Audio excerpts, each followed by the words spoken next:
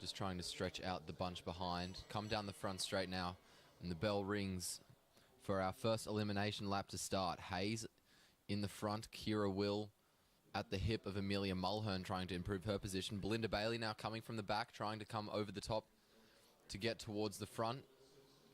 Georgia Simpson at the rear, and Keely Henderson, one of those two will most likely be the first to go. I think it might actually be Kiara Kelly. As I say that, it is.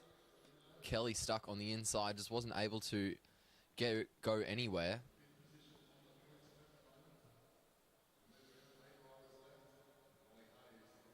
Molly Hayes on the front as the bell rings another time. Meg Marker at her hip. Belinda Bailey again trying to improve position. Georgia Simpson following this time. Keely Henderson in a spot of bother. She's going to try to have to muscle her way out if she wants to get safe. And it looks like it'll be Keely Henderson that's the next to go. It is. Hayes still on the front, controlling the pace. Georgia Simpson at the back. She has been for the past 2 rounds. And it hasn't affected her too much. Belinda Bailey is the same. Down the back straight, Kira Will is trying to improve her position. Georgia Simpson and Belinda Bailey as well. 4 high around the bank, down the front straight. Amelia Mulhern trapped on the inside. And it's Amelia Mulhern who's the next to go. These rear riders making their way forwards successfully, and it's just that rider in second wheel who's getting boxed in and then can't do anything. Molly Hayes still on the front. Georgia Simpson still at the rear. Meg Marker still trying to sit comfortably at the hip of Molly Hayes. The bell rings, and Hayes just puts in a bit of a surge to stretch out the group. Kira Will in the middle, trying to move forwards.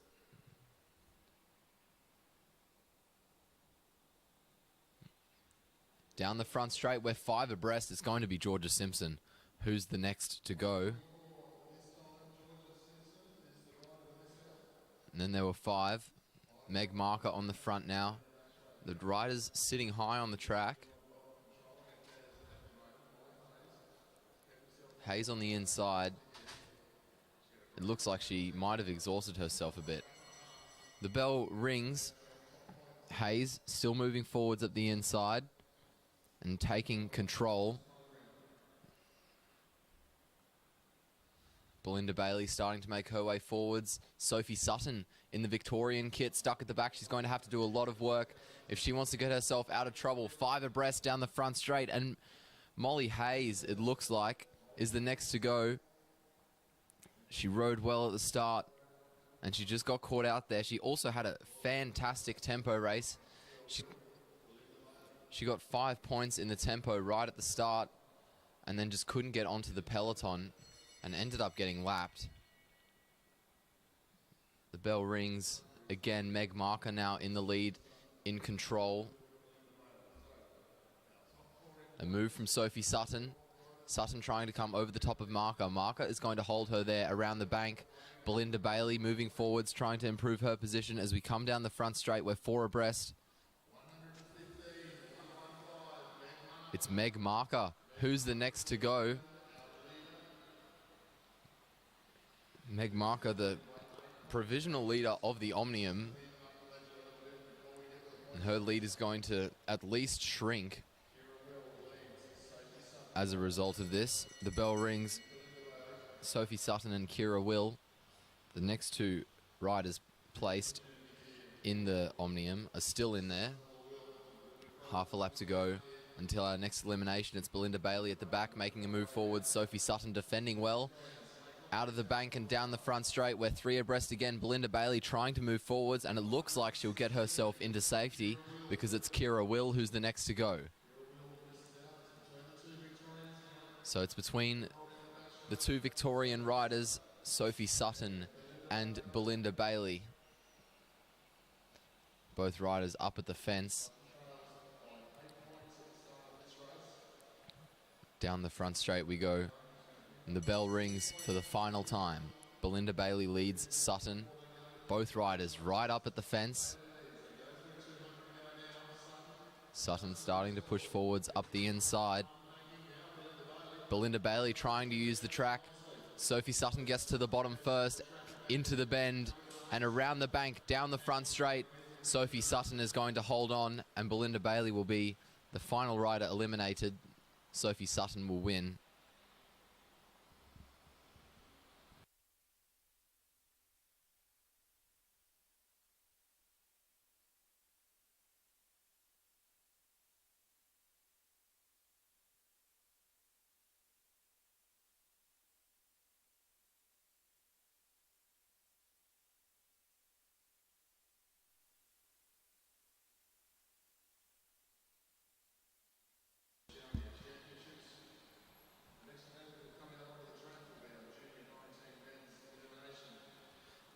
Now, next event is the Under-19 Men's Omnium Elimination.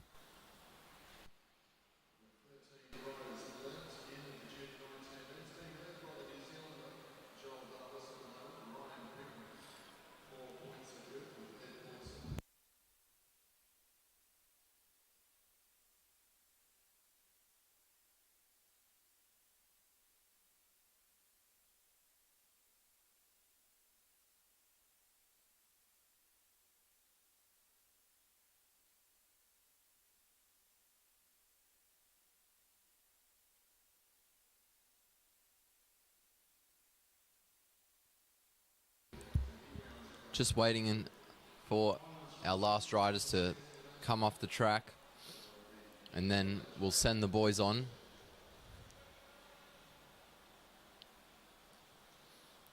And in the meantime, I'll just read out the standings to you.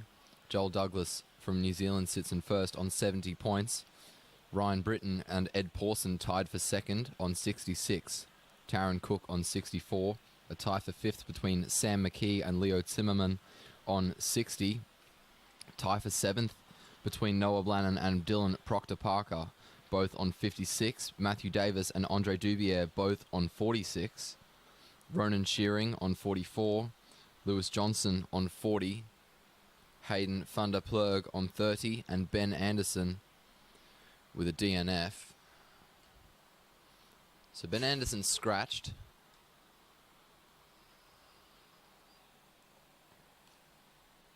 Just a little fist bump there on the front straight between Joel Douglas and Hayden van der Plurg.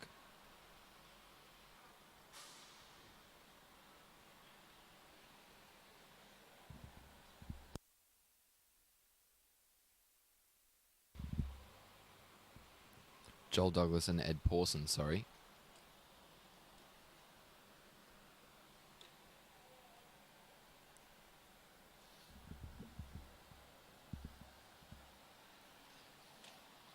And that rider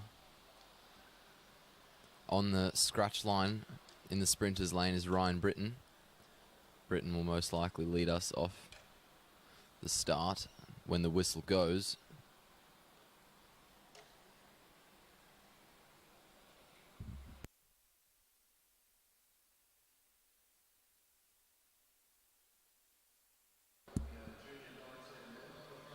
And the whistle goes. Britton leads us off, and that is Matthew Davis moving up. Davis comes over the top. Lewis Johnson looking to do the same now. Noah Blannon coming from the back as well. Looks like we're going to have a very fast elimination as the bell rings. Noah Blannon carrying a lot of speed to try to come over the top. And he does so successfully. So Noah Blannon now on the front in the QAS colours, down the front straight. The bell rings for the first time.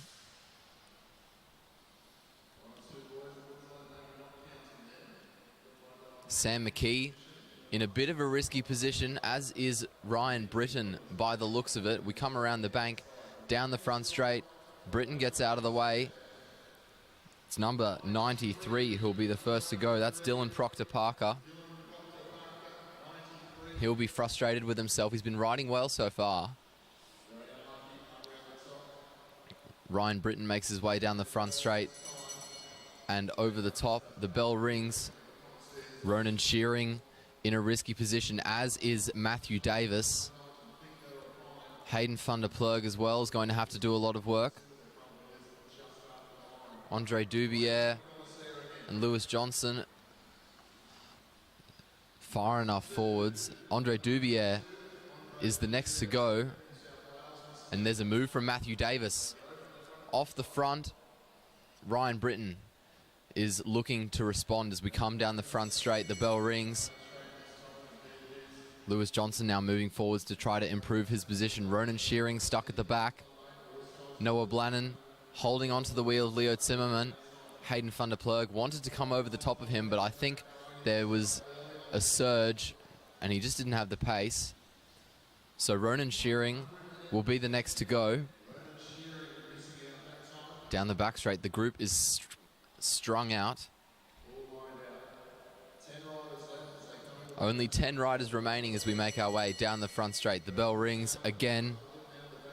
Hayden van der Plug still on the back as we make our way down the back straight. Joel Douglas, the Omnium leader, at the front of the peloton. We make our way down the front straight. A look over the shoulder from Lewis Johnson. The next rider to go is Leo Zimmerman. Bangs his handlebars in frustration. It's Hayden van der Plug at the back. He's been having to do a lot of work to keep himself out of danger, but the tactic seems to be working for him at the moment.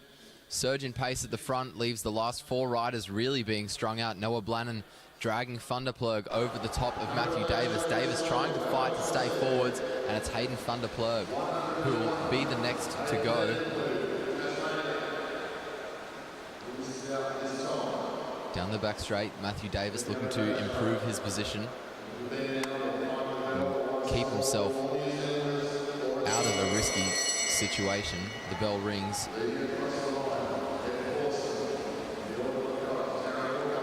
Noah Blannon out of the seat, makes his way down the back straight. We're 4 abreast into the bend. Ryan Britton moving forwards. Matthew Davis too far back and too far down on the track, and he'll be the next rider to go. Just 7 riders remaining. Taron Cook moving forwards over the top of Ed Pawson to take control. For some reason, the inputs. Noah Blannon still at the rear. The bell rings again. Sam McKee coming over the top from the back. As we head down the back straight, McKee will take control. That was a good move by McKee. Noah Blannon looking to try to do the same thing, but much later. So it's going to be between Blannon and Britton, and Ryan Britton will be the next to go.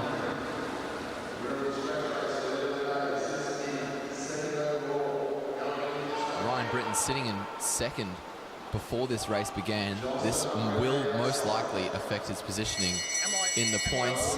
The bell rings again. Lewis Johnson on the front at the moment as we head down the back straight. Noah Blannon still at the rear. Sam McKee in third, but he's boxed in at the moment. He'll need an opportunity to get himself out if he wants to get himself into safety. Noah Blannon makes his way forwards. It's very close on the line, but it's Samuel McKee who is the next to go. Just 5 riders remaining. Ed Pawson moving forwards, looking to take control most likely. He comes over the top of Lewis Johnson. We come down the front straight, and the bell rings. Joel Douglas looking to try to take the wheel of Pawson off Johnson. Johnson and Taron Cook with a little bit of a tussle there. Not much of one, though. It was just really Johnson trying to stop himself from getting boxed in. Blannon is going to try to make a move up the inside to keep himself safe. We'll see how that helps him. It doesn't. Noah Blannon is the next to go. Down the back straight, just 4 riders remaining. It's Taron Cook on the front. Ed Pawson behind him. Joel Douglas was on his hip. He's now come over the top to take the front. The bell rings. Lewis Johnson on the wheel of Joel Douglas. We come down the back straight. Taron Cook struggling to hold on. He's slipping back. Ed Pawson holding him down as well. Cook now trying to move up. And it's Ed Pawson who will be the next rider eliminated.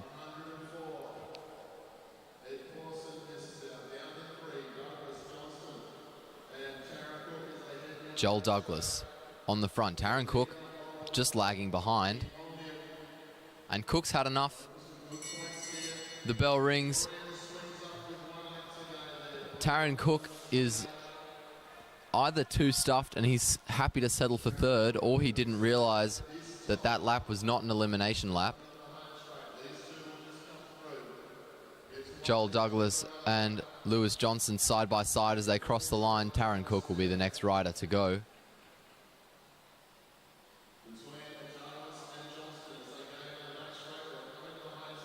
Joel Douglas on the front now. We come down the front straight and the bell rings. Joel Douglas on the front. Lewis Johnson on his wheel. We head down the back straight. Johnson trying to come forwards, but he doesn't have the pace. He sits up. Joel Douglas will cross the line in first. He'll extend his lead over the riders behind him in the under-19 men's Omnium.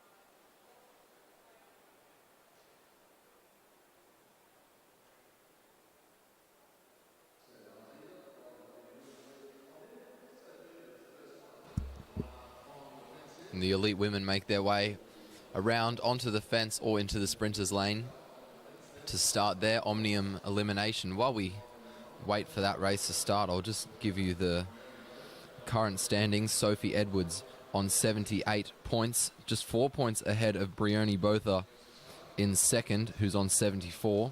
Ali Wollaston on 70 in third. Chloe Moran on 68, Prudence Fowler on 66, Ella Wiley on 56, Alex Martin-Wallace, Ali Anderson and Riley McMullen all tied for 7th on 52, Nicola McDonald on 50 and Josie Talbot on 42, rounding out the group.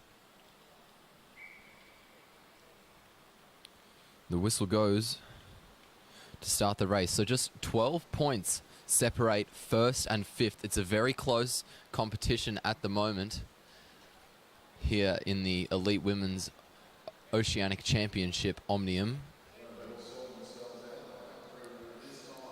Down the front straight.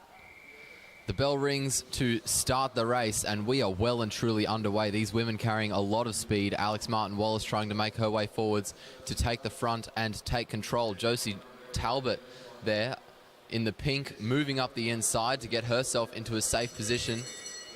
The bell rings.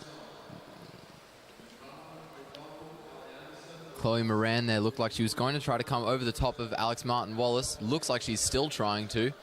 Martin-Wallace just holding her there at the moment. Ali Wollaston was trying to move forwards as well. Down the front straight we come. We're 6 abreast. And it is Prudence Fowler who is the first to go.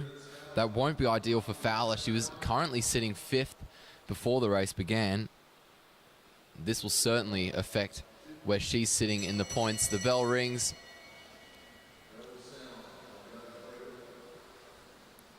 Chloe Moran was on the inside. The Kiwis now coming over the top to take control. We head around the bend. Brioni Botha at the front in the lead as we come down the front straight. It's Riley McMullen who will be the next to go.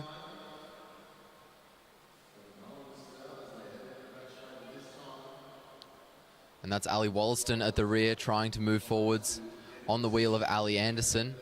Alex Martin-Wallace moving forwards up the inside as the bell rings. Josie Talbot in a bit of an unfortunate position. It'll be between Talbot and Anderson right at the moment. Ella Wiley in a bit of a dangerous position as well up there. Anderson has opted to take the inside to try to get a better position. Talbot is the next to go though.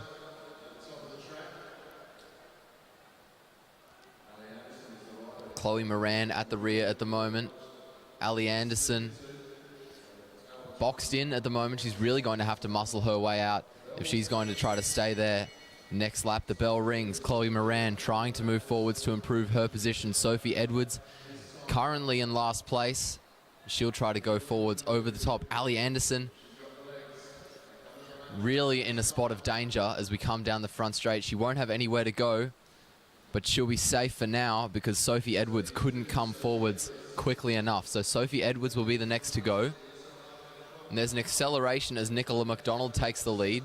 Ella Wiley trying to hold her ground at second wheel, forcing her compatriot up as she comes down the front straight. Brioni Botha was just moving out there for Ella Wiley. Wiley now takes the lead. Brioni Botha at her hip.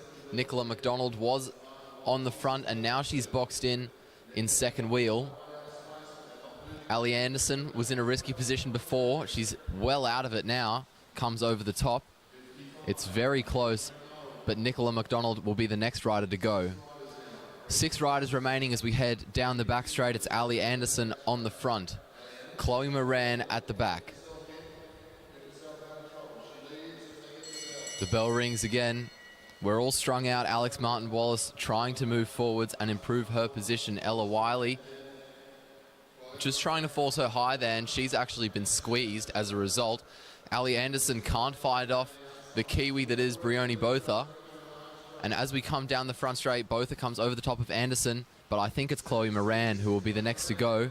She was at the back at the start of that lap, and she just couldn't come around in time. Down the back straight, someone I haven't really talked about that much is Ali Wollaston. She's managed to stay out of trouble. She's stayed towards the back. The bell rings. Alex Martin-Wallace at the rear at the moment. Anderson fighting with Ella Wiley as we head down the back straight. Alex Martin-Wallace moving up the inside. This will be an interesting move by hers. We come down the front straight. Ali Wollaston over the top, improving her position. Alex Martin-Wallace moved up the inside there pretty well, but the next rider to go will be Alex Martin-Wallace.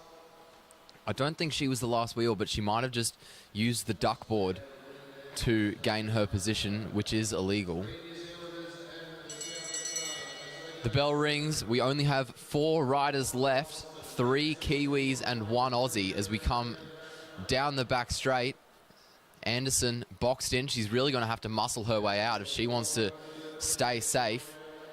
Ella Wiley is not budging though, so she moves up the inside because Botha came out of the sprinters lane. Ali Anderson will be the next to go though. She shakes her head. She's a bit frustrated, but that's what the commissaires have decided. Ella Wiley not being able to go with the move by Botha. So we come down the front straight. The bell is going to ring again. And Ella Wiley will definitely be the next to go. So it's between Brioni Botha and Ali Wollaston as they head down the back straight. Wollaston and Botha side by side. We come out of the bend and into the finishing straight towards the line. The 2 Kiwis just chatting at each other.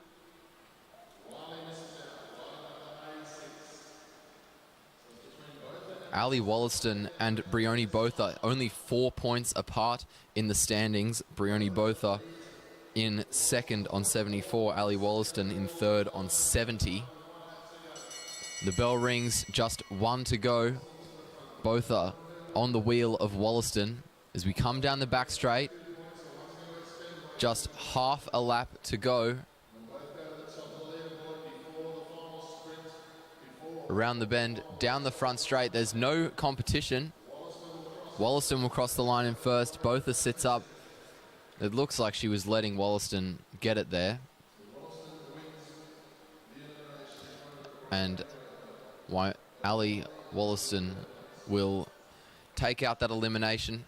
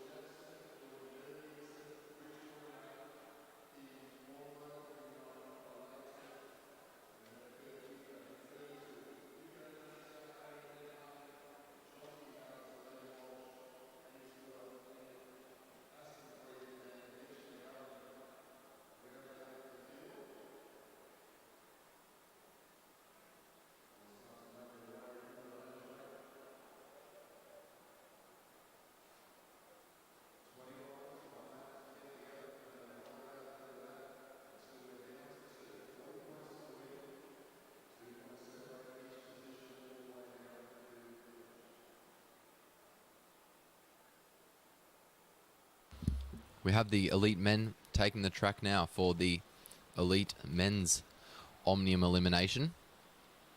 Tom Sexton leads from New Zealand in the overall standings, 10 points ahead of Aaron Gate in second. Oliver Bledden and Josh Duffy tied for third on 66. Graham Frisley in fifth on 64. George Jackson on 58. Jordan Kirby on 56, Dan Bridgewater on 52, Keegan Hornblow on 50, Connor Lay on 46, Kurt Ether on 42, Nick Kurgazoo 36, Hugo Jones and Zach Marriage tied on 28 with Benjamin Harvey for 13th, Jonty Harris on 26, Liam Walsh on 20th, Angus Miller on negative 28, Aston Freeth on negative 30, and Mitch McGovern on negative 32. The whistle goes to get our race underway, and it is Mitch McGovern and Angus Miller who were just at the back there. Miller having to do a lot of work to improve his position. As the bell rings, our first elimination lap is underway. It's Nick Kurgazoo on the front, Oliver Bledden at his wheel, Angus Miller and Aston Freeth at the back there. Freeth is going to move up the inside to try to improve his position. Angus Miller will be the first to go.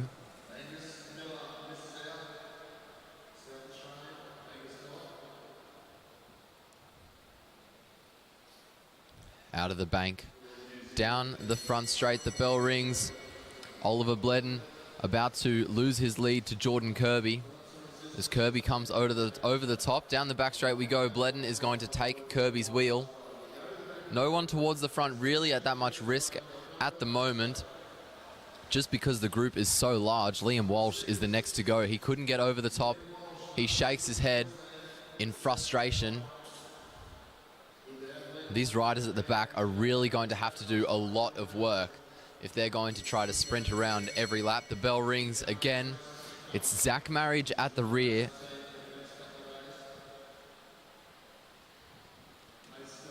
Down the back straight we go. Aston Freeth at the rear there with Zach Marriage. And Freeth will be the next rider eliminated. Down the back straight we go. Kurt Ether is in the lead at the moment. Zach Marriage in last place at the moment as the bell rings. Ben Harvey just in front of him. Mitch McGovern trying to improve his position down the back straight and get himself out of danger. We come down the front straight. Hugo Jones takes the front off Oliver Bledden, and the next rider to go will be Zachary Meares.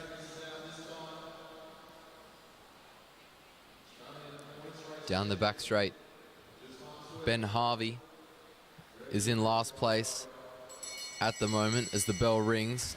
Connor Lay just in front of him. There's a look over the shoulder from Nick Kyrgyz, who's swerving around. These riders going to have to do a lot of work. Harvey's going to try to move up the inside to improve his position, and Connor Lay will be the next rider to go. Not good for him. Connor Lay, a very strong rider, certainly would have been expected to last longer. The bell rings again for the next elimination lap. Kurt Ether, who was on the front before, now boxed in at the rear. He's trying to move up the inside. Ben Harvey at the back in last place.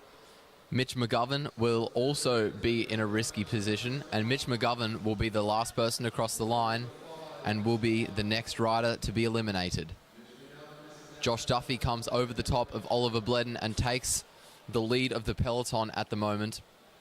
Looks over his shoulder and takes the group down the front straight. The bell rings again. Harvey still in last. Graham Frisley just in front of him now. Kurt Ether looking to try to get out, and he's had to go all the way to the back. Ether is going to have to do a lot of work.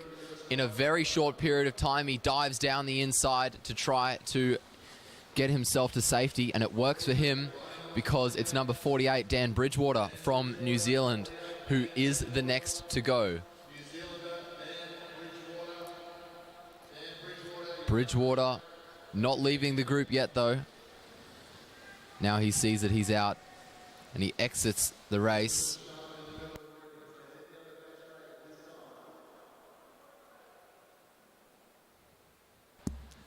Down the front straight comes the peloton.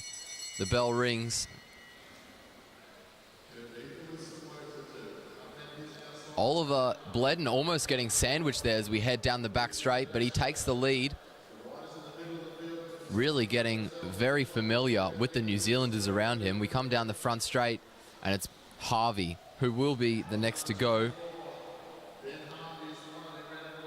Kurt Ether leads us down the back straight. Jordan Kirby gets into his bars and comes over the top and starts to stretch out the race as we come down the front straight. The bell rings again. The bunch really stretched out by the surge by Jordan Kirby. We come down the back straight. Number 42 there, struggling. That is Nick Kyrgyz. And Kyrgyz won't make it.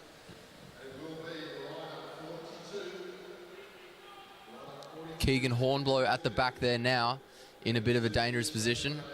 Hugo Jones in front of him, just slapping his thigh, perhaps signaling to the rider behind that he's about to make a move forwards and that his compatriot should follow. And we have a train of New Zealanders now making their way forwards. Oliver Bledden there trying to hold on to the front, but he gets boxed in. He will be safe as we come down the front straight. It's 37, Jonty Harris, who's the next to go. These riders really starting to get close together now. The Australians pretty much enveloped by the New Zealanders. Oliver Bledden holding his position as Tom Sexton tries to take it off him. Sexton pretty upset by Oliver Bledden's stubbornness. Out of the bend and down the front straight we go. It's still Jordan Kirby in the lead. Kurt Ether will be the next to go. Graham Frisley and Oliver Bledden both boxed in. Bledden now getting out as Josh Duffy slips back. The bell rings again. It's Hugo Jones in a dangerous position. He moves up the inside. Josh Duffy, he's going to have to do some work to come over the top and improve position. Graham Frisley in a dangerous position, as is Oliver Bledden. Very close. It's Hugo Jones, though, who will be the next to go. The New Zealanders just dominating the few Aussies that are left in this race. There is nothing that Oliver Bledden is able to do to get himself out of being boxed in. He's tried for the past 3 or 4 laps to get into a better position, and only now is he able to do it as we head down the back straight. Oliver Bledden coming over the top. Josh Duffy trying to improve his position. We come down the front straight, and the next rider to go will be Jordan Kirby. Kirby sits up and he exits the race. We round the bend and down the front straight, New Zealand losing its men and thus its control. Josh Duffy able to force his way out as we head down the back straight, and he comes through. Graham Frisley trying to make his way forwards over the top of Oliver Bledden. It looks like Bledden will be the next to go. Keegan Hornblow was their last rider across the line there. And we come down the front straight. The bell rings. George Jackson on the front. Aaron Gate at his hip. Josh Duffy trying to force his way out, but he can't. So Duffy is boxed in. Graham Frisley trying to move forwards up around the outside. Oliver Bledden has exited the race, so these riders will be safe because Bledden is the next to go.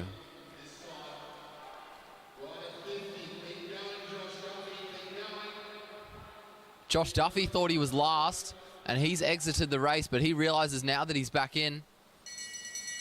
And the bell rings again. Duffy now trying to make his way onto the wheel of Graham Frisley as we head down the back straight. Frisley coming over the top of Jackson. Josh Duffy still has a lot of work to do if he wants to keep himself from being eliminated. Aaron Gate on the front. Duffy can't get there in time. And this time it is Josh Duffy who is the next rider to go. He'll be frustrated with himself that he didn't see Oliver Bledden coming out there. Graham Frisley stuck behind Tom Sexton. He's going to be very, very frustrated. Sexton holds Frisley at the hip as Frisley tries to come over the top around the bend. Frisley trying to make his way forwards. He's pushing forwards, and Tom Sexton is the next to go.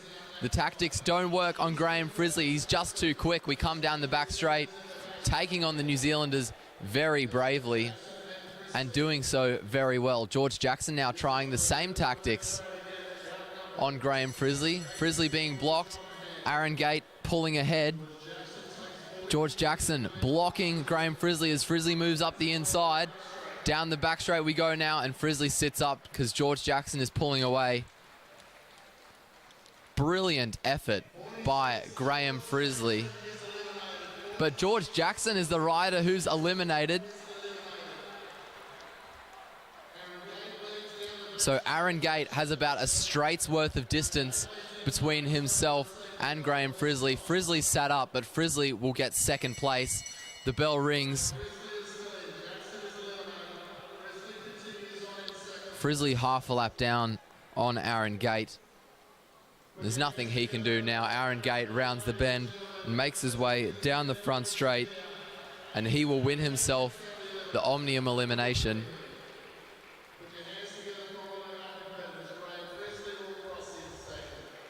Take a bow, Graham Frisley.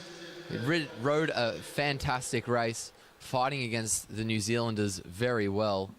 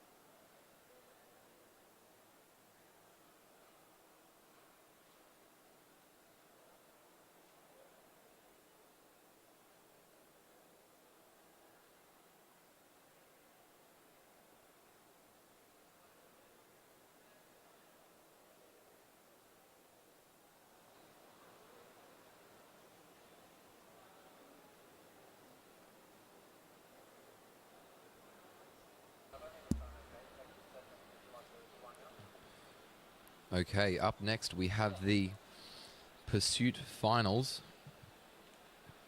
Starting with the Para IP Final Women's C2. Sarah Ellington will take on Amanda Reid for the gold medal.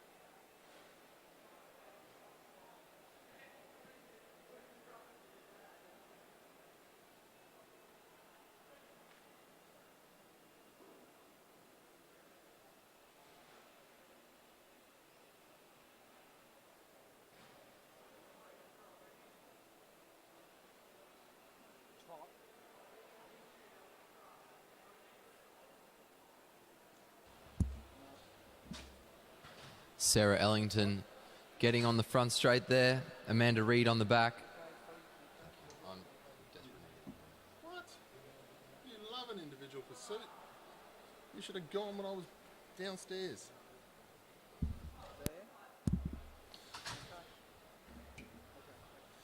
Well, good evening from Matt Pointer to all of our live feed here. Hope you enjoyed our elimination. Our last night of racing here at the Oceania Championships. We're going to have our individual pursuit para finals now.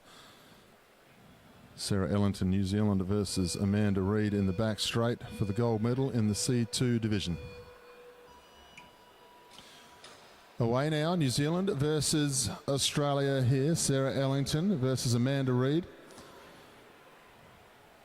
for the final of the Para C2 women's division. And a faster start straight away here from Amanda Reid. Saw her qualify this afternoon, and in my opinion, did all she needed to do to make sure she found her way into the final. I think it was clever bike riding, because the time was not her best. And judging by the way she has started this final, I think she's well and truly looked after her legs. We'll see how she goes over the second part of the journey, of course. As Sarah Ellington, she did do a nice ride this morning and did very much qualify nicely into this final. However, Amanda Reid, very good competitor. It's been a very long week of racing as well. So you had 3 heavy days of racing last week at the National Championships for our Australian para athletes. They had 2 days off in between, and then they came back here to the Oceania Championships. It's hard work to stay up that long for these riders. As they head into the back straight, they'll go through their first 1,000 metres here. Amanda Reid still leads. Don't write off Sarah Ellington yet, though, because she's picked up a second and a half. She was, 3.6 seconds before. Now it's 2.08. So Ellington, not at halfway yet. Still moving nicely, as is Reid. Always look at the coaches in these situations just to spot the panic. Doesn't seem to be any panic from either coach at the moment. Still quite happy with what the stopwatch says. You'll find coaches will call to the schedule for the first part of a final, just so that their riders can well and truly get themselves going, get themselves out to the pace they need to sit at. And then as they get towards the end, they'll start calling them home. 2.08 seconds. They are going around this track at exactly the same pace at the moment, Reid and Ellington. 5.5 laps to go for both riders. Some work to do now for Sarah Ellington. Has she got the legs to be able to lift and come up against Amanda Reid? We have a look at the clock again. 2.15, virtually no change again, still sitting on the same tempo. Reid comes through. Good intelligent pursuing this morning just to qualify up into the final by Reid. Doesn't matter whether you start in the back straight or the home straight. Ellington will come through this time. The lead is now going out for Reid. Starting to get a little bit more. We always expect Amanda to finish a little bit quickly. She's a very, very fast cyclist in the time trials and also over 200 metres. So she'll sit at a pace. Coach Mick very happy with what he's seeing in the back straight there. Ellington moving nicely, but Reid will come into the home straight with 2.5 laps to go as she starts to extend this lead now. A good way of preserving the athlete here this morning from Reid.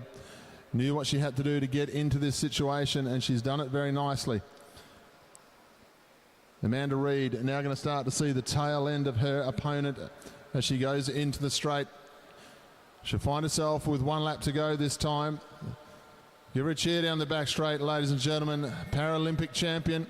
Started off at the Paralympics in swimming, then made the transition to cycling. She's a very accomplished athlete. Let's get behind Sarah Ellington as she goes through, representing New Zealand. But Reid, half a lap to go now, riding herself to another Oceania championship here. As she goes down to the back straight, Amanda Reid will stop the clock. 4:06.411 to take out the gold medal. Sarah Ellington into the home straight. She'll stop the clock. 4:13.874 for silver. Put your hands together for Amanda Reid, champion once again.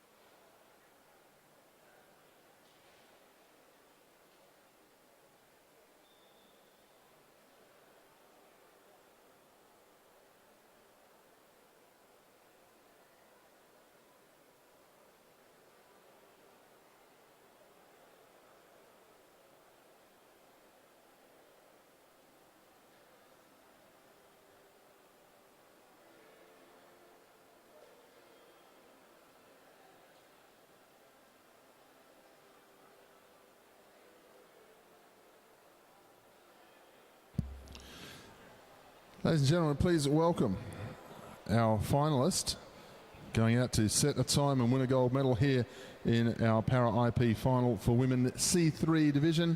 Please welcome from Queensland, Paige Greco.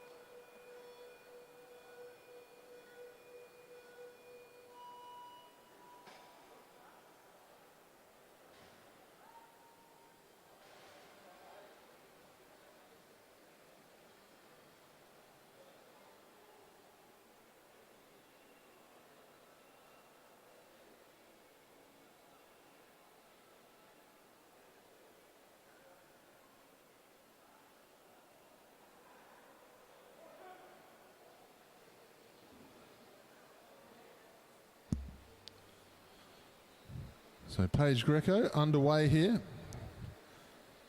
Superb athlete, Paralympic champion, world champion. Very popular Queensland athlete. Had the pleasure of being able to interview her last year before the Paralympics in Tokyo. It was fantastic to hear the stories of herself and Meg Lemon. I've also had the opportunity to interview Amanda Reid in the past as well. If you ever get to have a look at the Oz Cycling YouTube channels, a number of interviews done by the likes of Scott McGorry, Kate Bates, Matt Keenan, myself, interviewing our champion athletes over the years, but well worth a listen if you go and have a listen to the conversations with our Paralympic athletes. They are sensational people. Paige Greco goes through her first kilometre, 1:21 there for Paige. Moving nicely on the Australian team Argon bike with double disc Ghiblis. I do have a lot of jealousy to the equipment these riders get to use. Where was it back in 1989 and 90? Still being developed. Paige Greco down the back straight, looking smooth. The idea here is to set the absolute fastest time she can. Gold medal is guaranteed at Oceania level, and of course the points scored as part of Oceania Championships go towards riders' availability to compete at World Championships and also Olympic Games. So it's very important, all of these rides, whether it be para or whether it be the able-bodied team, it's very important to be out here doing these rides. If they don't ride, they don't qualify. It really is that simple. And of course our Paralympic team, well, quite simply, the best of the best. The amount of World Championships and Paralympic titles this team has, 240.150 there for Paige as she goes through. Superb support system for our para athletes. Some of the best coaches in Australia taking care of our national team. They also dabble in taking care of some of our state institute teams as well. Paige Greco just starting to rock and roll a little bit as it gets a little bit harder towards the end here.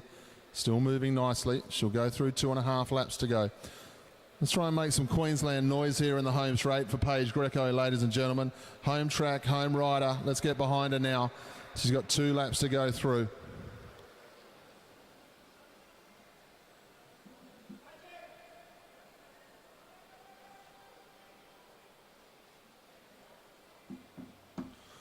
One lap to go this time for Paige Greco before she finishes off. We'll get to see her on the podium shortly, receiving another champion's jersey and a gold medal.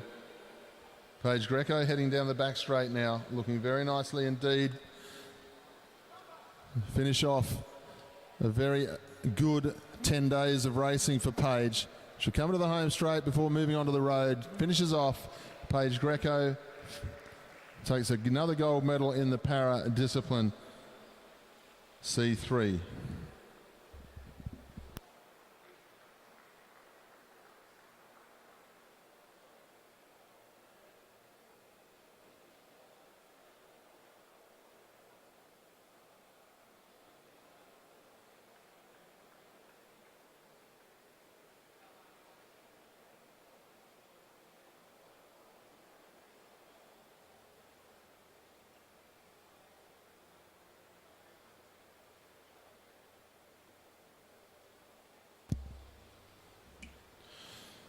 So we move on to our next final here. This will be the para individual pursuit final, women C4. Bit of bad news, Emily Petricola, our world champion from Victoria, who should be here in the home straight with us, is unable to start this afternoon in the final. But we will have Meg Lemon, the other qualifier in this final. She will start in the back straight. If it was a sprint event or anything like that, she'd win on a walkover. So she's going to win the gold medal now, but she is still going to ride the distance, and she needs to get these times under the belt. So we welcome in the back straight from South Australia, Paralympian for Australia as well. We welcome Meg Lemon.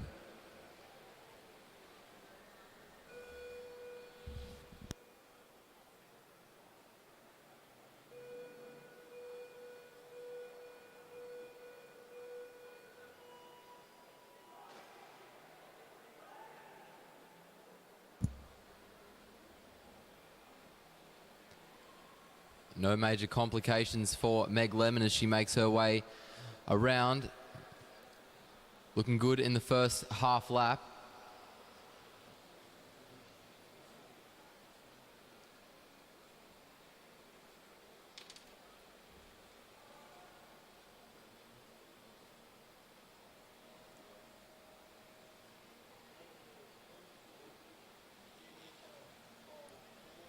She's settled in now. Looking strong. Lemon makes her way down the back straight.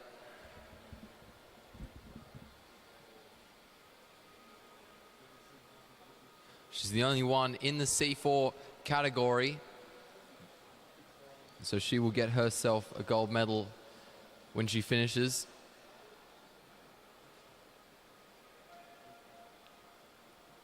Looking comfortable, she makes her way down the back straight, around the bend, and into the front. Lemon just rocking back in her seat there.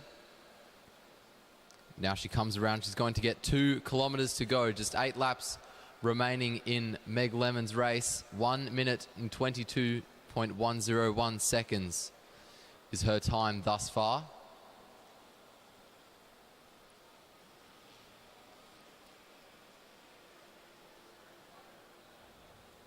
Seven to go for Lemon now. She continues on around the bend and down the front straight.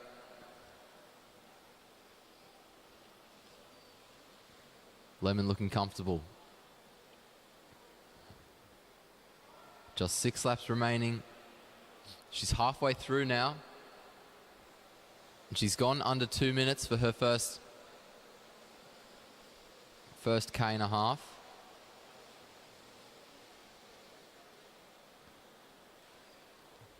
Down the back straight now.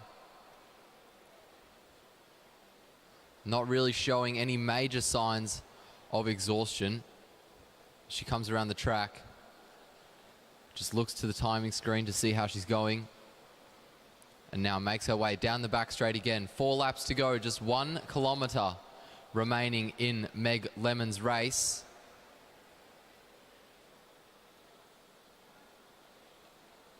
And she comes down the front straight.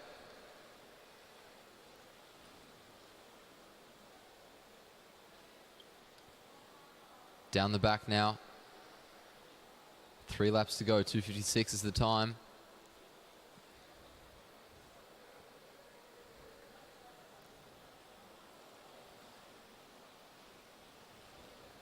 And now you can see she's starting to show a few signs of fatigue. She's just being urged faster by her scheduler. And she's shifting her weight in her seat more and more frequently. She comes around Meg Lemon, gritting her teeth as she comes down the front straight, around the bend. She makes her way into the back for the penultimate time. The bell rings. 1 lap to go for Meg Lemon. She comes around the bend, down the front straight now. Half a lap to go in Meg Lemon's race. Quarter of a lap. She comes out of the bank into the finishing straight, and she is going to cross the line and set a time of 3 minutes and 54.495 seconds.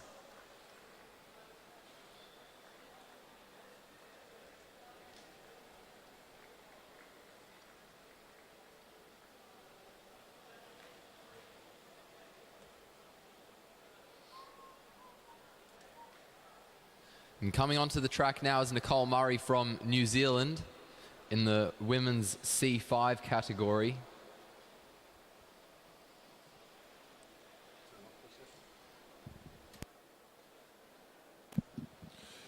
So just to all of our live listeners out there, thank you for your comments in the chat. We do enjoy them. We even enjoyed the last one last night when we got called appalling for making a joke about something, but it was all in good jest. We had a question about George Jackson and why did he get disqualified? Why was he eliminated, should I say?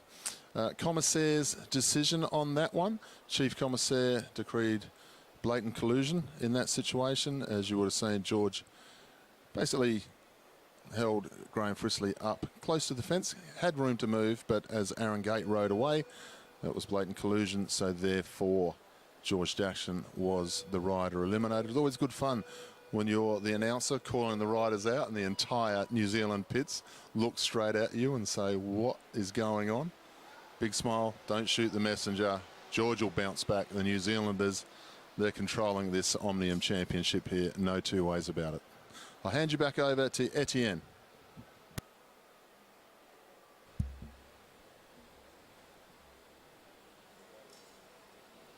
Murray looking strong as she posted 23.099 for her first lap.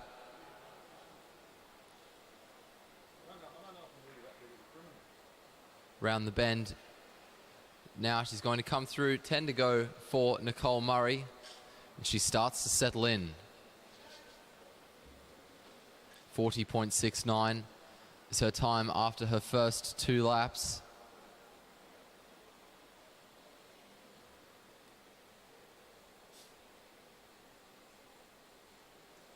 9 to go, so she's a quarter of the way through. And she's still looking strong. Nicole Murray as well, the only rider in her category, so all she has to do is finish, and she'll have secured herself an Oceanic Champions jersey. Just 2 kilometres remaining in Nicole Murray's race.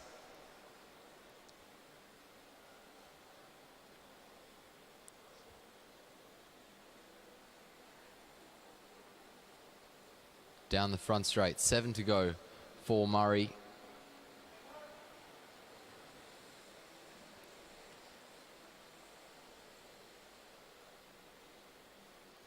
Murray looking comfortable, looking good as she makes her way around. Her head sits steady. She reaches the halfway mark in this race. She gets 6 to go. Down the back straight she goes now. Into the front. 5 laps remaining for Nicole Murray. 2 minutes, 11.113 seconds is her time with 5 to go. And she continues to turn those legs over nice and consistently. 1K to go now for Nicole Murray. Just 4 laps left in her race.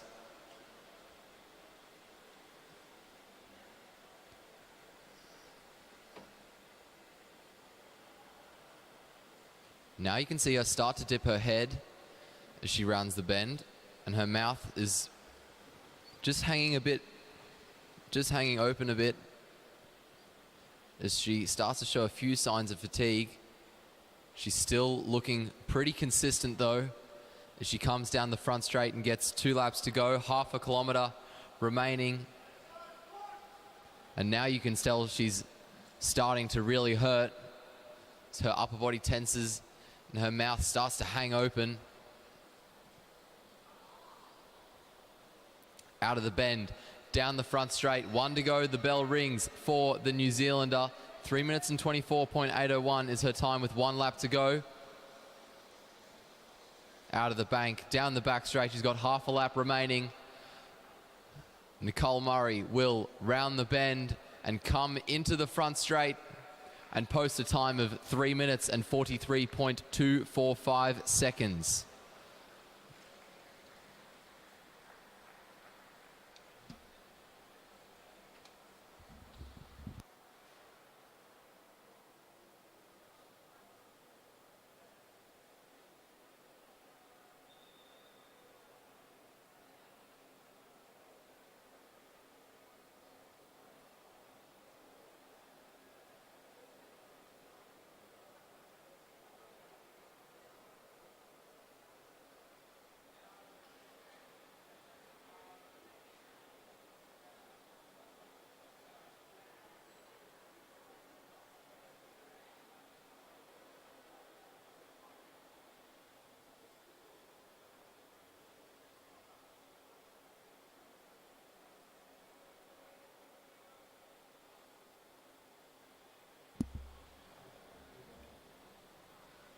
Next to take the track, we have Darren Hicks on the front straight, Gordon Allen on the back straight, both riders representing Australia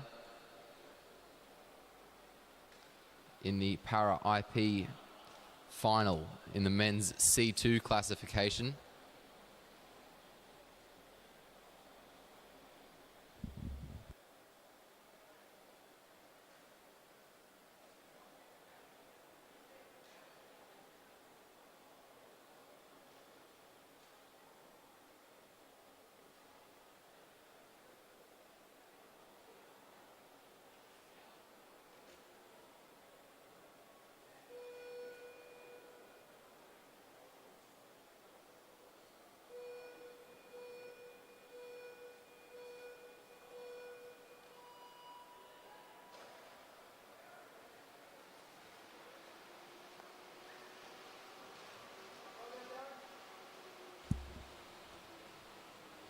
No major problems for either rider as they get out of the gate.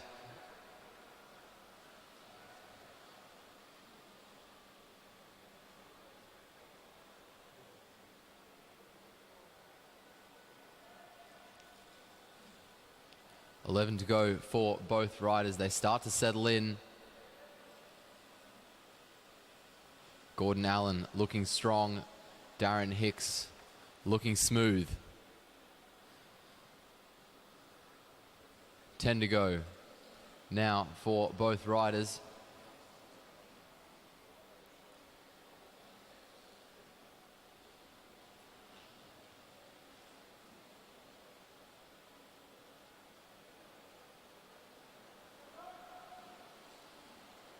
The gap closing quickly from between Gordon Allen and Darren Hicks as Hicks starts to wind up and settle in. They're going to come around to get 8 to go. Just 2 kilometers remaining in this individual pursuit. And Darren Hicks comes through ahead of Gordon Allen by 1/3 of a second.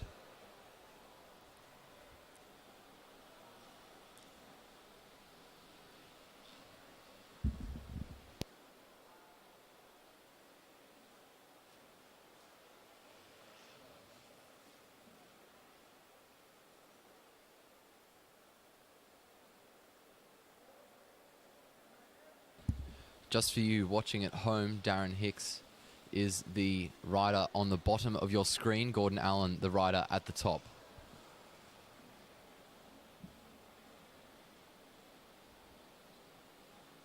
Hicks looking very strong as he makes his way around the bend and down the front straight to get 5 laps to go.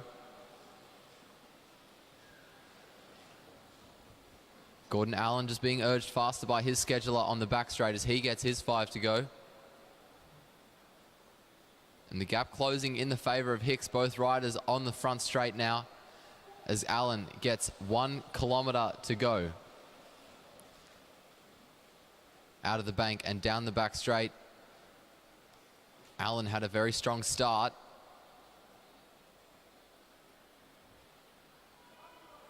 Both riders down the front straight. Looks like Gordon Allen will get caught over this lap. And the whistle goes, but both riders, it looks like, are going to go for time. Down the front straight we go now. 2 to go for Darren Hicks as he comes through. Just 500 meters left in his race. Gordon Allen rounds the bend and makes his way down the back straight. He'll get 2 to go as well now. Darren Hicks carrying so much speed down the front straight as he gets the bell. Around the bend, down the back straight. Just half a lap to go now for Darren Hicks. Gordon Allen gets the bell. 1 lap to go for him. Hicks rounds the bend and comes into the front straight and posts a time of 3 minutes and 34.109 seconds. Very good time by Darren Hicks. Half a lap to go for Gordon Allen now. He makes his way out of the bend and down the front straight, and he will finish with a time of 3 minutes and 46.807 seconds. Brilliant effort from both men.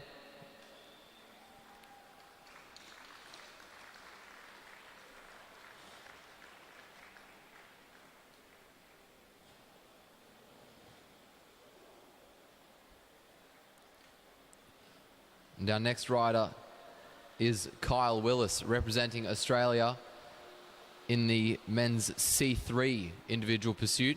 He's on his own, so all he has to do is finish and he'll get himself a jersey.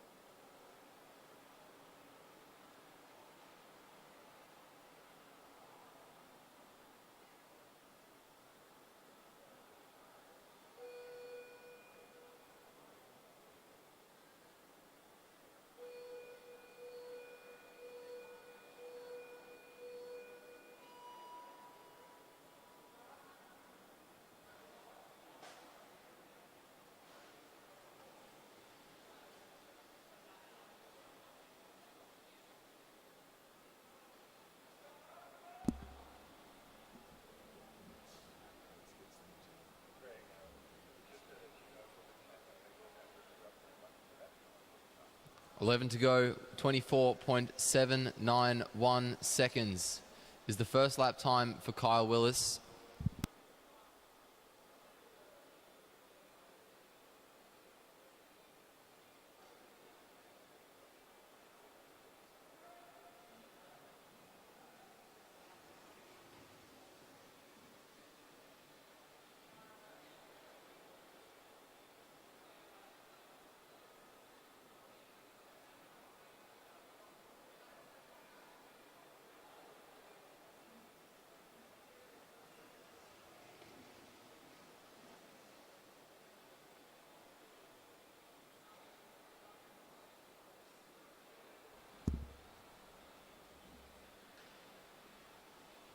Just 2 kilometers to go now for Kyle Willis. 8 laps remaining in his race. 1:17.609 is the time of his first kilometer.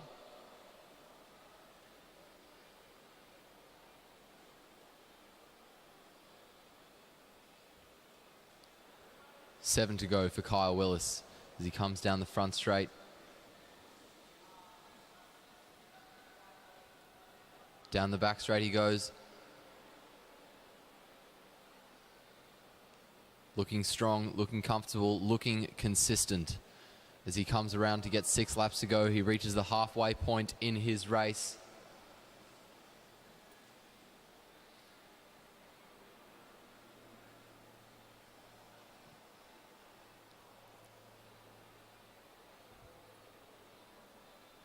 Five to go for Willis now.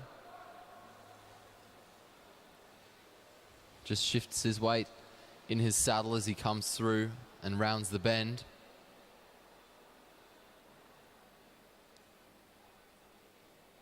Still holding a nice cadence as he comes down the front straight. 4 laps to go, 1 kilometer left for Kyle Willis as he makes his way into the bank again. Looking quick as he exits the back straight.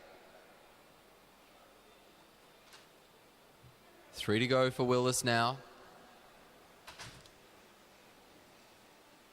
Starting to shift the weight in his seat a little bit more frequently than he was at the start of this effort.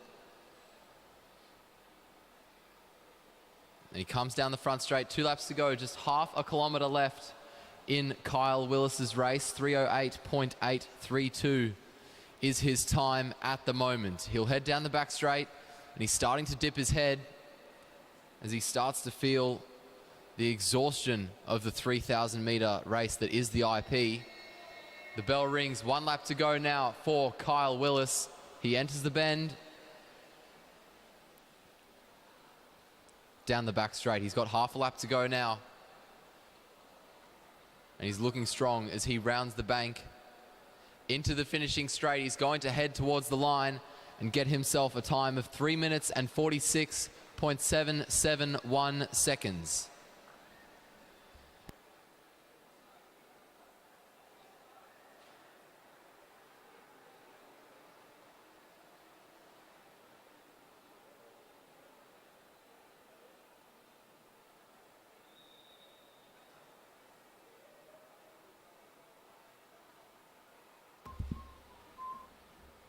And taking the track next, we have Candice Kennedy and Kelly Fettis in the women's tandem individual pursuit.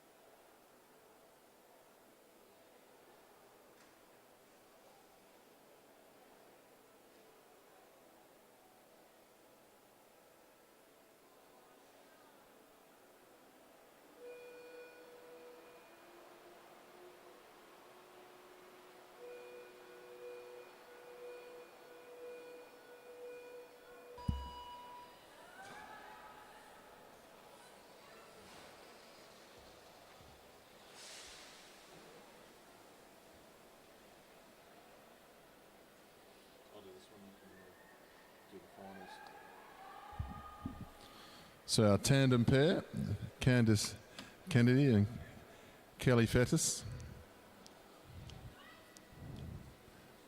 get themselves up to speed here. Going to set their time. So Kennedy is the rider on the back. Fettis is the pilot, steering the bike here. Always admire the workload done by a tandem pairing in the para divisions. It's not the easiest thing to be able to find a combination that works well together. They spend so much time together, our tandem teams, in the sprint events and also pursuit, time trial, also the road events, some of our teams. So it does take up a lot of time for two riders, spending training together and basically spending all day together. And that's what the pilot's job is, to become one. So quite a bit of work to do.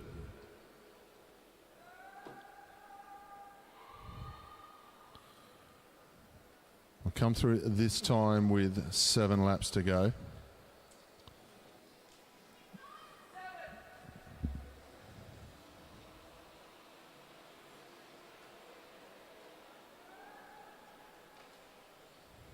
Got a lot of talented bike riders at this championships this last few days, but when you walk through the pits, when you walk through the track centre, you just see the calibre of coaching that we have, the former champion cyclists, as you, from one end of the pits to the other. Just very briefly, names like Shane Kelly, 3-time world time trial champion on the track. Sean Eadie's been here as well, world sprint champion. We've got Ashley Ankudinov here calling to the team of Kennedy and Fettis, former Olympian, world champion with the Australian track endurance team. Brett Aitken was presenting medals last night in the Madison Championship. Of course, he is the lead man with the Australian elite men's teams pursuit squads and so forth. We've got Glenn O'Shea, the former world Omnium champion, looking after the Australian women's team as well.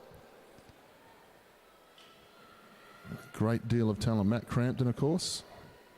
We still claim Matt, even though he rode for Great Britain, but of course he's looking after the Australian sprint team, multiple-time world champion.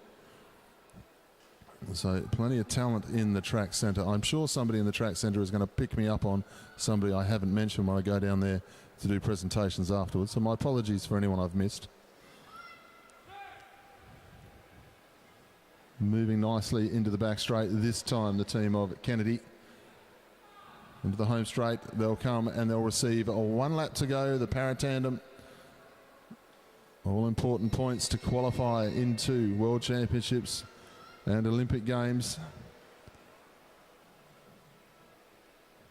As they head down the back straight, the South Australian Sports Institute colours.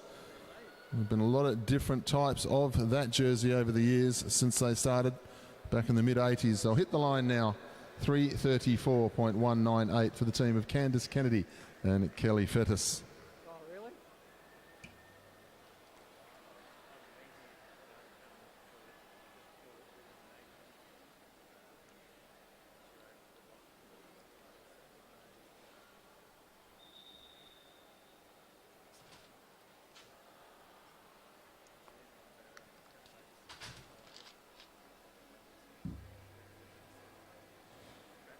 I reckon this has got you written all over it. The absolute power of the men's C4 pursuit. Calling out Etienne.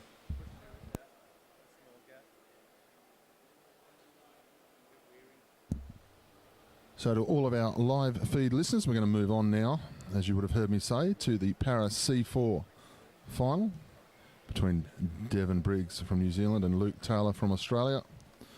Etienne's going to join you as I get myself ready for the presentations to come.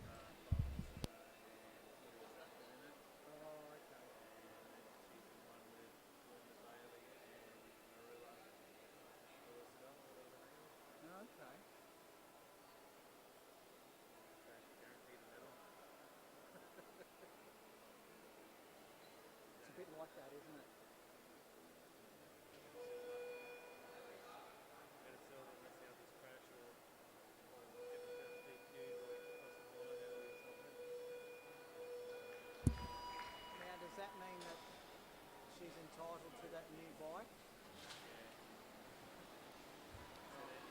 Both riders out of the gate well, but it's Devon Briggs with the better start over Luke Taylor after the first half lap.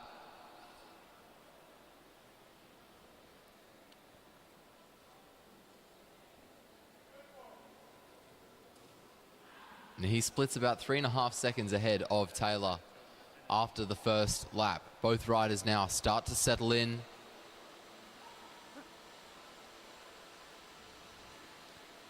$14 to go for Devon Briggs. 39.486 is his first 500 meters. Taylor makes his way down the front straight, and as he exits it, Briggs enters it. Down the back straight goes Taylor. Down the back straight goes Briggs now.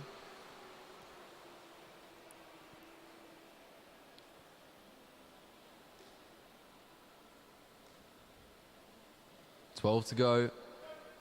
1:13.894 is the time of Briggs's first kilometre. Luke Taylor about 5 seconds behind. And both riders come down the front straight. Taylor now starting to find his rhythm, and the gap between the two riders is starting to stagnate.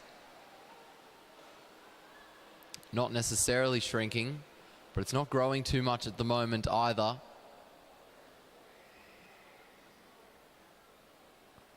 $10 to go for Devon Briggs.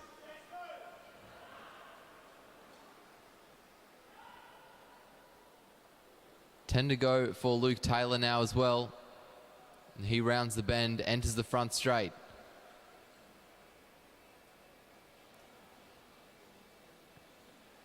Devon Briggs comes through on the front straight looking comfortable.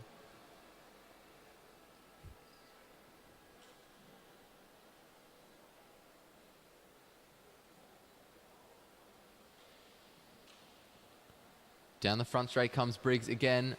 8 laps to go. He's got 2 kilometres left in this race. He's reached the halfway mark. 2:26 is his 2K time. 2:30 is the time of Luke Taylor's first 2 kilometres. As he gets 8 to go as well.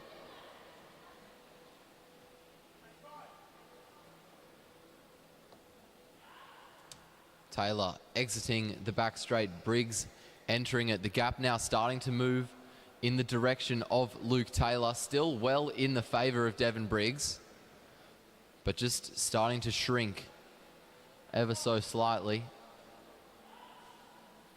3.7 seconds is the gap now between the two races.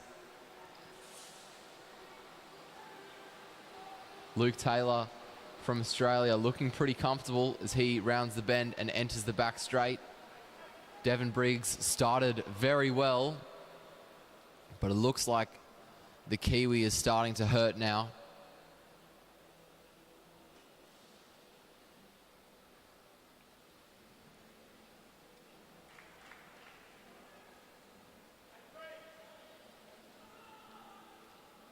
$4 to go for both riders. 3.05 seconds is the gap to Taylor now. So Taylor is continuing to close it, but with just a kilometre left in this race, Devon Briggs might be able to hold on to the lead that he has. 2.75, it shrinks by another 1/4 second. So Luke Taylor really closing in on Devon Briggs. Devon Briggs still holding a pretty good lead over his opponent though. And we enter their respective straights. Briggs gets a 4:17, Taylor 2.51 seconds down as they get 2 laps remaining. Down the opposite straights, it looks like Taylor's starting to hurt now as well. You can see his teeth gritted as he rounds the bend. The bell rings for Devon Briggs. Now it rings for Luke Taylor, 2.75 seconds behind. So the gap has stopped closing. Half a lap to go for Devon Briggs. Now it's half a lap to go for Luke Taylor. Taylor rounds the bend. Briggs finishes with a time of 4 minutes, 53.926 seconds. Luke Taylor, 2.88 seconds down on Briggs, will win himself a silver medal.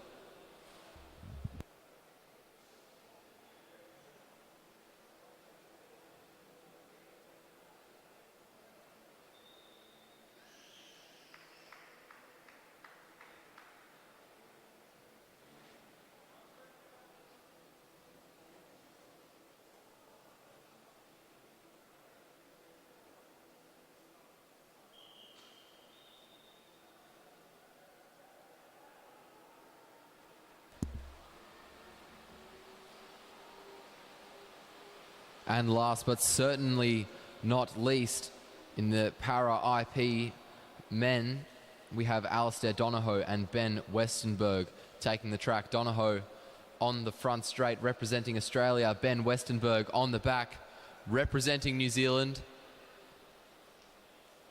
Both riders in the C5 category.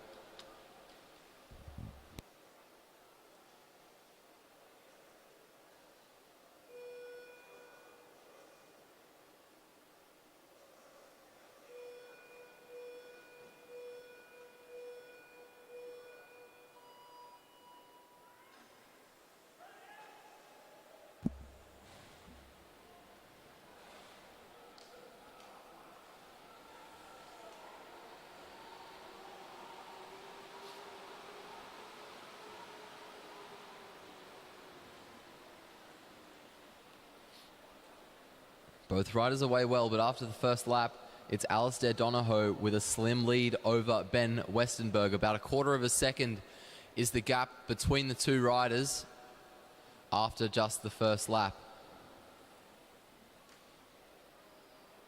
And after the second, that gap opens up. 0.75 of a second in the favour of the Australian Alistair Donohoe. Out of the bend, down the front straight. Donohoe well ahead of schedule at the moment. He had a very good start, and the gap is 2.19 seconds already after just 3 laps. Ben Westenberg settled in. He's sticking to his schedule as he rounds the bend. 1 minute 12.302 seconds is Alistair Donohoe's first kilometre. 3.7 seconds behind is Ben Westenberg. We saw this happen in the previous race, but then the gap stagnated when Luke Taylor started to settle in. Down the back straight go both riders as Westenberg gets 11 to go.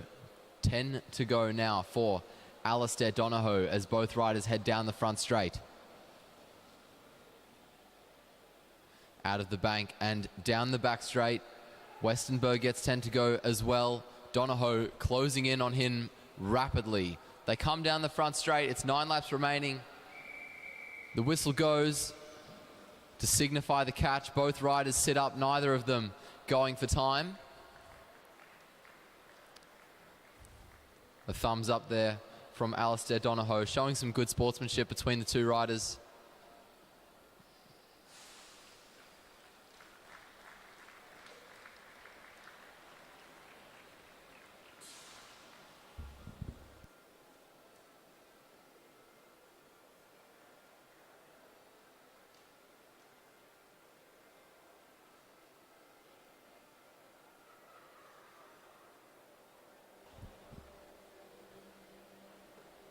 And we're now going to have presentations for those para IPs.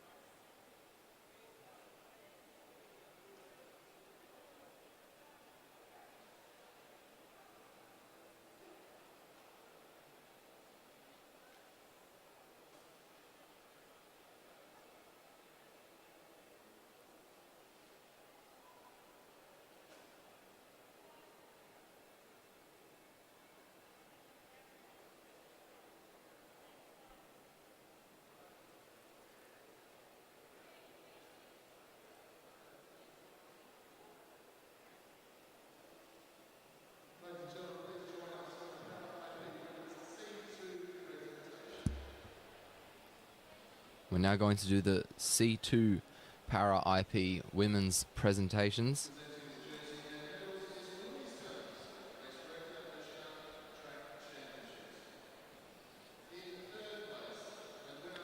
In third place and winner of the bronze medal, representing Australia, Annalise Hodge. In second place and winner of the silver medal, representing New Zealand, Sarah Ellington. And in first place, winner of the gold medal and Oceania champion, representing Australia, Amanda Reid.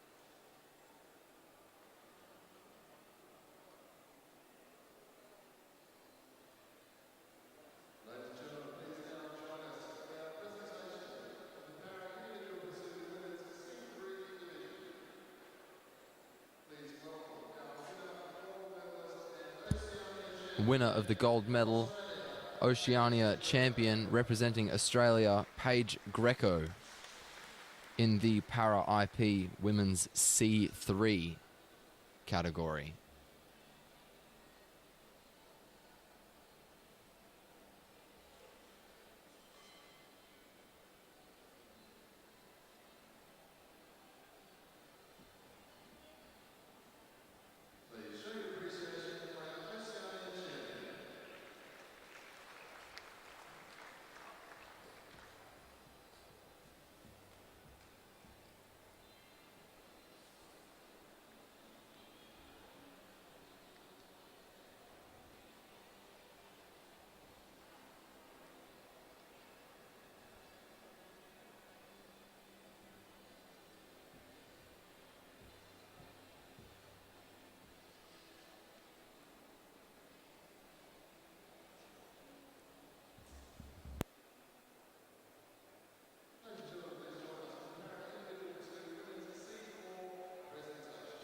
We now move on to the C4 women's presentation for the individual pursuit.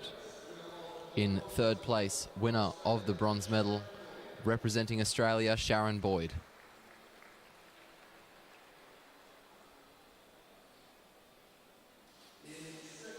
In second place, winner of the silver medal, representing Australia, Emily Petricola. And in first place, winner of the gold medal and Oceanic champion, representing Australia, Meg Lemon.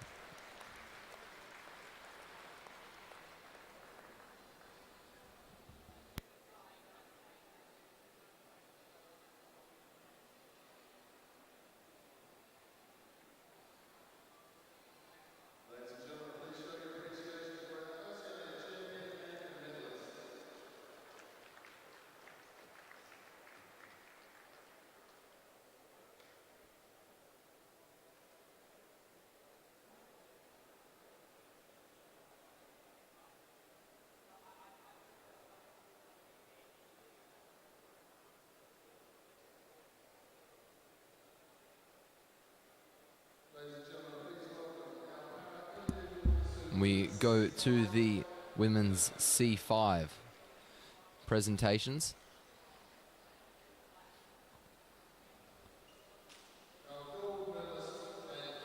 In first place, winner of the gold medal and Oceanic champion, representing New Zealand, Nicole Murray.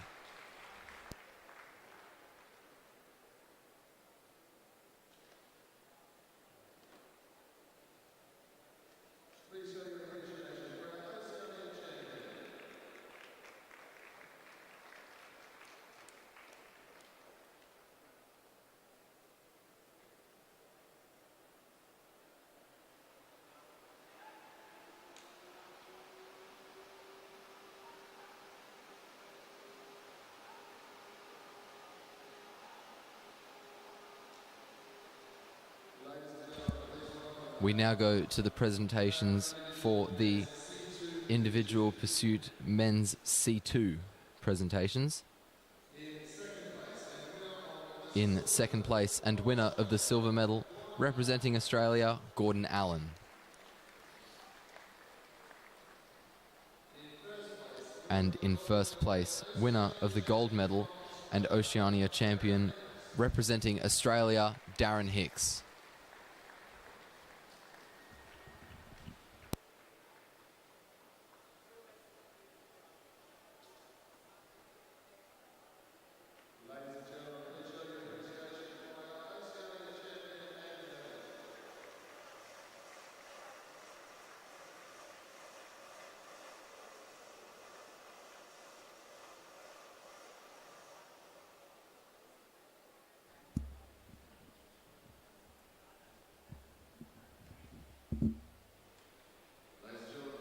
Moving on to the C3 presentations in the men's individual pursuit.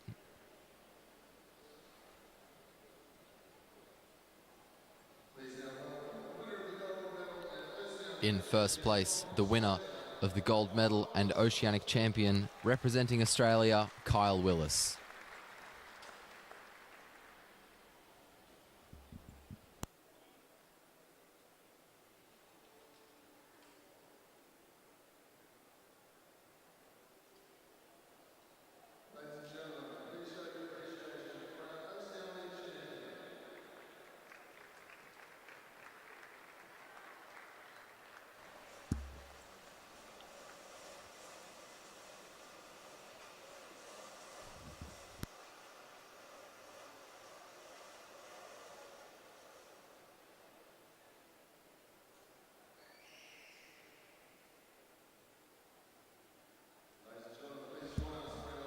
We now go to the presentations for the women's tandem individual pursuit presentations. In first place and winner of the gold medal, your Oceanic champions, Candice Kennedy and Kelly Fettis, representing Australia.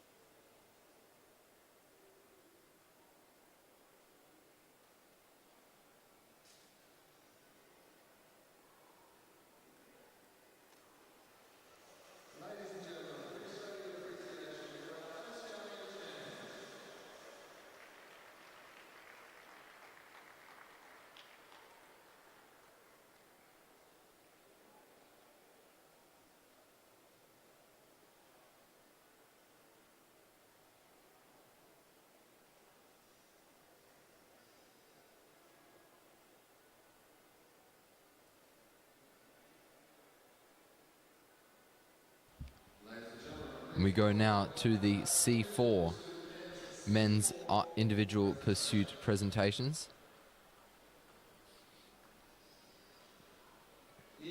In second place, winner of the silver medal, representing Australia, Luke Taylor.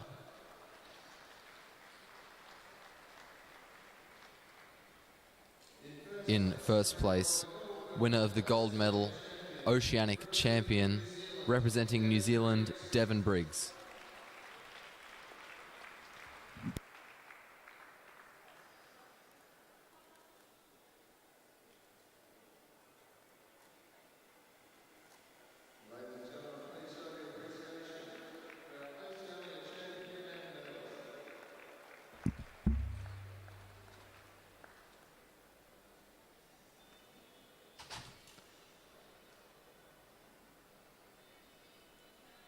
We go now to the C5 men's IP presentations.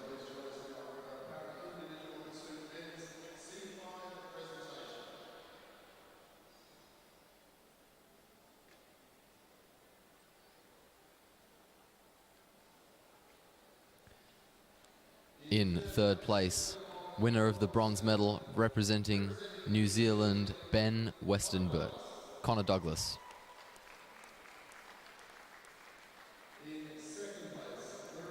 In second place, winner of the silver medal, representing New Zealand, Ben Westenberg. And in first place, winner of the gold medal and Oceania champion from Australia, Alistair Donohoe.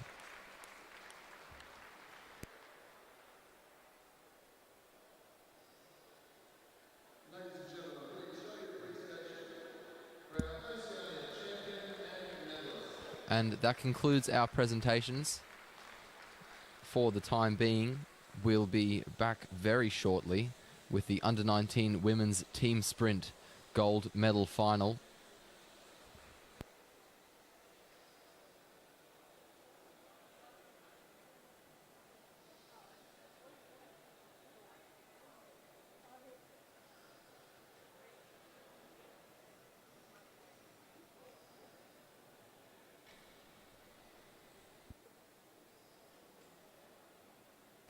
We actually have a few more presentations for the Para Omnium.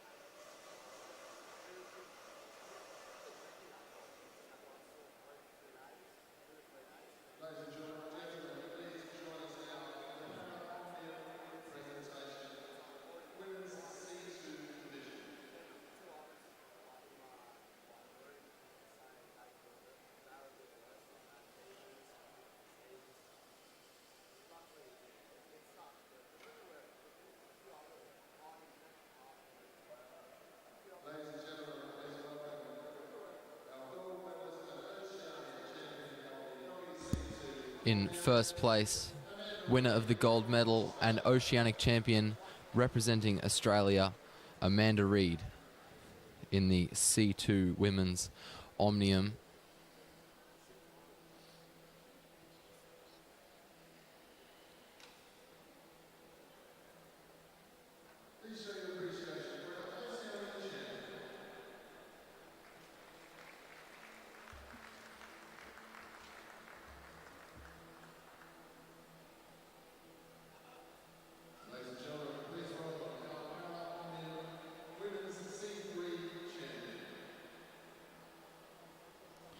We now move on to the women's C3 Omnium presentations.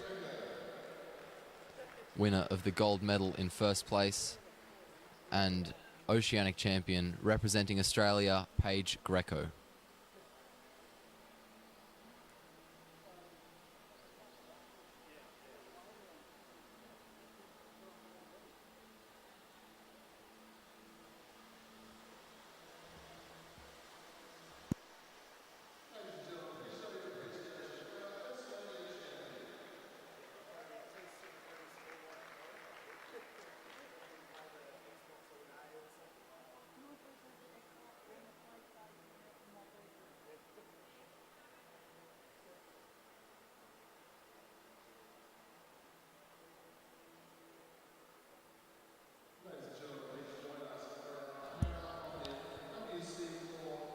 We now move on to the C4 women's Omnium presentations.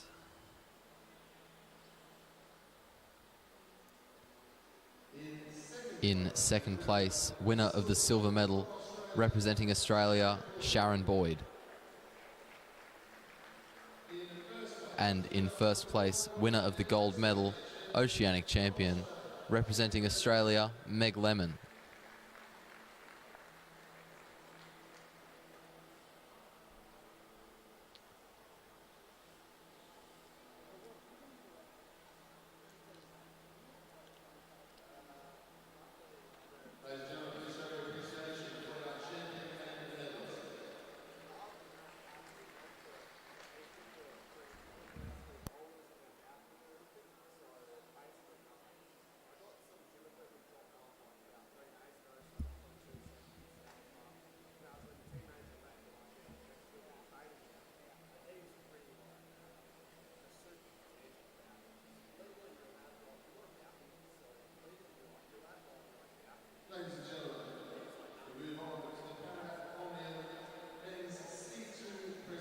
We now go to the men's C2 Omnium presentations.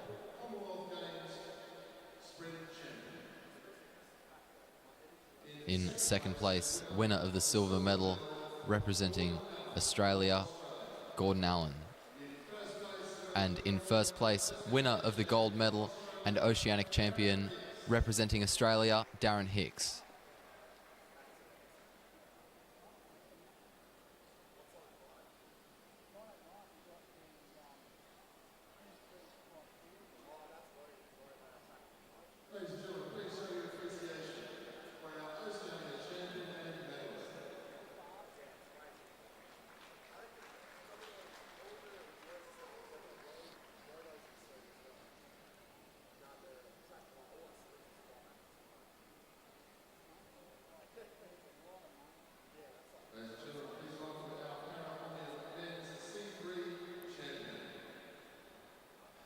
We now go to the Para Omnium men's C3. In first place, winner of the gold medal and Oceanic champion representing Australia, Kyle Willis.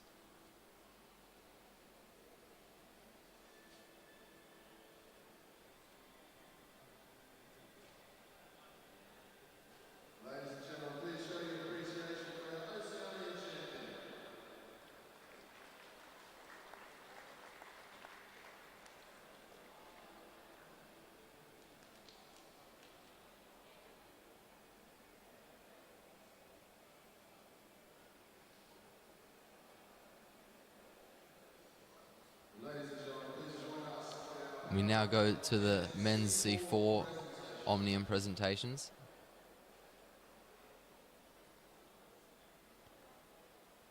In second place, winner of the silver medal, representing Australia, Luke Taylor.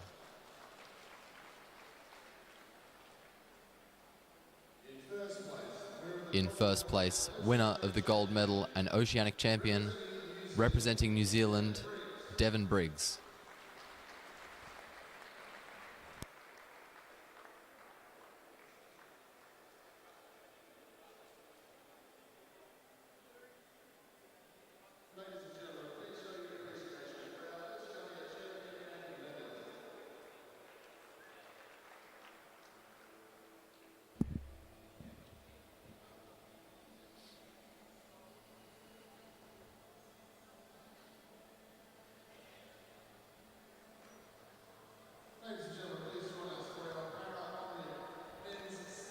We now go to the men's C5 Para Omnium presentations.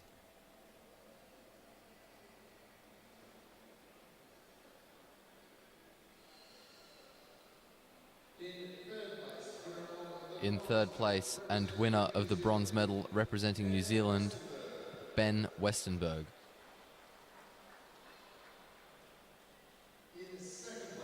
In second place and winner of the silver medal representing New Zealand, Connor Douglas. And in first place, winner of the gold medal and Oceanic champion representing Australia, Alistair Donohoe.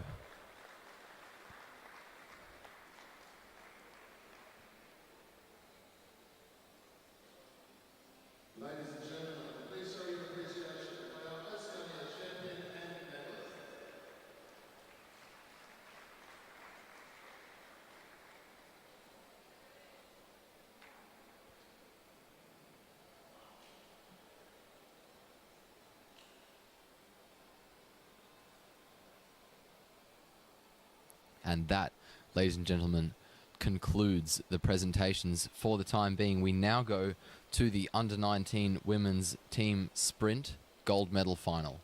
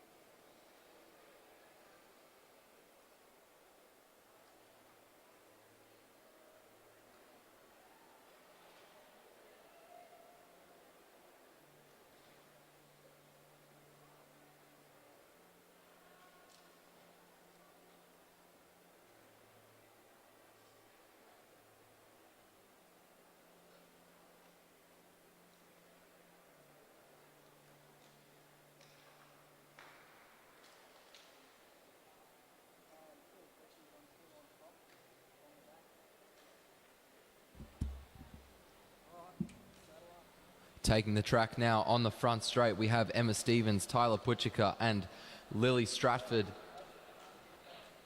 in the green and gold. On the back straight, Morella Willis-Hell, Belinda Bailey, and Keely Henderson in Australia too.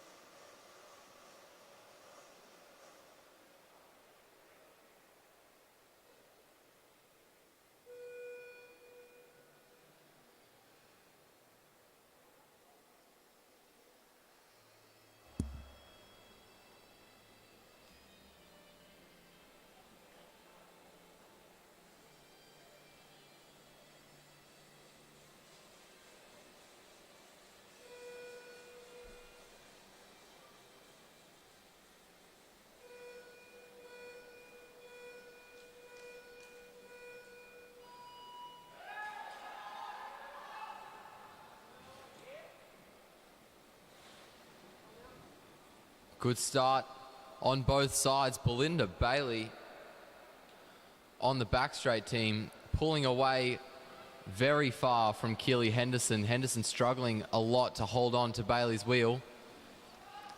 Lily Stratford for the front straight team rolls up the track, and Emma Stevens comes through to replace her. The Australians in the green and gold carrying a lot of pace down the back straight. Half a lap to go now for Henderson in Australia 2. The bell rings for Australia 1 though. Stevens swings up. The bell rings for Australia 2, and Henderson swings up. It's now Tyler Puchika with half a lap to go in the green and gold. She rounds the bend and makes her way down the front straight and leads her team to a gold medal. Morella Willis-Hell will collect the silver for the back straight side.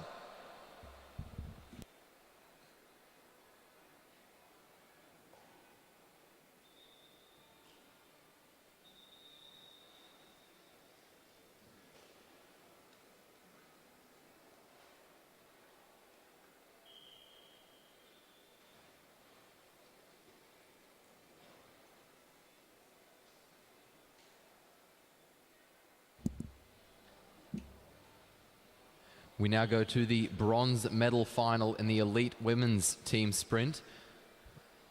Taking the track on the front straight, we have Australia Development 1, Kalinda Robinson, Jackie Manglemore and Molly McGill. On the back straight, Australia Development 3, Ella Sibley, Felice Beitzel and Selena Ho.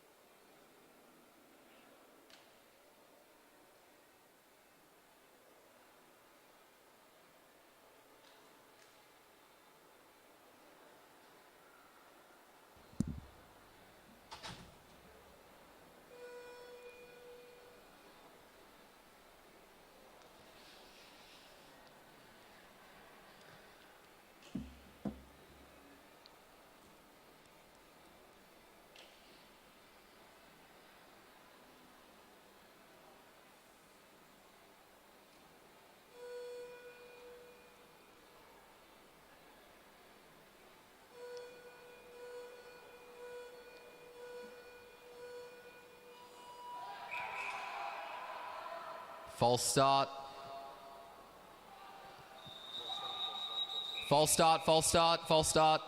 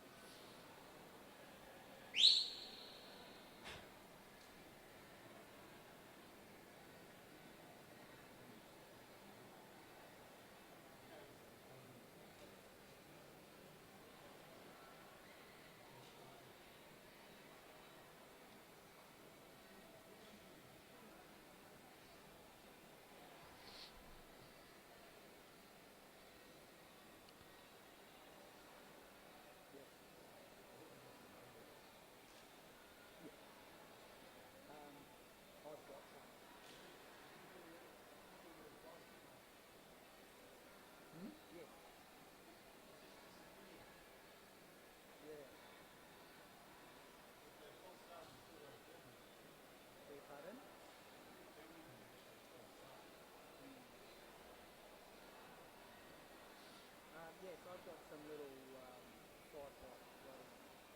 There's like anything for you.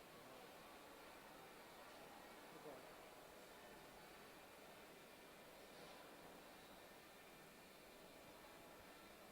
We're all back on the track and the clock starts again.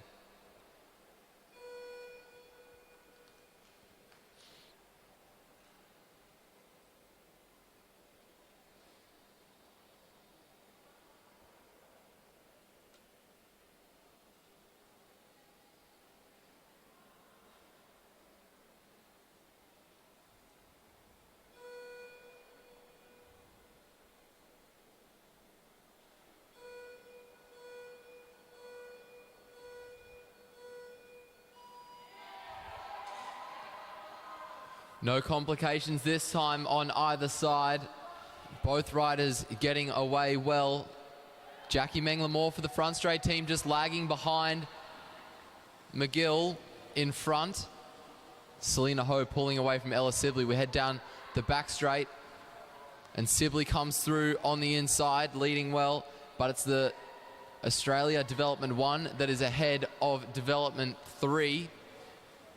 McGill leads Menglemore down the front straight and the bell rings and they are very close together. 1/10 of a second separates the two teams. Menglemore comes out ahead of Beitzel with half a lap to go. They round the bends and into their respective straights. They head towards the finish line and Menglemore really brought it back there for the front straight side. And Kalinda Robinson, Molly McGill and Jackie Menglemore will get themselves the bronze medal.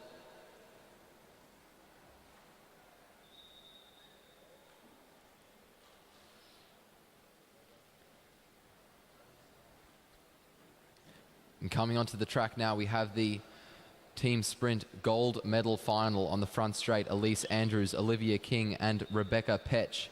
For New Zealand on the back straight, Brianna Hargrave, Christina Clonan and Alessia McCaig for Australia.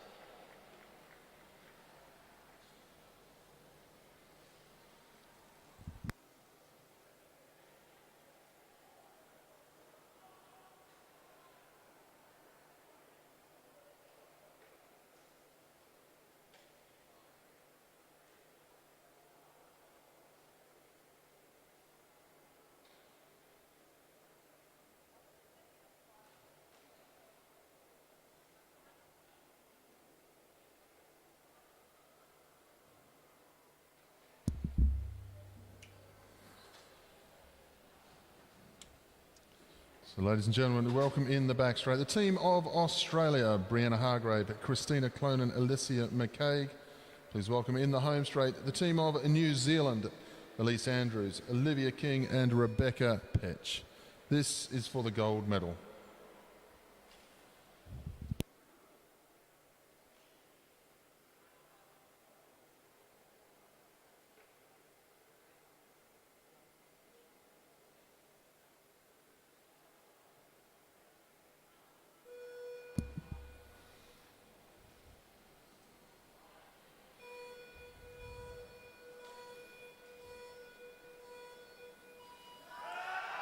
Away now, clean start from both teams. New Zealand are moving nicely as they are led away from Rebecca Petch. Petch gets them going out to a fast start. New Zealand a little bit ragged though.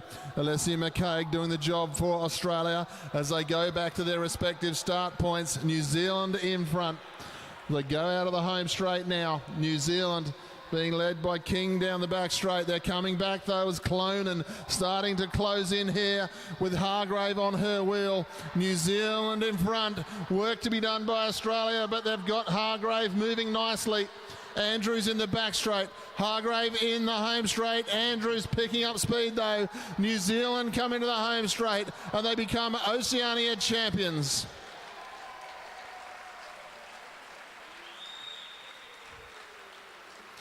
Ladies and gentlemen, put your hands together for the champions in New Zealand and runner-ups Australia.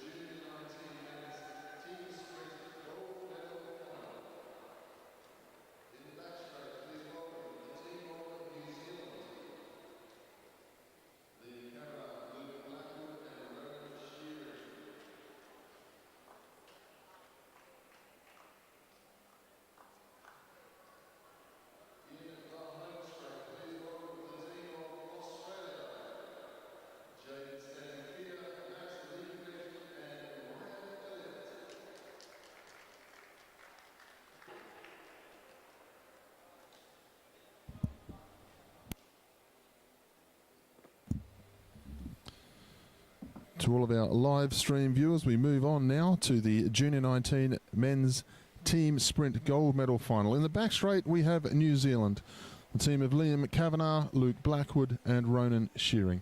In the home straight, we welcome the team of Australia, Jaden Stanton-Keir, Max Liebknecht and Ryan Elliott.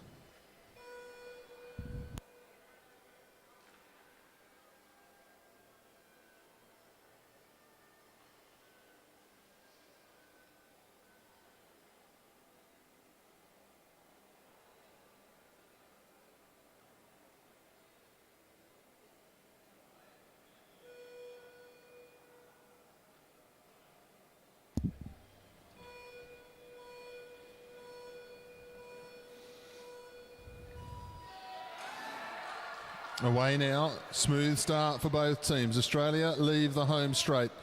Stanton-Keir getting them up to speed. Nice work here by New Zealand, though. They have flown out of the blocks there. As they head down the back straight, I think Kavanagh leading them away. They go through New Zealand just in front here. As they start to head down the back straight, New Zealand still only just, though. New Zealand need to get themselves together a little bit more on the wheel as they head to the back straight this time. Australia just as they go through with 1 lap to go, 0.42 of a second. Australia down the back straight, the green and gold going to take one back here. They come into the home straight. Australia are going to take the gold medal, 45.873 Australia. New Zealand take the silver medal. Ladies and gentlemen, please put your hands together for the champions Australia and runners-up New Zealand.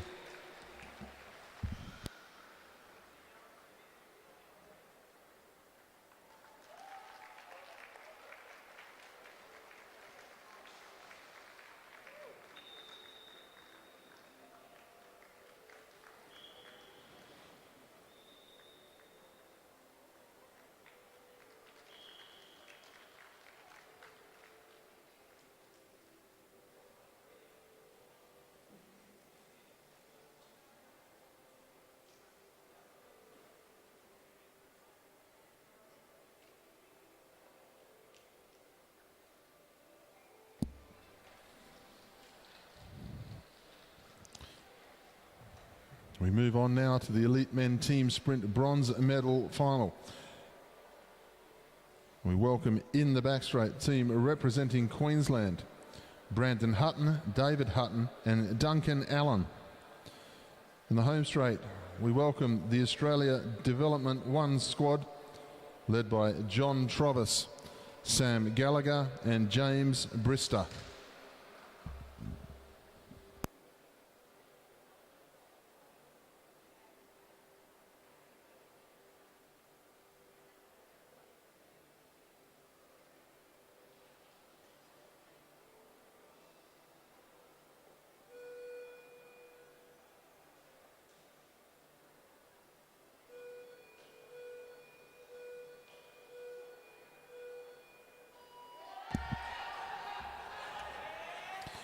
Clean start for both teams here. John Trovis getting Sam Gallagher and James Bristol away nicely into the back straight here. The Cairns cyclist leads them out. Hutton going nicely, David Hutton. Trovis swings up. Gallagher getting Brister up to speed as they hand down the back straight. Gallagher moving nicely. Duncan Allen leading the Australian team in the home straight. Now Gallagher hands over to Brister, but well clear of the Queensland team here. Brister down the back straight. They're heading towards the bronze medal here in the Oceania Champions. The Australian Development Squad number 1 go through 43.887. Queensland go through 48.164. The bronze medal to John Trovis, Sam Gallagher and James Brister.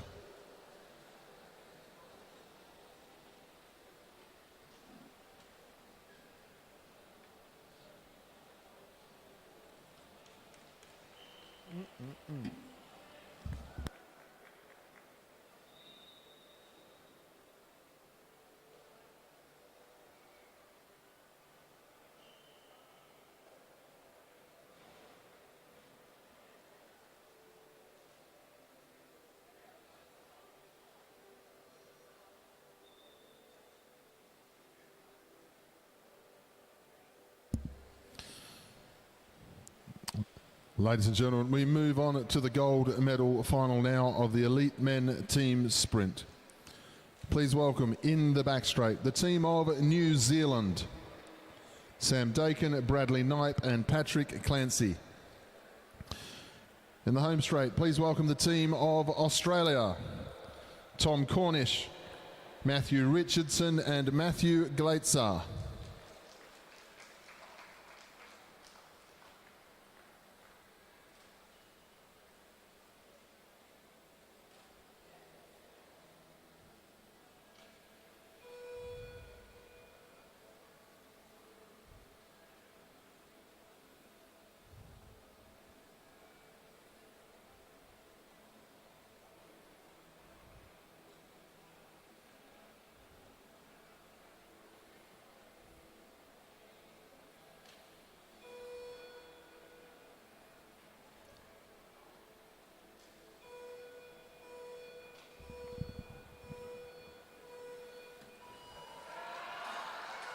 Away now, smooth start from both teams out of the gate. Cornish getting the Australian team up to speed. New Zealand into the home straight.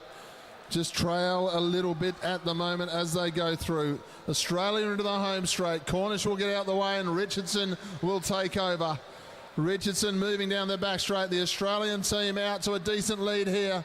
Richardson with Glaetzer on the wheel. Australia into the home straight coming up with 1 lap to go. Glaetzer now takes over. Australia lead over a second difference between them and New Zealand with 1 to go. Matthew Glaetzer will come into the home straight for the Australian team and they will take the gold medal, 42.629. 2 seconds clear of the team of New Zealand. Ladies and gentlemen, keep your applause going for the gold medalist Australia and runners-up New Zealand.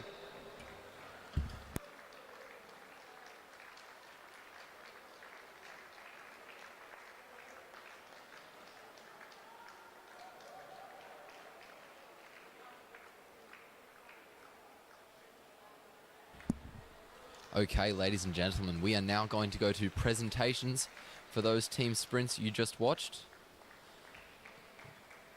which means you're going to be listening to my beautiful voice again for the next few minutes.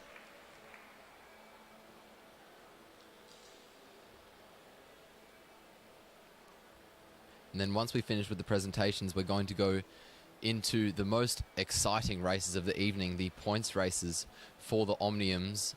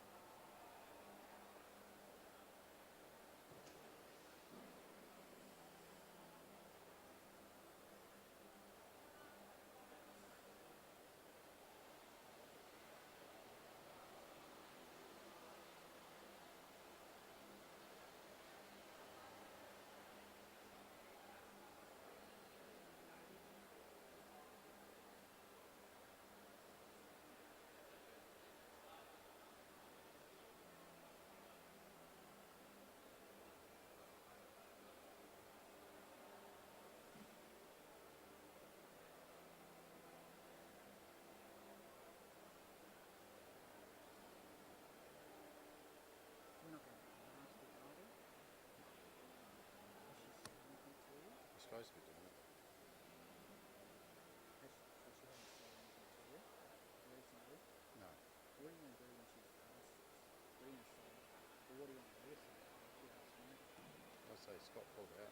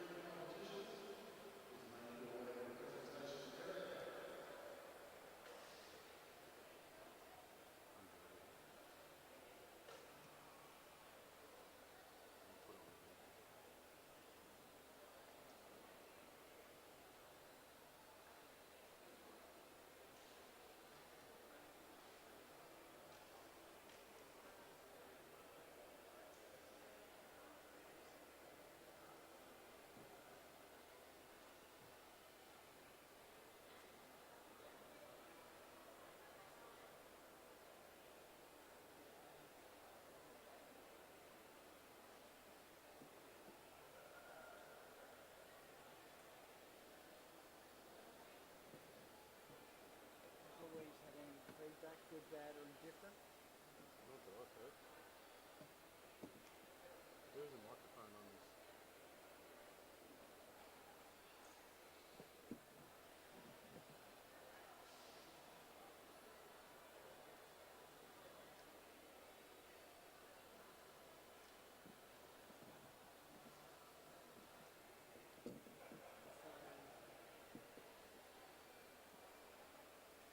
We're not going to need power. This one. We're not going to need the power for the. No.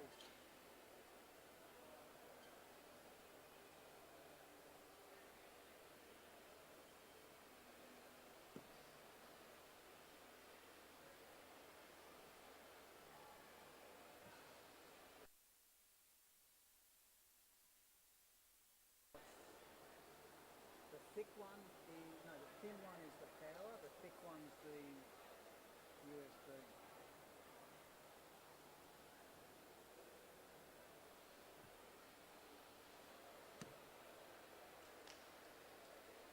Okay, so all you've got to do is Take the take power. that off. Yes. Oh, And then if you just sort of pick this up, yeah.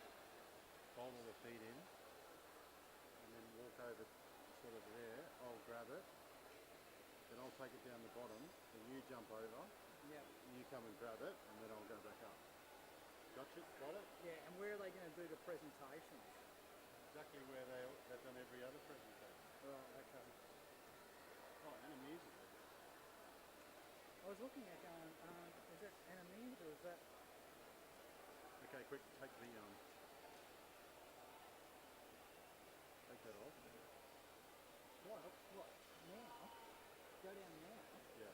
Why now? We've Because- still got all the Omnium points right there. Yeah, but let's just see if we can make it work. Not factory? Yep. Go and jump over the fence, I'll pass it you.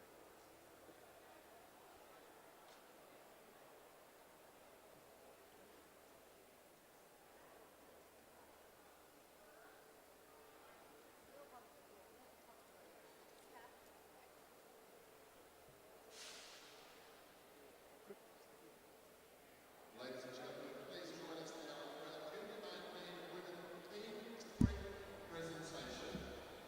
And ladies and gentlemen, please welcome to present the jerseys and medals, Commonwealth, World and Olympic champion, Meares.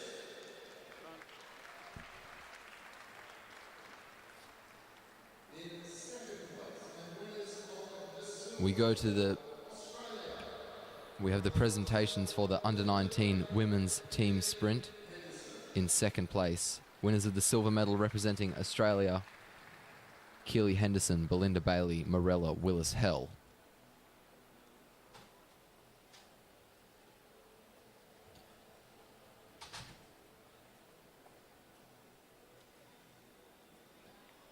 In first place, winners of the gold medal and Oceanic champions, representing Australia, Emma Stevens, Tyler Puchika, and Lily Stratford.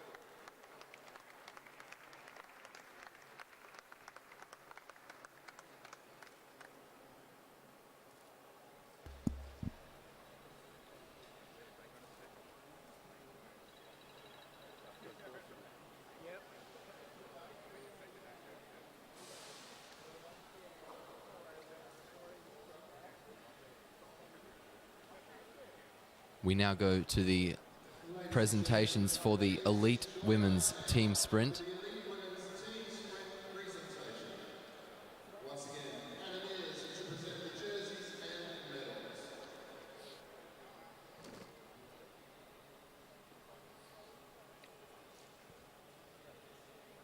In third place, winners of the bronze medal, Kalinda Robinson, Jackie Mengler-Moore, and Molly McGill, representing Australia.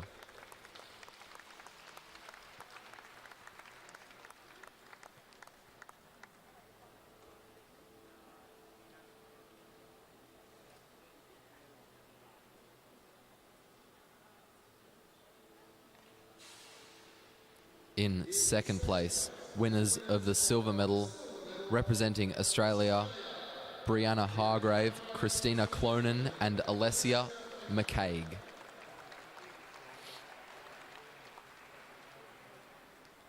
No, I'll jump on this blue line and that'll be, should be the middle. And in first place, winners of the gold medal and Oceanic champions, representing New Zealand, Elise Andrews, Olivia King, and Rebecca Petch.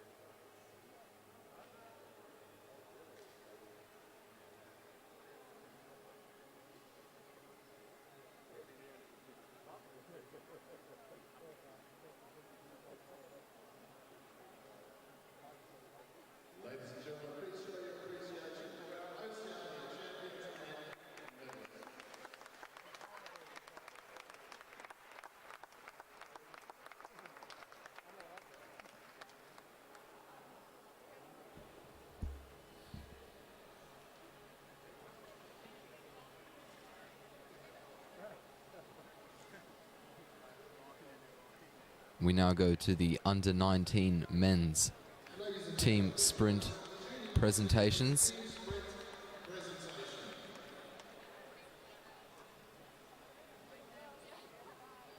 Once again, Anna Meares to assist with the jerseys and medals.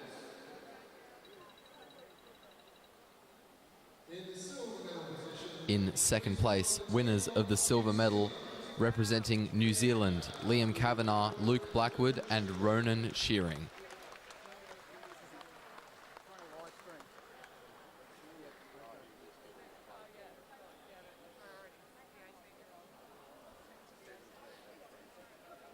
In first place, winners of the gold medal and Oceanic champions, representing Australia, Jaden Stanton-Keir, Max Liebknecht, and Ryan Elliott.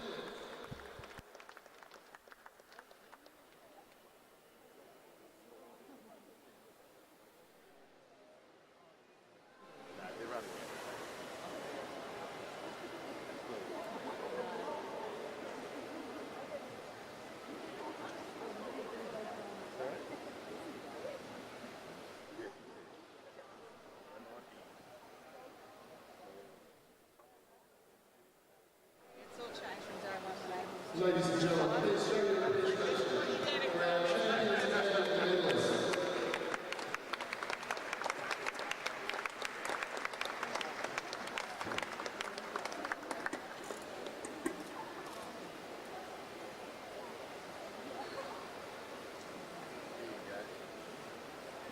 Right now he's going to get Molly. Get Molly and I, and then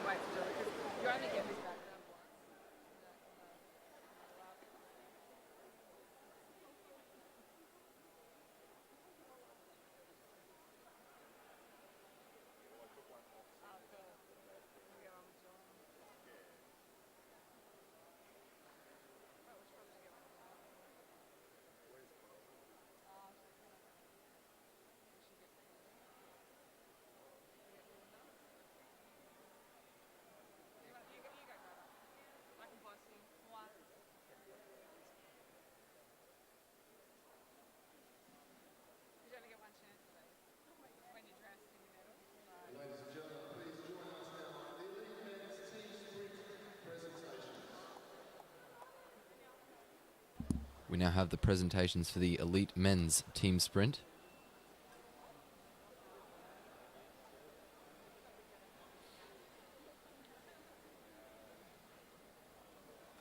Once again, we welcome Meares to present the jerseys and medals.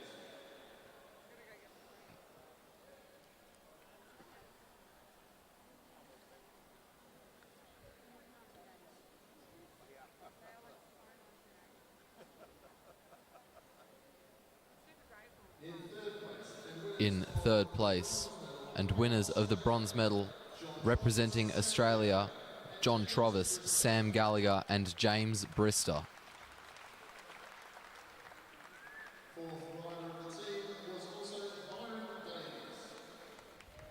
Byron Davies gets himself a bronze medal as well as the fourth rider.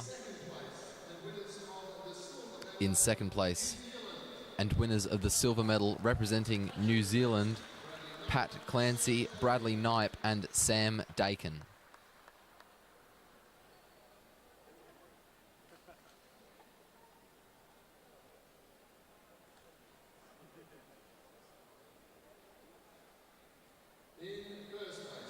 And in first place, winners of the gold medal and Oceanic champions representing Australia, Tom Cornish, Matthew Richardson and Matthew Gleitzer.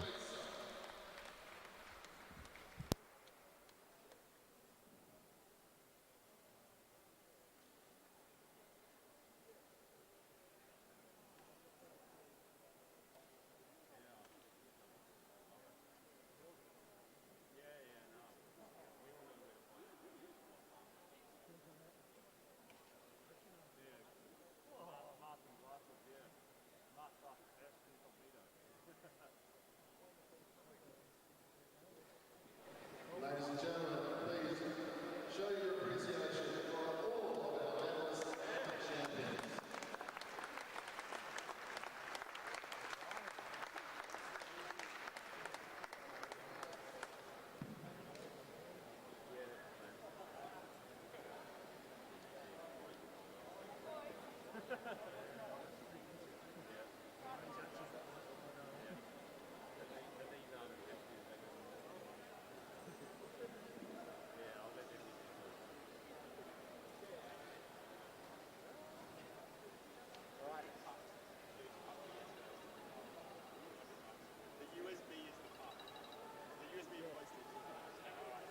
What do you mean?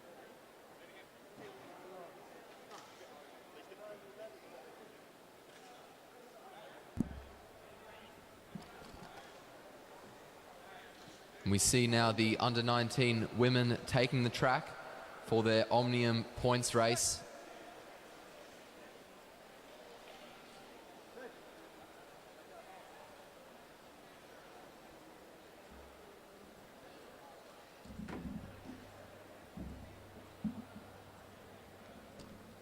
The current standings are as follows. Meg Marker in first on 114 points. Sophie Sutton in second on 112. Kira Will on 108. Belinda Bailey, 106. Kiara Kelly and Georgia Simpson tied for fifth on 90. Amelia Mulhern on 86, Molly Hayes on 82, and Keely Henderson on 76 points. Just 2 points separating first and second. Just 8 points separating first and fourth.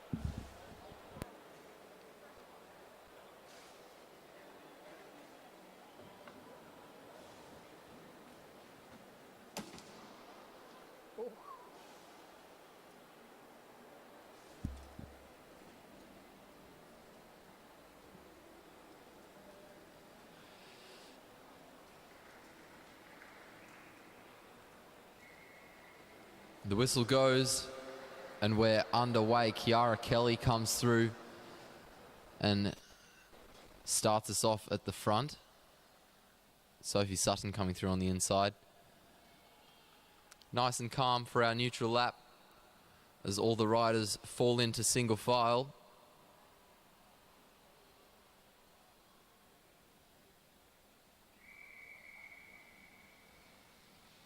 And the whistle goes to start us off. Sutton rolls up the track.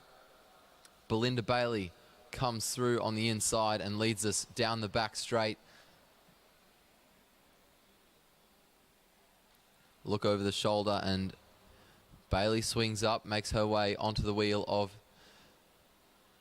Sophie Sutton, trying to take it off Kiara Kelly as we get 59 laps to go. She's going to settle for Kiara Kelly's wheel. Meg Marker swings up. Amelia Mulhern swings up as well. It's Georgia Simpson on the front. Now it's Molly Hayes. Down the front straight we come. Keely Henderson checks over her shoulder, swings up the bank, and Kira Will comes through on the inside.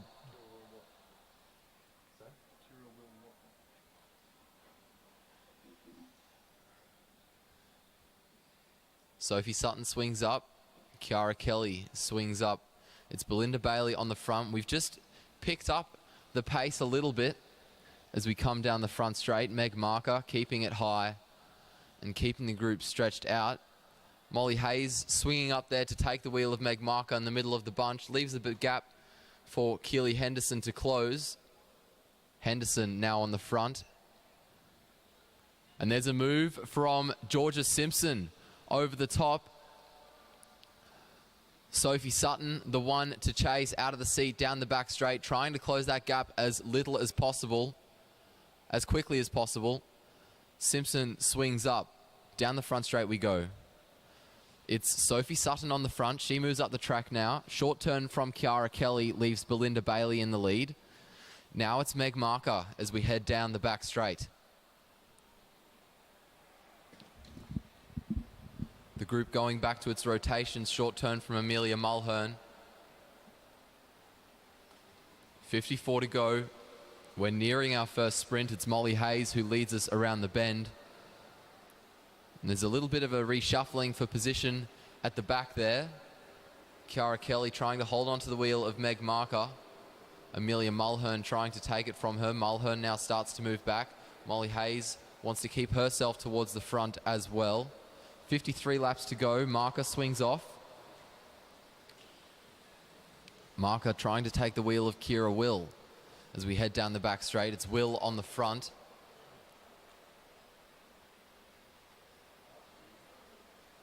Around the bend and down the front straight we go. It's Kira Will who leads us there. 52 laps to go. Will checking over her shoulder. She doesn't want to swing up now, so she's just going to keep an eye on the riders behind so she can react to a move as quickly as possible. Amelia Mulhern on the wheel of Kira Wills. We round the bend and come down the front straight. The bell rings, 51 laps to go. Sophie Sutton Stuck in the middle there. Meg Marker coming over the top of everyone. Meg Marker pulling away out of the bend and down the front straight. Marker will cross the line in first place. Kira will cross the line in second. And Marker gets to extend her lead on the riders behind with the points for first. Round the bank, down the front straight. 49 laps to go. It's Amelia Mulhern who leads us. Now it's Molly Hayes. Now it's Meg Marker.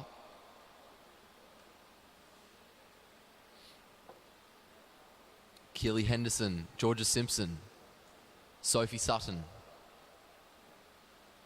Simpson trying the move that she tried about 8 laps ago, and this time it's working more successfully. Kira Will has to chase as we head down the back straight. The gap opening up in the favour of Georgia Simpson. Belinda Bailey now in charge of the chase. She does a pretty short turn though, so it's Amelia Mulhern who's in charge. Keely Henderson can't hold the wheel of Kira Will. She swings up and makes her way onto the back of Kiara Kelly. Meg Marker on the front of the peloton. Georgia Simpson continuing to extend her gap to the riders behind. We get 46 laps to go. It's Kira Will in charge of the chase. Now it's Belinda Bailey.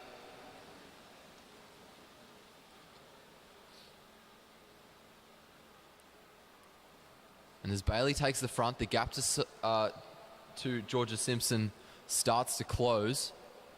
And Simpson sits up. She's going to wait for the peloton to catch her. Sophie Sutton makes her way onto the back.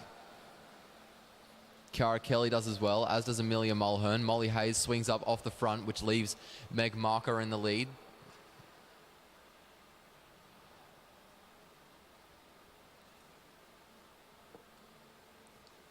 A bit of a surge coming from Belinda Bailey as Bailey takes the front. She moves up the track now. It's Sophie Sutton who is in the lead. Keely Henderson at the rear there, just making her way back onto the peloton as we head down the back straight. Georgia Simpson rolls up. Meg Marker rolls up and Molly Hayes follows. So Kira Will comes through on the inside. 43 laps to go. We're getting closer to our next sprint. Belinda Bailey on the front, pulls a short turn. Sophie Sutton does the same. Kiara Kelly now leads us down the back straight. She goes out of the seat as she swings up the track. Belinda Bailey comes through. Amelia Mulhern comes through on the inside. Keely Henderson on her wheels. We get 42 laps to go. It's Henderson on the front. Down the back straight we go. It's still Henderson leading. Here comes Molly Hayes over the top. Belinda Bailey right on her wheel, and a gap opens up to the riders behind. Amelia Mulhern in charge of the chase as the bell rings. Meg Marker starts to make her way forward. Molly Hayes still pulling away from the riders behind, but now that's about to change as we head down the back straight. Hayes still in the lead. Bailey behind, out of the seat. Marker coming over the top of both of them. 3 abreast around the bend and down the front straight. Very close on the line between Sophie Sutton and Meg Marker. We'll wait to see what the commissaires have to say about that. And Belinda Bailey is keeping the pace high as we make our way around the bend. She swings up. Sophie Sutton is going to try to commit to a move as we head down the front straight. We get 39 laps to go. It was Sophie Sutton there who took out the sprint. So the gap to Marker shrinks, but it's still about 5 points. It is still 5 points between Marker and Sutton. Molly Hayes on the front of the peloton now. 38 laps to go as Belinda Bailey swings up. It's Meg Marker now who's on the front. Now it's Sophie Sutton. Down the back straight. We go back to our classic rotations.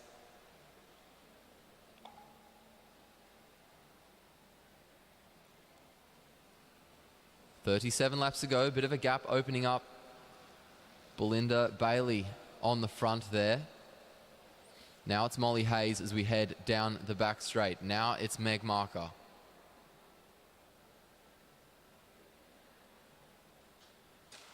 Sophie Sutton swings up, short turn from Kiara Kelly. Leaves Kira Will in the lead. 36 to go.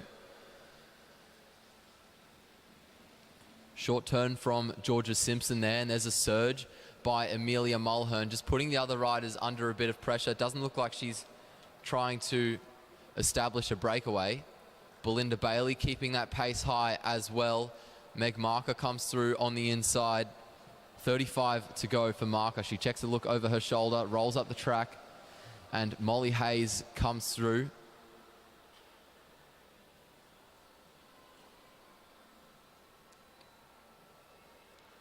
Kiara Kelly follows the wheel of Sophie Sutton as Sutton swings up the track. It's Kira Will on the front now as we get 34 to go. Georgia Simpson up the inside. She moves up now. It's Amelia Mulhern.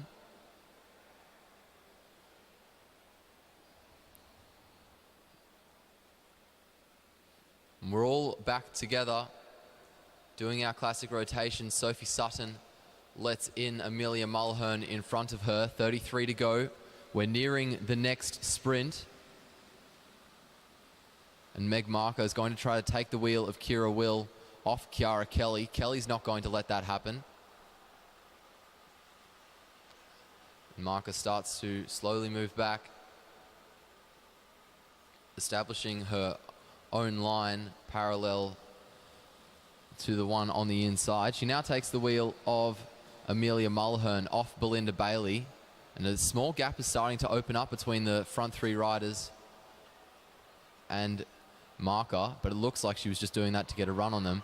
A look over the shoulder from Kira Will, sees Meg Marker coming, the bell rings, 31 laps to go, and Marker starts to pull away around the bend. Will now fighting back as we come down the back straight. The gap is continuing to close. Sophie Sutton, Georgia Simpson at the hip. She's starting to slip back. Meg Marker is too strong. She's going to hold on, and Kira Will come in second in that sprint again. Marker continuing to open up her lead, and Sophie Sutton, the closest challenger to Meg Marker, couldn't even get a point there. So the gap is opening up. Meg Marker starting to get a comfortable lead on the riders behind. Belinda Bailey and Molly Hayes off the front of the peloton. Marker now is going to try to close that gap. Sophie Sutton out of the seat to do a quick bridge. Will trying to hold on to the wheel. A look over the shoulder from Molly Hayes, and she swings up. 28 laps to go. Kira Will on the front. Now it's Kiara Kelly.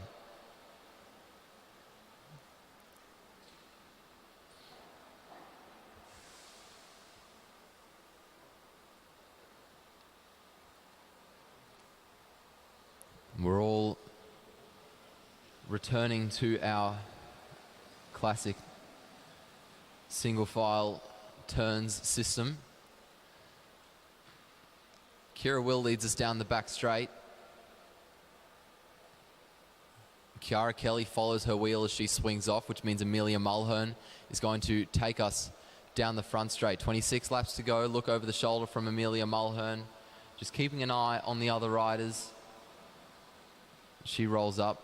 Belinda Bailey rolls up as well. So Molly Hayes now leads us down the back straight. She moves up the track. Georgia Simpson. And Sophie Sutton follows Simpson as she swings up. So Meg Marker had a little bit of a gap to the riders behind. Kiara Kelly swings up to get on Marker's wheel as Marker swings up the track. All eyes really on Meg Marker at the moment. Amelia Mulhern filling the gap that opened up behind her. And Marker now leads us down the back straight and around the bend. She swings up, Amelia Mulhern swings up. So it's Molly Hayes. Now it's Georgia Simpson. 24 laps to go. Kira Will looks over her shoulder, moves up the track. Kiara Kelly follows. Belinda Bailey will lead us down the back straight. Molly Hayes there trying to get the wheel of Sophie Sutton off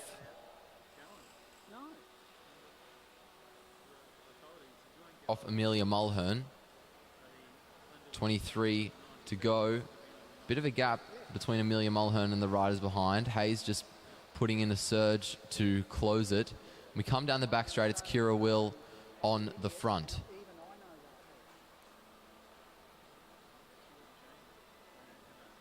around the bend and down the front straight. We have 22 laps to go, so we're nearing the next sprint.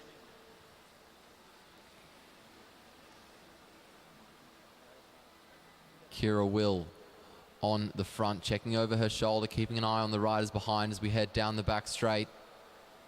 Will still leads. Down the front straight we go now. The bell rings. Will still in front. Amelia Mulhern out of the seat to come over the top of Will. Will is holding her there though. We're down the back straight. Georgia Simpson now starting to push herself out, trying to stop herself from getting boxed in, but she can't. Molly Hayes is just holding her down. Down the front straight we come. Amelia Mulhern edging out ahead, but Kira Will fights back, and Kira Will win the next sprint. And Will keeps the pressure on down the back straight, keeping the pace relatively high, and we're strung out again. But it slows down, and we come down the front straight. It's Amelia Mulhern who leads us there. 19 to go. Now it's Molly Hayes who is on the front. Belinda Bailey makes her way onto the wheel of Georgia Simpson as Meg Marker takes the lead. Kiara Kelly following the wheel of Marker as she swings up. Short turn from Sophie Sutton as well. Down the front straight, it's Kira Will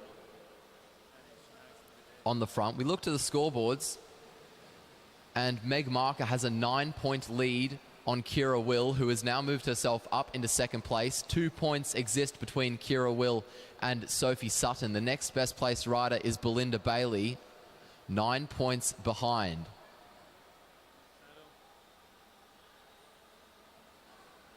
$17 to go. Meg Marker looking up the track to see Molly Hayes winding it up and taking the banking to try to make a move. Down the back straight, Marker is responding well, and Hayes doesn't get much of a lead on her. Marker now swings up, Hayes swings up, Kiara Kelly swings up as well. Sophie Sutton comes through on the inside in the Victorian colours. 16 laps to go.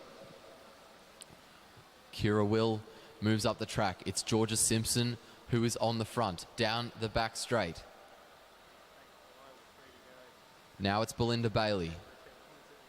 Amelia Mulhern now, as we come through to get 15 laps to go. Mulhern just keeping the pace high and trying to keep those rear riders under a bit of pressure. Sutton lets in Amelia in front of her. Keely Henderson swings up.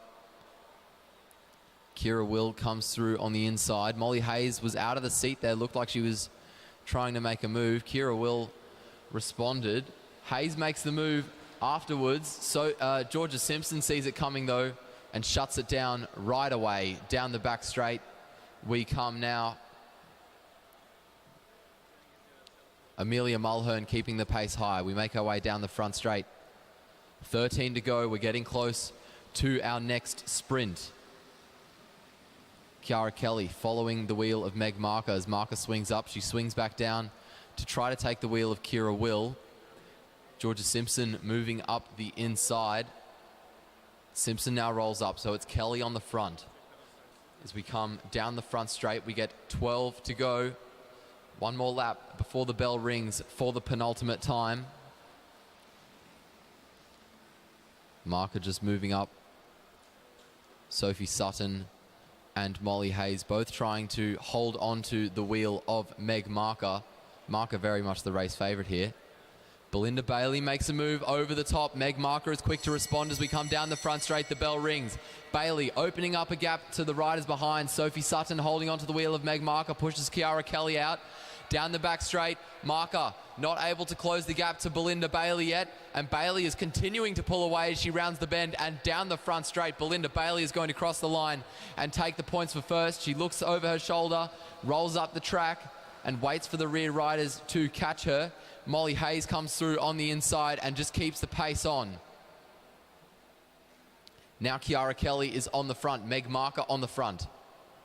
Belinda Bailey leads us down the front straight. 9 laps to go. Molly Hayes follows the wheel of Bailey as she swings up. Sophie Sutton moves up the track now.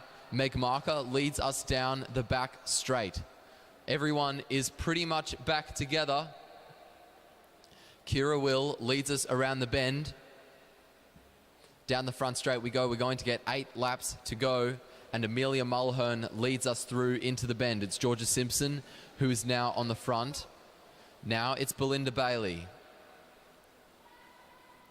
Molly Hayes out of the seat to react to a move by Georgia Simpson. Simpson starting to pull away from her compatriot as we head around the bend and down the front straight. Those two riders are starting to pull away. Kiara Kelly is not chasing. We have 7 laps to go, and Molly Hayes is trying to chase down Georgia Simpson. No reaction from the peloton now, and it looks like we might have a 2-woman breakaway as we head around the bend.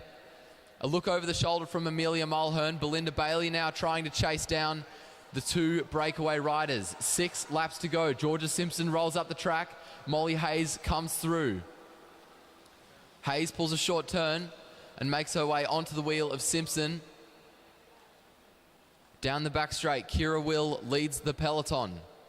Hayes leads Simpson down the front straight. Just 5 laps to go for the 2 New Zealanders, and Amelia Mulhern is making a move to bridge now as the peloton gets 5 laps to go. The gap closing very quickly. Georgia Simpson trying to fight the peloton off, but it is closing very quickly. Molly Hayes on the front of the breakaway now as she rounds the bend and down the front straight. She looks over her shoulder and sees the peloton closing in. Georgia Simpson and Molly Hayes both roll up the track and wait for the peloton to catch. Kira Will is going to lead the peloton through on the inside. Down the back straight we go.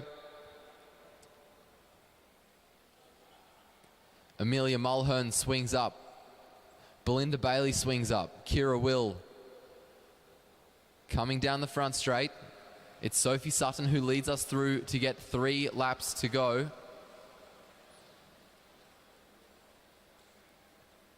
Down the back straight, we've really slowed down.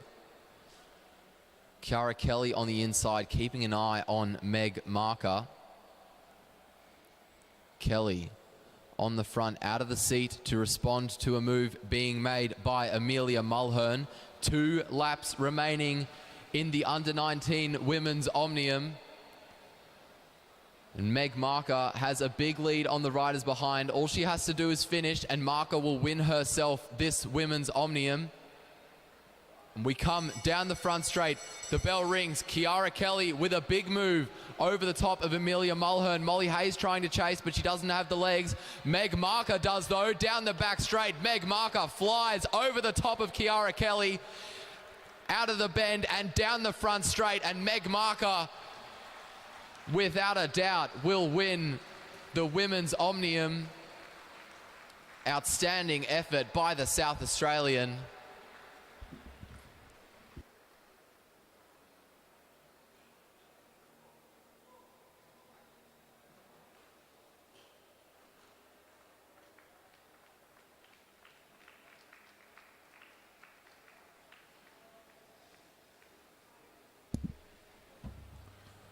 So a great result there for Meg Marker. She's one of the under-19 riders who has stuck out this long stint of track racing here in Queensland this last fortnight. And by staying in Queensland has picked up a few more Oceania championships, probably 1 or 2 more than she would have if she'd gone home like a lot of others, clearly. But she really has stepped up in these endurance events over the last couple of days. Meg Marker, the South Australian Sports Institute rider, sensational riding.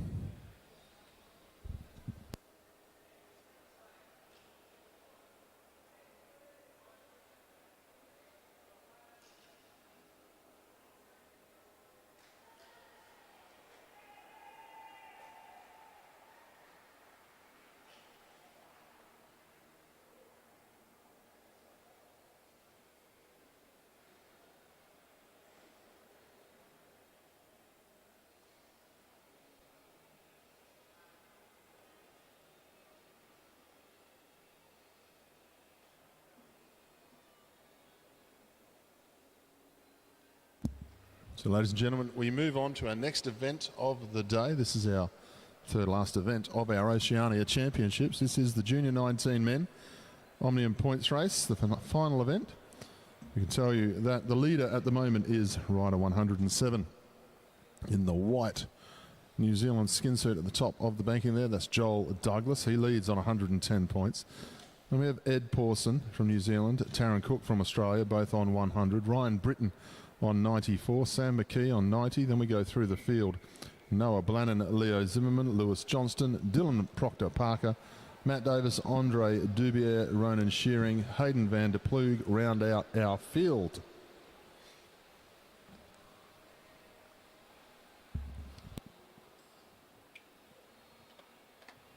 All the riders looking nice and relaxed as we head around the bend to finish off our neutral lap. And the whistle goes to start us off.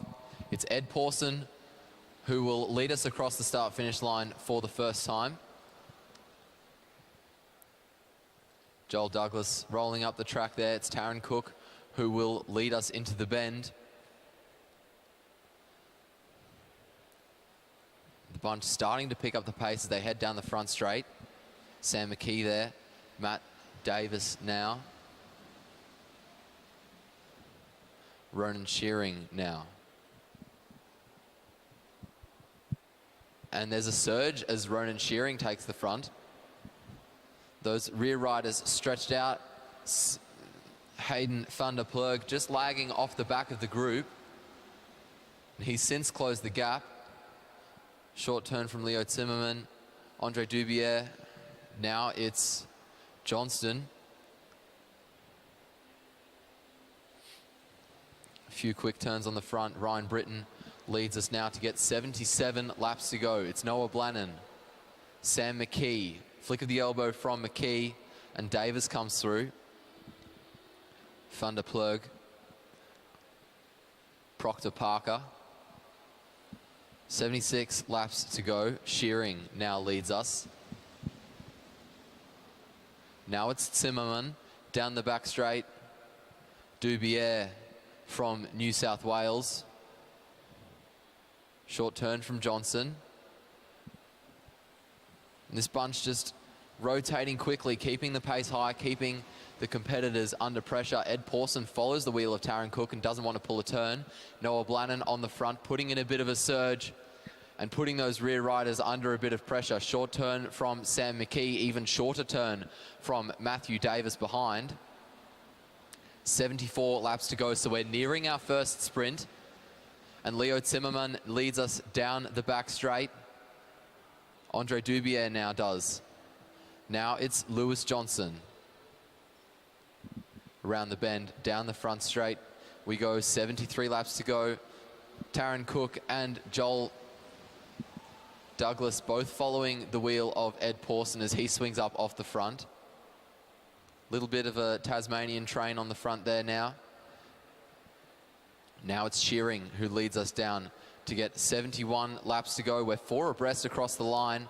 All of these riders trying to improve their position, because if they move to the back now, they won't be coming back to the front. Taryn Cook at the head of the race, just upping the pace, trying to stretch out the riders behind. 71 laps to go. Cook in front. Joel Douglas on his wheel. Pawson trying to take the wheel of Douglas off Proctor-Parker, and he does so successfully down the back straight. Douglas comes over the top of Cook. Cook starting to slip back. Douglas out of the bend, down the front straight, and extends his lead on Edward Pawson behind, and he keeps the pace on as they head down the back straight. He swings up the track. Pawson now looks over his shoulder, rolls up. It's Taryn Cook who pulls a short turn. Ryan Britton. Now it's Dylan Proctor-Parker, and Proctor-Parker is settling in for a move. Noah Blannon just lets a bit of a gap open up, and that gap is filled by Taryn Cook as we round the bend and enter the back straight. We are all together. Ryan Britton there just missing the wheel of Joel Douglas as he swung down, and he had to fight a bit to get back on. No problems now though. 68 laps to go, and Matthew Davis leads us down the back straight. A gap opening up as Ed Pawson swings up, and Lewis Johnson quickly shuts it down before there are any permanent effects. 67 laps to go now. It's Andre Dubier who leads us through. Van der Ploeg swings up the track. We enter the back straight and we resume our previous fast-paced quick turns.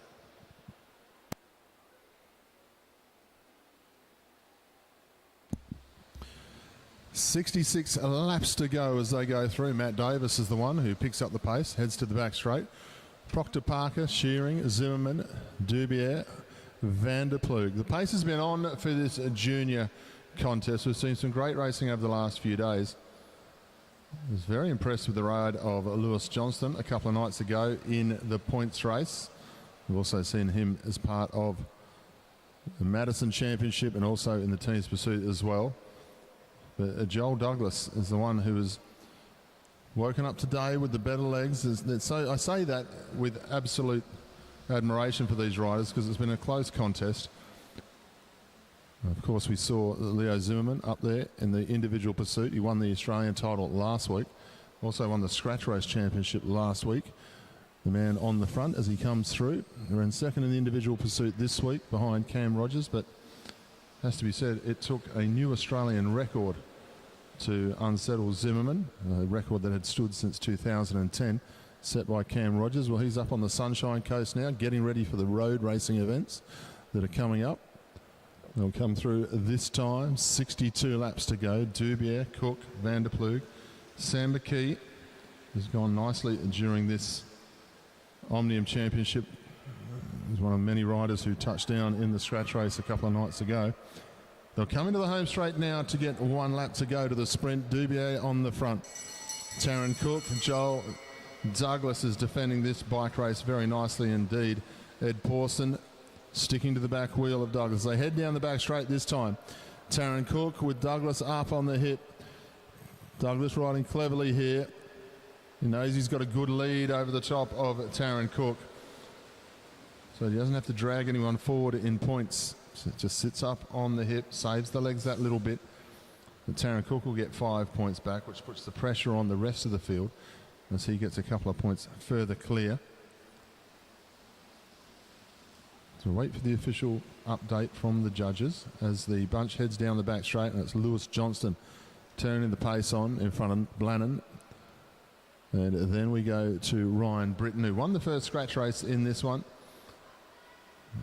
But he's had a crash in the scratch race a couple of nights ago, and the crash just getting into it a little bit now. Britton in a little bit of trouble now as they head down the back straight, just starting to lose contact, unfortunately. We'll hope that he can recover and get himself back into it because he sits in 4th. So he is part of this top end of this field here. We still wait on the update of the points from the judges.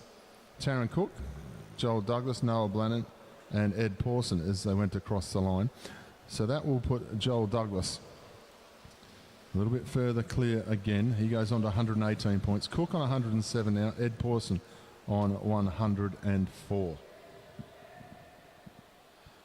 A very big gap has opened up between Johnson and Proctor Parker and the riders behind. 55 laps to go. Andre Dubier was trying to bridge. He's still committed to it. Ed Pawson now looking to bridge to Dubier. And Taryn Cook right on his tail. Cook just 1 point behind Pawson. He is not going to let Pawson out of his sights. 54 laps to go. Flick of the elbow from Ed Pawson. And Taryn Cook follows his wheel, which gives Leo Zimmerman the opportunity to make his way up the inside. In the meantime, Lewis Johnson and Dylan Proctor Parker have got half a lap on the peloton.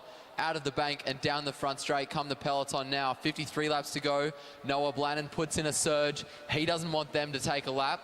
He swings up the track now. It's Hayden van der Ploeg leading them down the back straight. A flick of the elbow from Lewis Johnson. Down the back straight goes Dylan Proctor Parker on the front of the breakaway. And this peloton is really ripped apart. Ryan Britton struggling to hold onto the wheel of Matthew Davis. And the bell rings for the breakaway.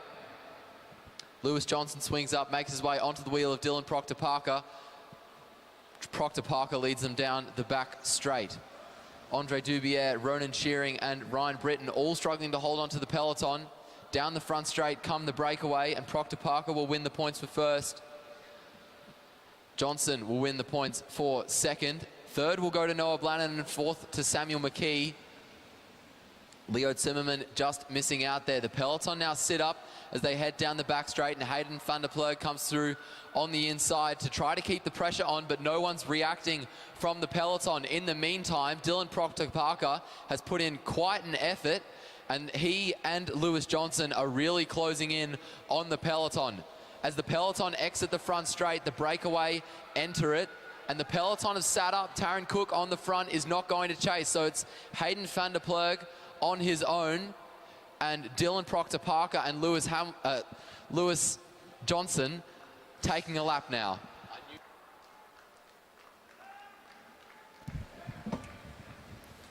So Johnston, not Hamilton, makes his way onto the back of the group. Proctor-Parker, he's going like a Formula One race driver this week, Lewis Johnson. There's no worries about that. They start to loop off the front now, 46 laps to go. The lap will make a difference in the placings of 4, 5, 6 at the moment. Just bringing everyone a little bit closer up towards third place. Proctor-Parker now on 97, but Johnston has gone from about 9th place in the bike race, a little bit less than that actually, 10th place in the bike race. He now sits up in 3rd place, bronze medal position for Lewis Johnston on 101, sorry, 4th place. He's just 3 points behind Ed Pawson. So now we're going to see a real bike race start to take place for this silver, bronze and 4th place area. Joel Douglas is still comfortable.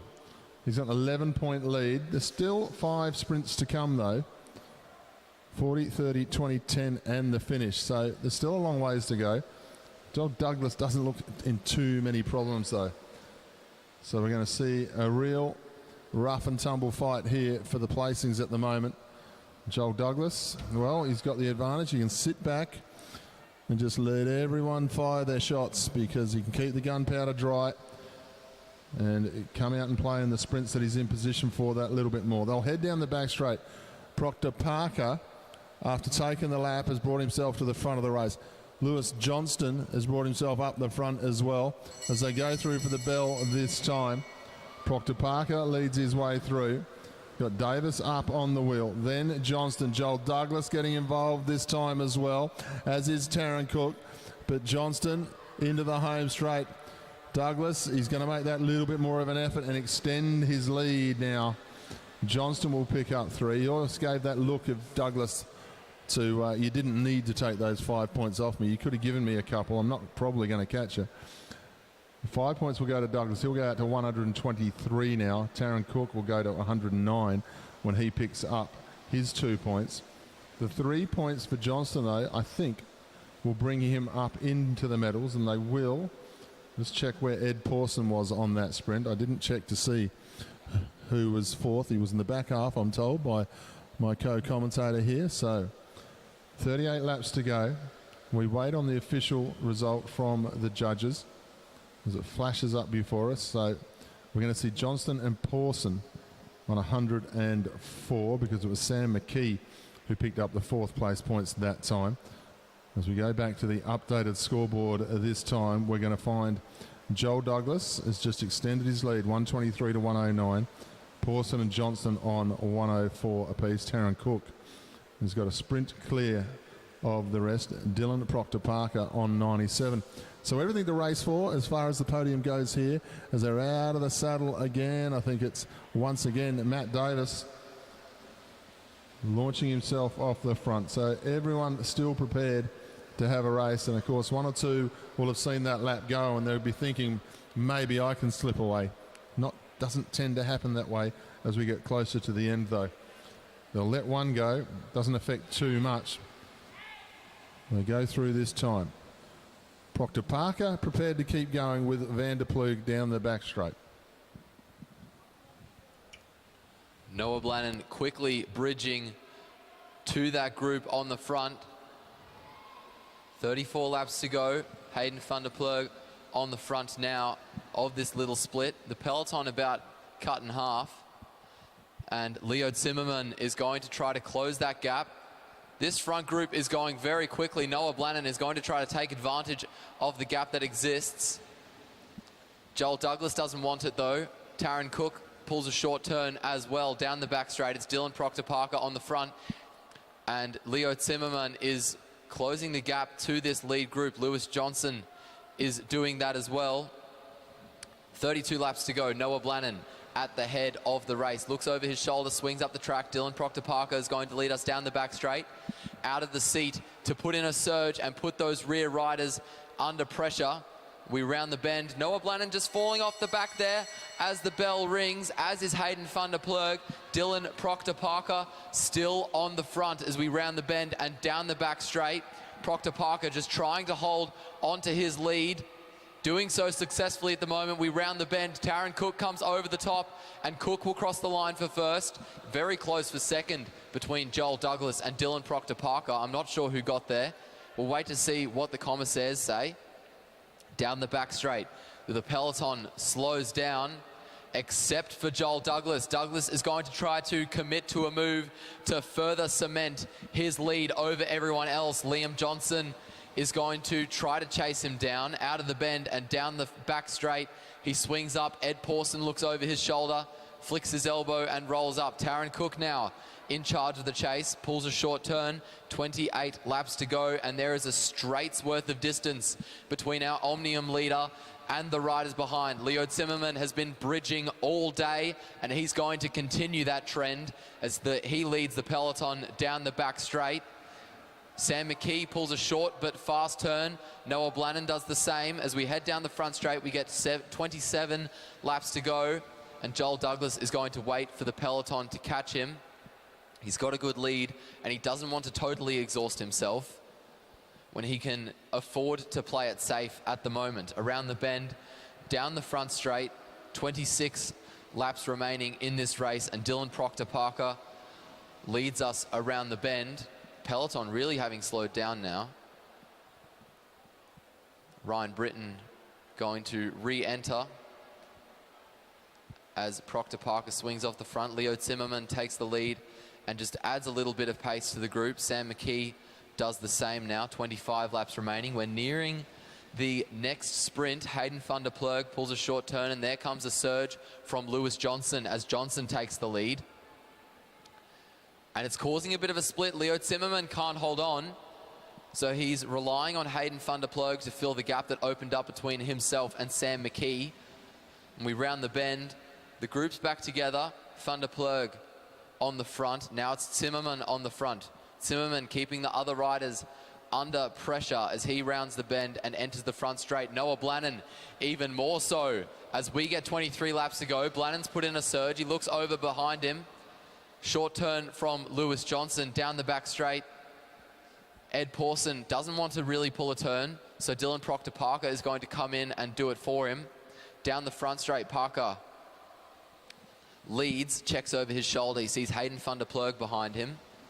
And some of those lap riders just rejoining us there as we head down the back straight. Proctor-Parker looking over his shoulder, keeping his eye on the riders behind. He doesn't want to lose his position right now because we're at 21 laps to go and the bell is ringing. Dylan Proctor-Parker out of the seat now to react to Joel Douglas, but Joel Douglas is just effortlessly coming over the top with so much speed. Only Sam McKee remotely close to him. We come around the bend and down the front straight. He sits up about 10 or 20 meters before the line. So convincingly was his effort there.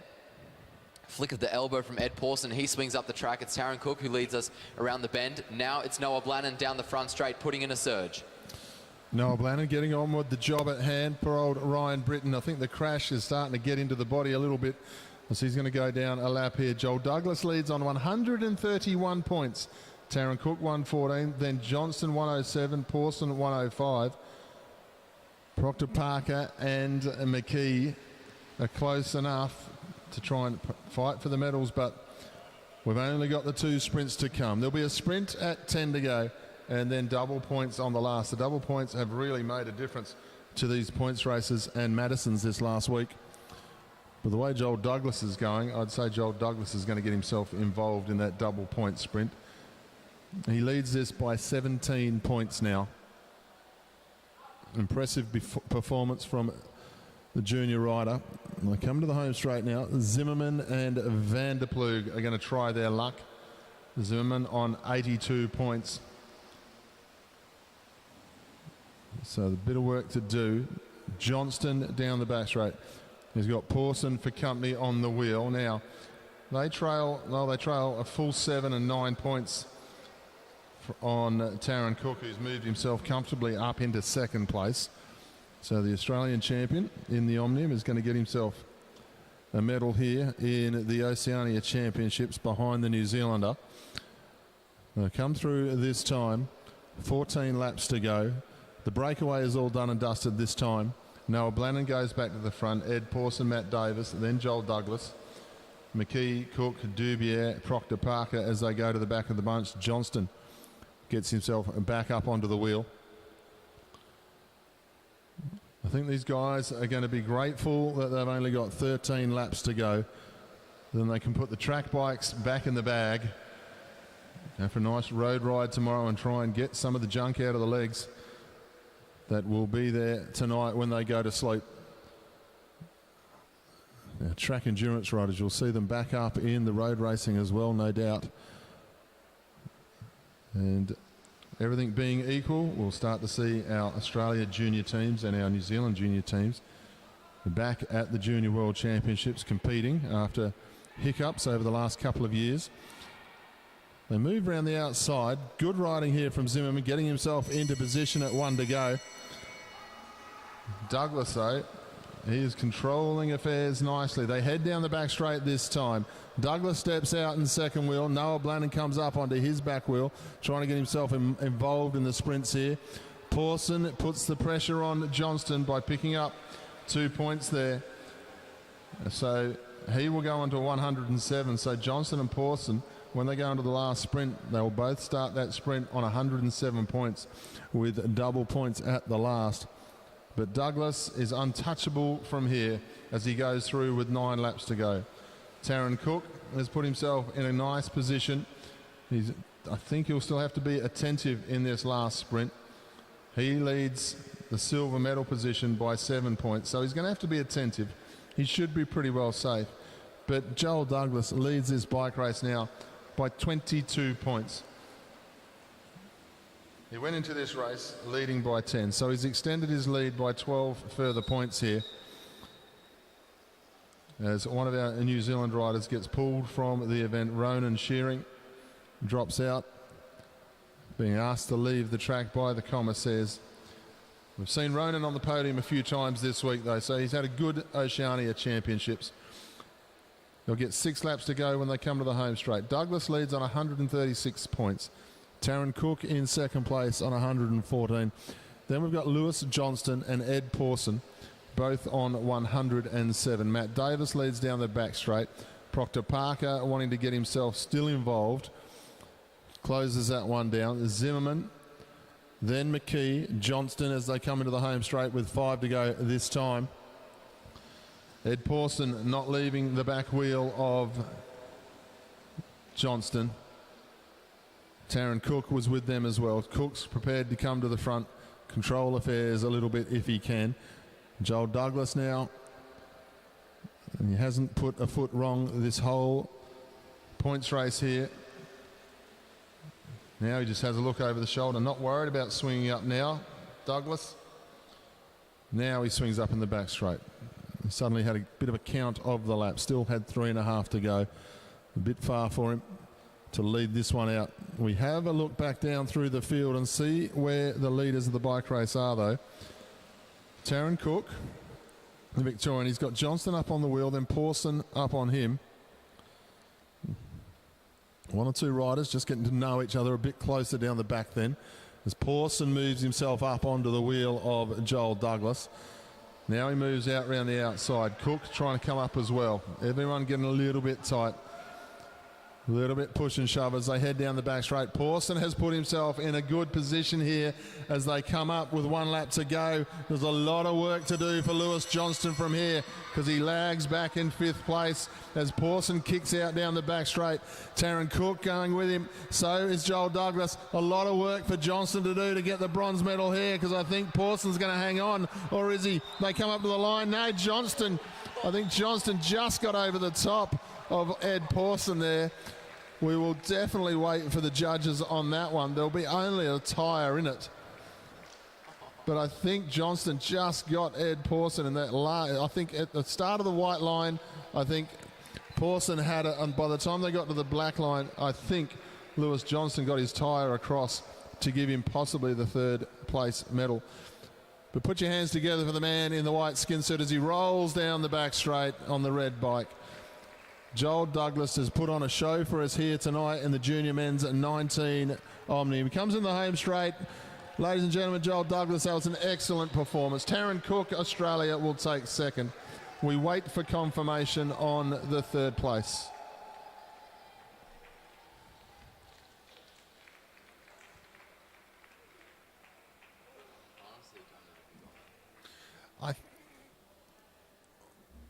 I'm still on the live feed, so I don't mind talking. I think Johnston just got it, but it was literally that little flash just in that last little bit coming from the clouds. Well, Pawson did the right thing. He let it out from the front, but I think, you know, everybody else getting involved in the sprint just put it away a little bit and dragged the line through. But to all of our live listeners, we're just waiting on the final sprint. The final sprint was Lewis Johnston, did get over the top of Ed Pawson. So Taryn Cook will get 10 points to his total. Final result of the bike race now, ladies and gentlemen. 142 points for Joel Douglas, 124 for Taryn Cook. Lewis Johnston gets himself up for the bronze medal over Ed Pawson by virtue of that last sprint of the night. Well, ladies and gentlemen, the action does not stop. We move directly in to our penultimate event of the night, and this will be our elite women's Omnium points race. It's very close at the top of this one.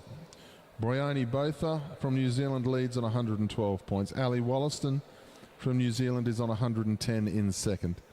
Then we have Sophie Edwards on 104, Chloe Moran on 98, Ella Wiley 92, and as we go through the field we have Prudence Fowler, Ali Anderson, Alex Martin-Wallace, Nicola McDonald, Riley McMullen and Josie Talbot rounds out our field.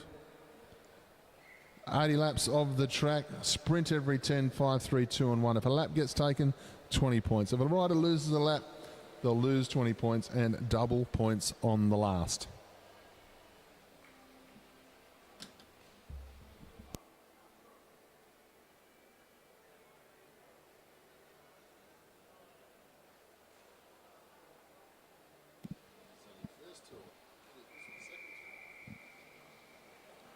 The whistle goes to get the race underway. Chloe Moran just rolling up the track there. Bryony both are doing the same. Ella Wiley doing the same. Prudence Fowler rolls up now.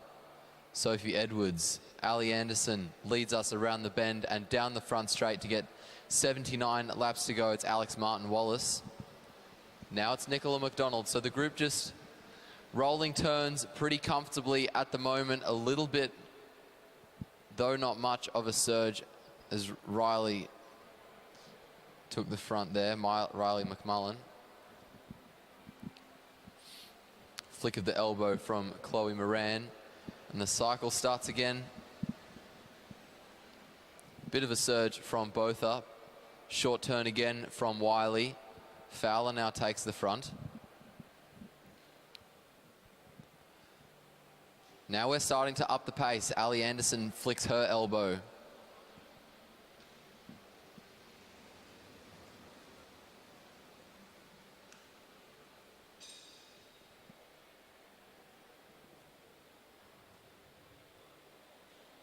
Only 2 points separate Bryony Botha and Ali Wollaston.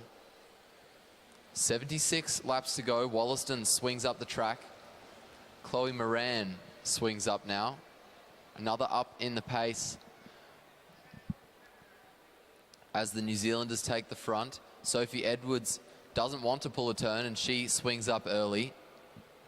We come around 75 laps to go.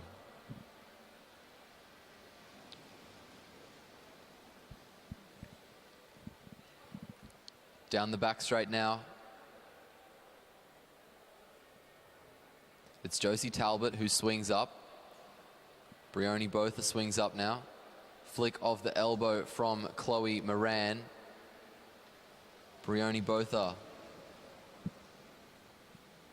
Sophie Edwards. Ella Wiley. Alex Martin Wallace there swinging up early to take the wheel of Wiley by the looks of it. We make our way around the bend and down the front straight. It's 73 laps to go, so we're nearing our first sprint and no one wants to be on the front for it. Really bunched up high around the track. And Ali Wollaston is going to make a move. Sophie Edwards having to respond as we come down the front straight. It's Wollaston on the front, 72 laps to go. Botha and Moran and Edwards coming over the top of Wollaston, and she has to fight back now to keep herself in the mix as we round the bend and come down the front straight. The bell rings. 71 laps to go. And it's rider number 72 on the front. Sophie Edwards leads us down the back straight. We're 3 abreast as Chloe Moran starts to inch forward. Ali Wollaston starting to push forwards up the inside and gets herself into a bit of fresh air. But it's Sophie Edwards who will hold on and win the first sprint. She looks over her shoulder and swings up the track. Ella Wiley moves up the inside. No one looking to try to keep the pressure on yet. Good start there by Sophie Edwards. Needs to play catch up just a little bit. Has to do it cleverly though. Take the 5 points to start with. Just peg back a couple on Ali Wollaston and Brioni Botha. So she pegged back 4 on both of that time as Wollaston found her way through. So Botha and Wollaston both on 113 now. Edwards on 109. Chloe Moran thereabouts still on 100. Riley McMullen leads them through as they all go to the top of the track. Been good aggressive racing in the elite women's field from the Australians and the New Zealand riders. Saw some impressive individual pursuing by Brioni Botha earlier this week. Chloe Moran taking out championships here as well this week in the elimination for 1.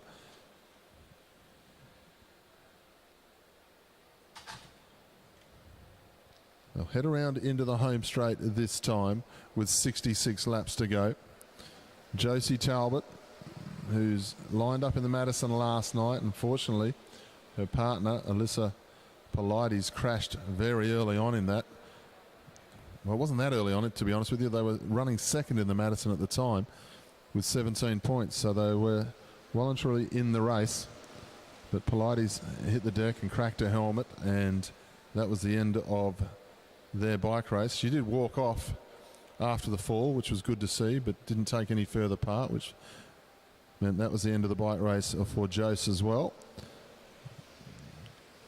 Josie uncharacteristically at the tail end of this field on the points here today, but she'll also be taking part in the National Road Series events at the weekend.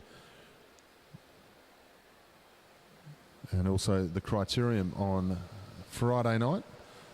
$5,000 in prize money plus super preems as well. So look forward to that racing Friday evening. Into the home straight this time, 62 laps to go. So this is when they'll start to set up for position.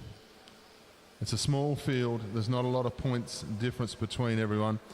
You've got to be attentive in these sprints. They move down the back straight, Fowler on the front. All 4 New Zealand riders in the black fern, in the silver fern colour.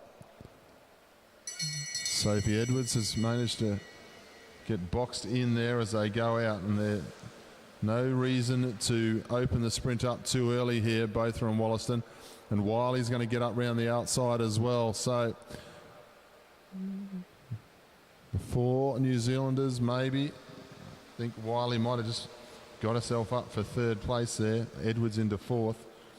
So they extend the lead again, the New Zealand riders, as Alex Martin Wallace gets herself moving down the bottom of the track. But they're right on air as Ella Wiley from New Zealand goes onto the wheel of Josie Talbot. 59 laps to go. Got to try something, as we've seen in a number of these races. I saw that Chloe Moran take care of the points race. Right up until the last sprint, you thought it was going to go the other way, and then all of a sudden, Moran was able to get herself involved. But now we see the pressure coming on, and both Edwards and Moran find themselves at the back of the group,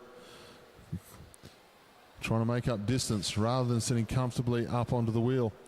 Prudence Fowler just makes her way onto the back of the group here. So you can see when the pace goes up, there really is a lot of pressure there. One or two riders are really suffering here as they've still got 60 laps to go of this points race.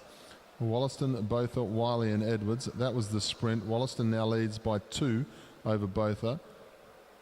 Edwards on 110, Moran on 100, Wiley on 94. So between the two New Zealanders at the moment, I think Chloe Moran's just a little bit too far behind on the points. Going to have to get a lot more active in the sprints here to be able to get to a position and make that double point sprint count. Once again, Josie Talbot. Surprised to see so many people chasing Talbot the way they are. She sits in 11th place at the moment in this bike race on about 66 points. So 20 points will just make it look respectable. So no real reason to chase Josie. Into the home straight again this time. Botha, Wollaston, Wiley, Edwards, McMullen underneath. Moran moves herself forward, but they're a long way from the next sprint. They're going to come round next time to 53 laps to go.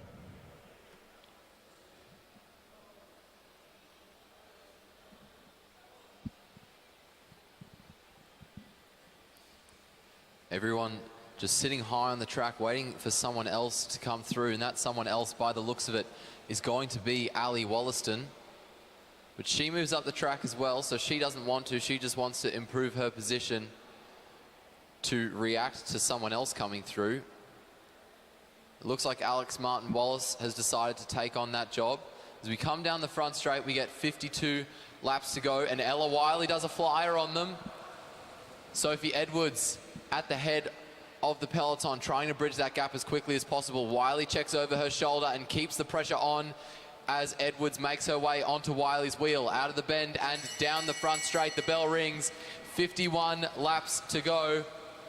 Out of the bank and down the back straight, Sophie Edwards comes over the top of Ella Wiley, and Wiley really starts to slip back. Edwards now trying to hold on to her lead, and she will do so successfully. 50 laps to go.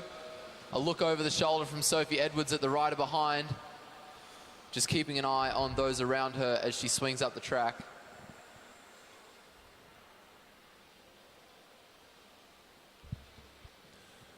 Nice move here though, Chloe Moran.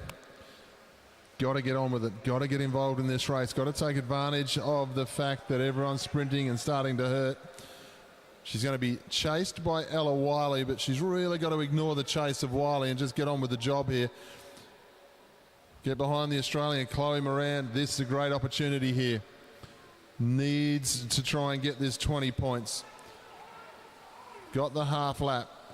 Edwards, she won't chase, no need to. Martin Wallace won't bother either. They've got Botha and Wollaston with them. Josie Talbot has no interest in chasing. Every time I attack, you guys chase me. Why will I bother to help? She swings up to the top of the track, drops in on the back this time. Moran has Wiley for company. I don't know how much effort Wiley's going to need to do here. She's got a teammate sitting in 1 and 2. There'll be more disruption than anything as Chloe Moran sets sail again. Pace not really where Chloe needs it to be, because the back group is moving, and riders who are nowhere near the points are the ones who are setting the tempo down the back, as McMullen and Fowler and McDonald all get involved in the bike race. 45 laps to go. Moran persisting with letting Wiley work. She has a look across the track here. Half a lap up. McMullen now coming to the front, doing a bit of chasing. Taking the pressure away from Botha and Wollaston. They've been able to recover for a few laps now, and with everybody else just turning up the tempo, it's given them the opportunity to get a little bit closer to Moran, and with Wiley out front with her, just bringing the bike race back together to the advantage of the two New Zealanders at the top of the ladder in the points here. You can see there, as Wiley swings up, you can see concerted effort by Moran just to try and pick the pace up because the pace goes out. Now we see a big move here by Riley McMullen, picking up the pace as they come through with 42 laps to go this time. And both Wollaston and Botha will breathe a little bit of a sigh of relief because they will know the danger of Chloe Moran. They won't want her to get a lap, and she's not going to get it this time, and she's going to have sore legs going into this sprint. They'll come in this time with 1 lap to go, and Prudence Fowler brings herself to the front to assist with the lead out. All 4 New Zealanders on the front. Sophie Edwards is going to have to go through traffic to get herself a bit further forward as they head down the back straight this time. New Zealand, Australia as they come into the home straight. The sprint will be between Wollaston, Botha, and then Ella Wiley. 5, 3 and 2, and then Sophie Edwards picks up the 1 point. They cover the track nicely there, the New Zealanders in the back straight, making sure that they weren't counter-attacked. Alex Martin-Wallace, well, she sets herself in what we call in Australia the Cam Meyer position. Starts to roll off the front. Riley McMullen, she's had itchy feet for a few laps now. Finally gets herself off the front of the group here. What assistance can she be to Alex Martin-Wallace? Alex Martin-Wallace keen? Yes, she is. She dives down the track. 38 to go. Fowler setting the tempo nicely, keeping the teammates well and truly in the bike race. Wiley drops down into third wheel. Edwards, then Moran. He's got 2 riders just trying to force themselves off the front. With the chase this time, once again, from Ella Wiley. Not letting anyone slow the race down too much. After sprint 4, we've got Wollaston leading by 3 points over both. And then 116 points back to Sophie Edwards. 101. We go back to Chloe Moran. McMullen leads through. 36 laps to go. Martin Wallace up on her wheel. She's been there and thereabouts on the podium, Martin Wallace. Probably a little bit off for her usual racing pedigree as now Josie Talbot gets going. She's got Nicola McDonald for company. And like I said, both riders a little bit down on points, but Ali Wollaston not prepared to let McDonald or Talbot get away here. Not prepared to give anything away, the New Zealanders. They've got 4 sprints to go. Everything pretty well covered for them at the moment. No one's shown yet the ability to really put this field under any pressure other than Wollaston and Botha. They head down the back straight, everyone to the top of the track again with 34 laps to go.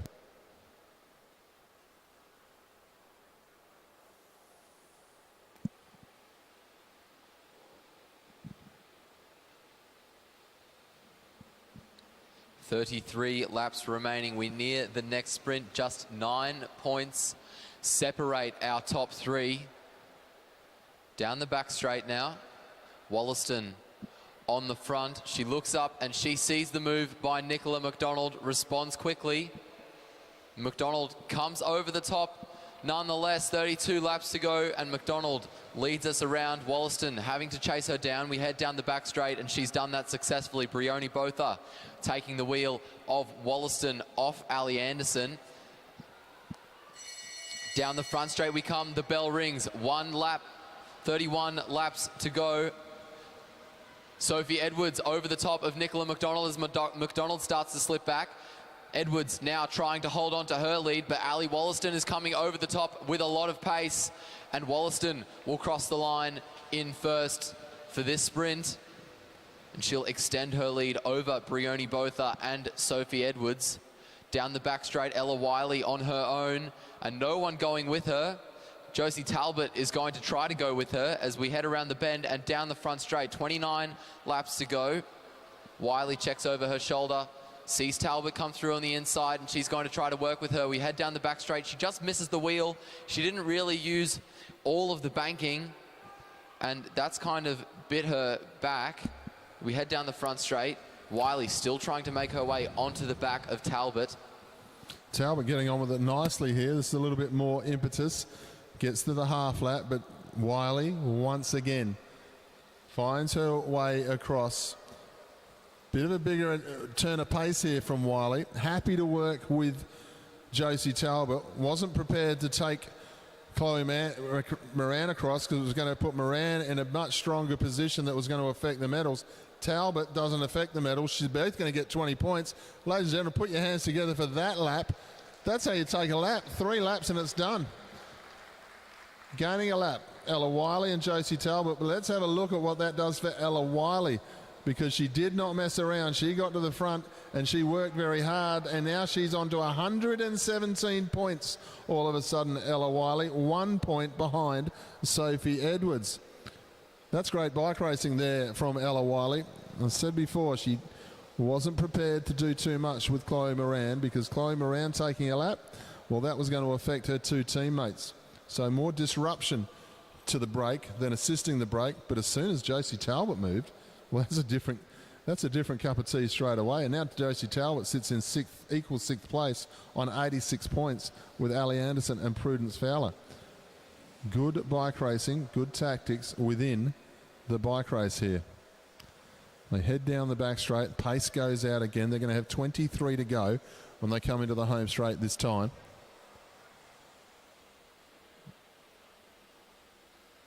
Alex Martin-Wallace swings up. Josie Talbot swings up. Going, this bike racing thing's easy. You just launch an attack. 3 laps later, you get a lap. Easy. They head down the back straight. Ali Anderson leads. Edwards and Moran there and thereabouts. McMullen. Unfortunately, she now finds herself as last rider in the race because Talbot's moved herself forward. Moran leads, has a look over the shoulder, can see Edwards there. The New Zealanders starting to come around the outside. Moran thinking about moving early. Now just has Edwards up on the hip. So head-to-head race as they come down the home straight. Moran leading from Edwards. McMullen tucked up in the box. No way out for her as they head down the back straight. Edwards has a look over the shoulder. The 2 New Zealanders follow her around. Nicola McDonald trying to get involved into the home straight though. Once again, it's going to be Wollaston leads across the line for 5. Edwards will get herself 3 though, and 2 to both. So Edwards just trying to extend her difference over the top of Ella Wiley. I think Wiley might have picked up. No, McDonald picked up the 1 point. So Edwards will get 3 points more, which will put her 4 points ahead of Ella Wiley this time. So head down the back straight. Wollaston goes to 135, 8 points clear. Both are 127. Edwards 121. Wiley on 117. What a difference a lap makes for Ella Wiley. They go from the front again. Nicola McDonald, Alex Martin-Wallace, Riley McMullen. Wiley goes again, as does Talbot. That's just going to keep hurting the legs of Sophie Edwards as she chases across the distance to get herself back to the front of the race. They've got 17 laps to go this time. 2 more sprints. 5, 3, 2 and 1, then double points on the last. It's going to be very important for this race. As Talbot moves again, I got a feeling they're not going to let her go as easily as they did. Unless, of course, they haven't got the internal calculator working. Talbot starts to roll away. The 2 New Zealanders on the front who have been going head-to-head at the moment, Wollaston and Botha, they're not going to be too bothered. They know another lap for Josie Talbot is really not going to affect their bike race. It's going to look good on the score sheet for Talbot, though, if she can get another 20 points, because that's going to take her up into 5th. And even then, she's going to be some ways off the medals. 1 or 2 riders, and nowhere near the points, doing a lot of chasing here as Talbot comes into the home straight with 14 laps to go. McMullen swings up. Ella Wiley chasing. She's got Edwards. Edwards not bothered. I don't think Botha or Wollaston or Moran are going to be too bothered about it either. Because one thing that is going away is the next 5 points at the moment, regardless of a lap. McMullen, however, well, she's the sprinter's friend at the moment because she likes to chase. And she keeps the pace moving. Ella Wiley does as well down the back straight. I swing to the top of the track. Wiley's probably thinking, I can't let points go. I need to make up 4 points to get myself into the medals. 12 to go as they go through that time. Prudence Fowler comes to the front. Both are up onto her wheel. Start to go down the back straight. They all start to stack up. Josie Talbot dropping the head a little bit. The pace is going to go up from the field. So Talbot's got a tough 250 to try and hang on for this 5 points. As the pace goes up, Botha leads Wollaston around. I think Josie Talbot's done for on any points in this one. The two New Zealanders step out again. Botha leads this time. Just going to try and close the distance. Oh, Talbot finds a second win. She will get points. She'll get second points. Botha takes 5, 2 for Wollaston. So there will be about a 5-point difference between the two. Josie Talbot gets herself 3. That'll put her up into 6th place on her own now, as Ali Anderson gets a move on in the home straight. There's 10 points on offer here. Ali Anderson's not going to get herself a medal, but 10 points, well, that'll just look better on the score sheet. Both are Talbot, Wollaston, Moran as they went across the line. Anderson setting a nice tempo with 8 laps to go. The updated points come up now. Wollaston 5 points clear of Botha, 11 points clear of Sophie Edwards, who is still 4 points clear of Ella Wiley. As Ali Anderson into the home straight, they've ignored the attack of Anderson and they're ignoring the 10 points on offer. 10 points makes a big difference to the way this sets up for the final sprint. Prudence Fowler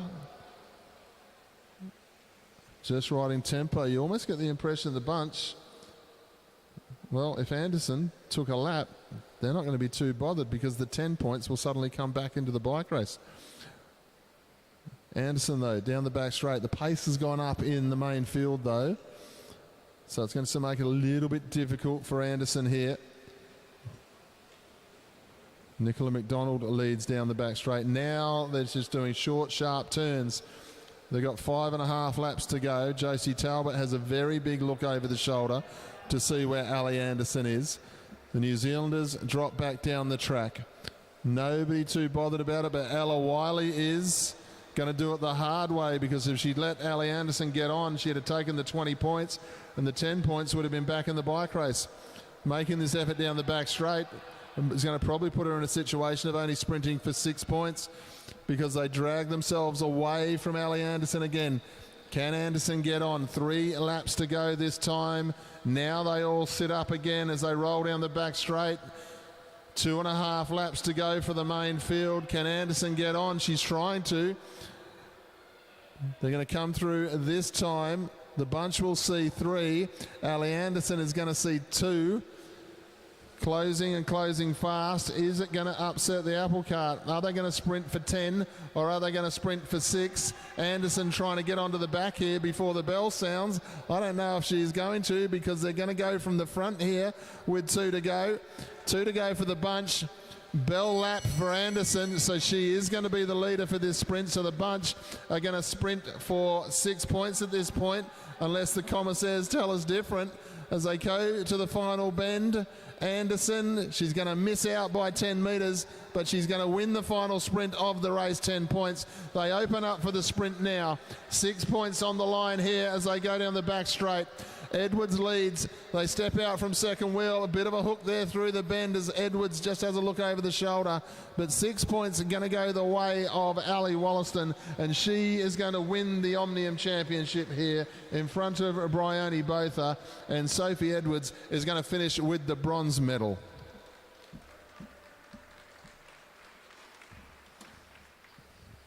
Ladies and gentlemen, put your hands together for our elite women. It's been some great racing over the past 4 days. Well done, Ali Wollaston, with the championship of the Omnium. We've got one more race to go. It will be our elite men's points race to finish off our Omnium championships. 100 laps of the track is left to go.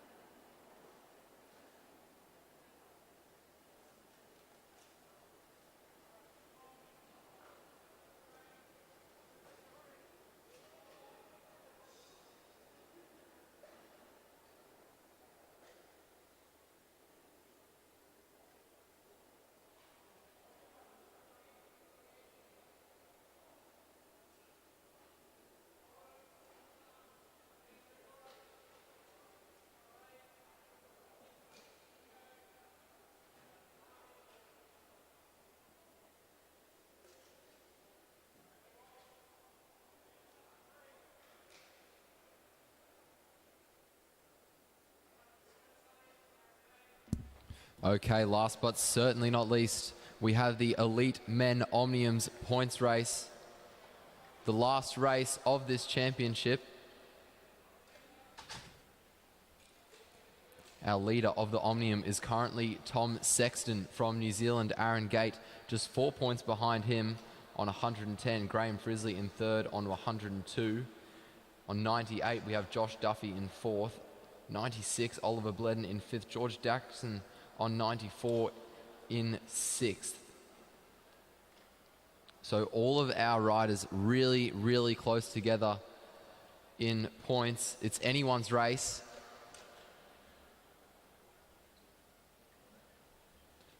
A 100 laps, 25 kilometers is what these elite men have.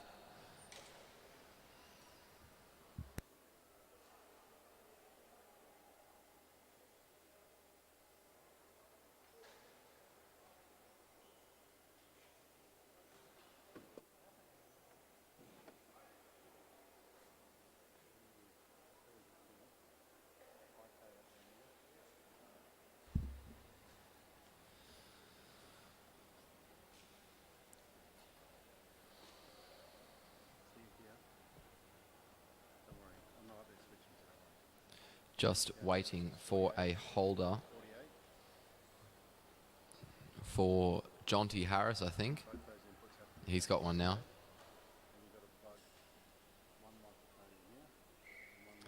The whistle goes to start us off. Aaron Gate leads us off.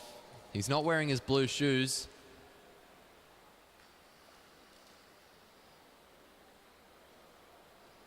Probably just to spite me, I think, and make my job a little bit harder for this last race. 100 laps to go. The whistle goes to start the race. Gate rolls up the track. Tom Sexton, the provisional leader, rolls through. Graham Frisley on the front swings up the track. Now it's Josh Duffy. Down the front straight we go. And Connor Lay follows the wheel of Jordan Kirby as Kirby rolls up. Now we've got a train of New Zealanders, and the New Zealanders in second and third have just rolled up the track. So Jordan Kirby has quite a lead on the peloton all of a sudden, and it looks like he's going to try to commit to it. 98 laps to go, and Zach Marriage is going to try to chase him down. Kurt Ether is going with him down the back straight. Flick of the elbow from Liam Walsh, but he's staying on the front. As we come down the front straight, we get 97 laps to go. And Kurt Ether bridges to the New Zealander up the road. Mitch McGovern at the head of the peloton.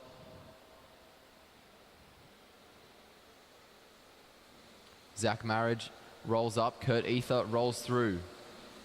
Dan Bridgewater right on his wheel. Marriage just missing the wheel of Bridgewater there as he swings down. The New Zealanders retake the lead of the peloton and just disrupt their momentum. Oliver Bledden is going to try to get the momentum back as he rolls up the track. Ben Harvey rolls up the track as well. Keegan Hornblow pulls a short turn, as does Nick Kurgazu. Liam Walsh now swings up. Graham Frisley now swings up. Down the front straight comes Josh Duffy.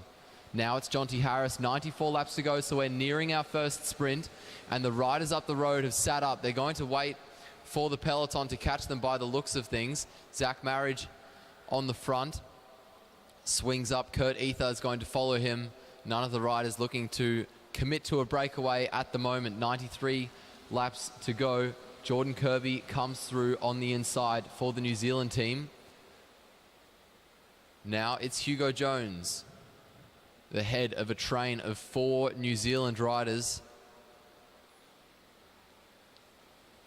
Down the front straight we come now. Aaron Gate moving forwards, trying to improve his position. Jones still leads around the bend. They're going to get the bell coming down the front straight. And there it is, the bell rings. 91 laps to go, and Keegan Hornblow leads us down the back straight. Here comes his teammate George Jackson over the top of Hornblow. Jackson makes his way down the front straight and is going to hold out and get the points for first. 90 laps to go for the peloton. Jackson makes his way down the back straight. We slow down, no one looking to commit to a counter. Jackson swings up, short turn from Aaron Gate behind. Nick Kurgazoo swings up the track now, short turn from Graham Frisley. And that looks like Tom Sexton on the attack. Liam Walsh going with him. Ben Harvey doesn't want to chase them down, so he swings right up. This gives Connor Leahy the task of chasing down the leaders. Jonty Harris flicks his elbow. Dan Bridgewater moves up. It's Mitch McGovern at the head of the peloton. We head down the back straight. Aston Freeth rolls up the track. Angus Miller leads us around the bend. He moves up now. It's Kurt Ether. Zach Marriage as we come down the front straight. Marriage rolls up. It's Jordan Kirby who leads us around the bend. Now it's Connor Leahy. Oliver Bledden following the wheel of Kirby as Kirby swings up the track. He didn't want to pull a turn there. Aaron Gate doesn't want to either. None of the New Zealanders really looking to chase down Tom Sexton. And why would they? Because Tom Sexton is currently the leader of the Omnium. Down the back straight, we are being led by Josh Duffy. Half a lap is the gap between the breakaway and the peloton behind. Liam Walsh looking pretty comfortable on the wheel of Tom Sexton as Sexton swings up. Liam Walsh follows. And Sexton swings back down. Very close call between the two riders. They're starting to cat and mouse as they come through to get 84 laps to go. Sexton, it probably looks like I think he was trying to commit to a move, but he doesn't want to just give Liam Walsh a free ride. And Liam Walsh doesn't want to work, so neither of them are going to stay away. And that's Josh Duffy coming through on the inside. Down the front straight, Duffy is going to lead the peloton through to get 83 laps to go. Now it's Kurt Ether through on the inside. Now it's Angus Miller. Down the back straight, Josh Duffy leads us. And we're going to come around to get 82 laps to go. We're getting close to the second sprint of this race. And New Zealand are dominating the front again. 82 laps to go. I'm not sure if that was two riders clipping each other. Down the back straight, it's Graham Frisley on the front. Just trying to hold a New Zealander in his sights up high. The bell rings. That New Zealander is Aaron Gates. So there's not much that Frisley can do. Oliver Bledden over the top of them all. Down the back straight. Oliver Bledden leads. There's a New Zealander behind him trying to come around. Bledden holding on as they enter the bend. Bledden holding his ground. Down the front straight. He's starting to slip back. And the Kiwi, that is Nick Kurgazoo, I think just comes out just ahead of Oliver Bledden. Down the back straight, Aaron Gate counterattacks, and Graham Frisley is following. Oliver Bledden and Kurgazoo are following as well, as is George Jackson. 79 laps to go, and everyone, these five, looking to work together. As I say that, they all move up the track, just to spite me, I think. The peloton making its way down the back straight. No chase from the South Australian riders. They are going to look to try to help Oliver Bledden in every way they can. Graham Frisley makes his way down the back straight, leading the five-man breakaway. No chase from Josh Duffy, and the peloton really slows down as they head down the back straight. 77 laps to go. Graham Frisley makes his way around the bend, leading the four partners that he has. Bit of a gap between George Jackson and the New Zealander in front. The New Zealanders not really working cohesively in this breakaway. 76 laps to go. Aaron Gates swings up. Kurgazoo lets him in front of him down the back straight. Look over the shoulder from Graham Frisley. Just looking across the track to see what the gap is to the peloton. It's about half a lap. And Oliver Bledden is putting in a surge. This might be the move he needs to close the gap to the peloton and take a lap for these five riders. Nick Kurgazoo there, by the looks of it, just struggling to hold on with the surge by Oliver Bledden around the bend and down the front straight. Josh Duffy isn't putting in a surge, which is helping Oliver Bledden. And Bledden leads the breakaway onto the back of the peloton. Nick Kurgazoo yet to take a lap, but the other four have done it. And Hugo Jones now puts in a surge. 73 laps to go. Kurgazoo out of the seat, trying to make his way onto the peloton, so it doesn't look like he's just sandbagging to try to get the points for first. Down the back straight, Oliver Bledden swings up, and we've got a split in the peloton. Graham Frisley closing that split. Kurgazoo now takes his lap, 72 laps remaining, and the front of the race is now Connor Lay. Down the back straight, Lay leads, looks over his shoulder, sees the New Zealander behind him, and he's going to swing up the track. Down the front straight comes the New Zealander. The bell rings. That New Zealander is Keegan Hornblow. Down the back straight, Hornblow looking over his shoulder, out of the seat to respond to Liam Walsh coming around the bend. Down the front straight, Hornblow, it looks like, is going to hold on. Liam Walsh looking quick, but he just couldn't get there in time, and Hornblow is committing to a long-term move. Down the back straight, he looks over his shoulder, and he's keeping the pressure on the riders behind. Hornblow now swings up. Walsh now swings up, and Graham Frisley follows. Bit of a close call there, and a shake of the head from Hornblow. 69 laps to go in our final race. Aaron Gate putting in a move now, and the New Zealanders behind, not chasing. They slow up the peloton, so the peloton is letting that gap open. Connor Lay is going to try to do something about that. He swings up the track, though. Kurt Ether is now at the head of the chase, and there's almost a quarter of a lap's worth of gap between Aaron Gate and the peloton behind. Mitch McGovern is going to try to close it. Ben Harvey on his wheel. 67 laps to go now. Aaron Gate pushing hard.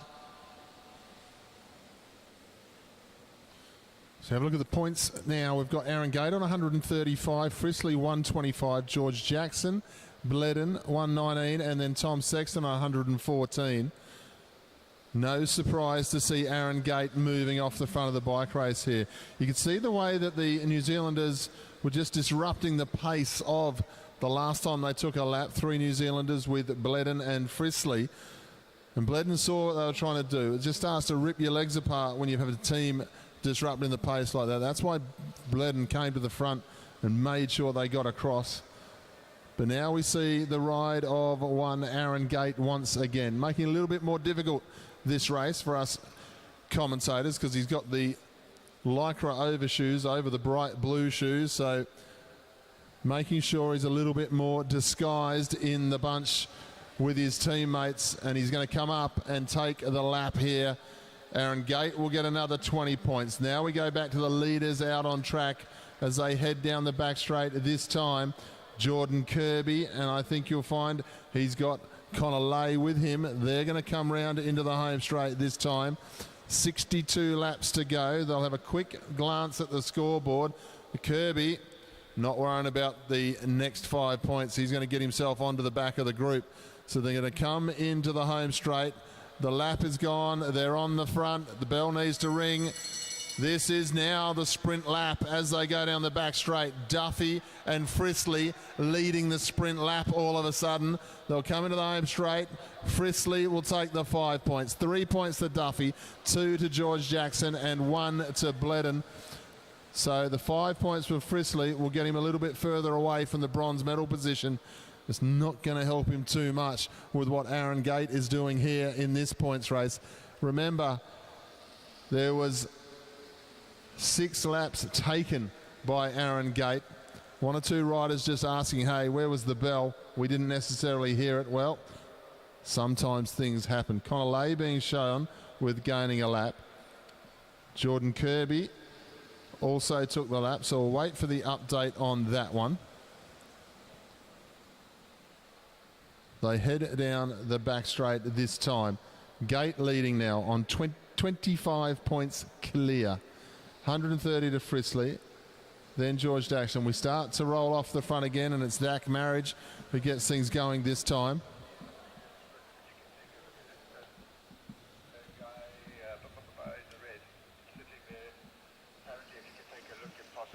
This time, New Zealand just messing around a little bit in the breakaway. In 2 minds of whether they want to get on with this one.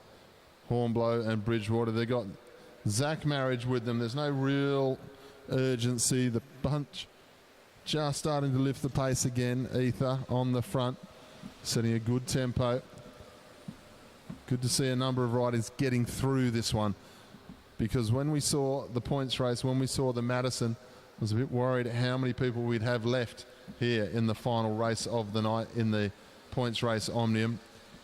There's a number of riders getting through, just as I say that. One or two. Throwing out the parachute and slowing themselves down as the legs are just starting to give up. 53 to go as they go through this time. And once again, just moving off the front, another Queensland jersey, but Hornblow will swing up, Gate will swing up as well. Hugo Jones now on the front, short turn from him. 52 to go. They'll be looking for the bell next time round. Looking, hearing, listening. Listening for the bell. We'll get there in the end. It's been a long few days. Tacked on to a longer few days. Bell lap this time. That's what it sounds like. Walsh on the front. Ether up round the outside. New Zealand to the charge as Dan Bridgewater steps around the back straight. Oliver Bledden trying to get himself up for points as well, but Bridgewater very fast indeed. Bledden will get himself up for some points here. That'll move him up into third place. So nice points there. Bledden swings to the top of the track. There's no point waiting for Bridgewater because he's not going to go on with it. No need whatsoever. What he will do, though, is he'll follow. He'll follow and he'll antagonise and he'll make sure Bledden doesn't go anywhere. Good racing here by the New Zealand team. All over this one. Still 25 points clear, Aaron Gate, and he's been quiet for about 10 laps, so expect some fireworks soon. Nick Kyrgyzou looks like he's calling it a night as he just stretches the legs. He's had a big day of racing. Of course, silver medal in the 1,000-metre time trial yesterday as well for Kyrgyzou.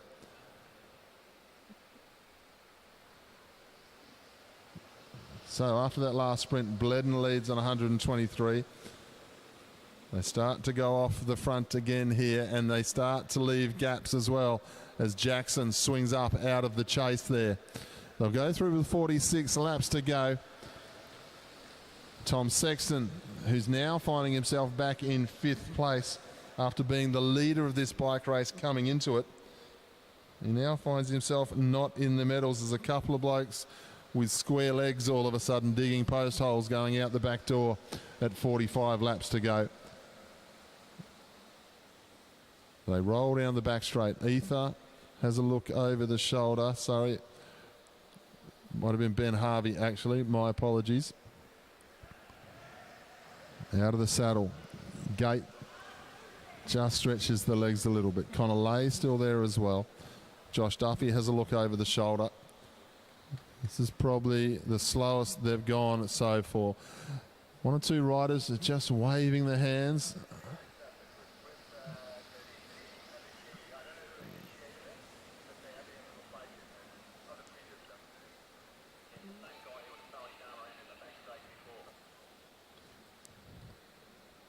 So we'll come into the home straight this time. One or two riders just getting a little bit tired and frustrated. It's been a hard day.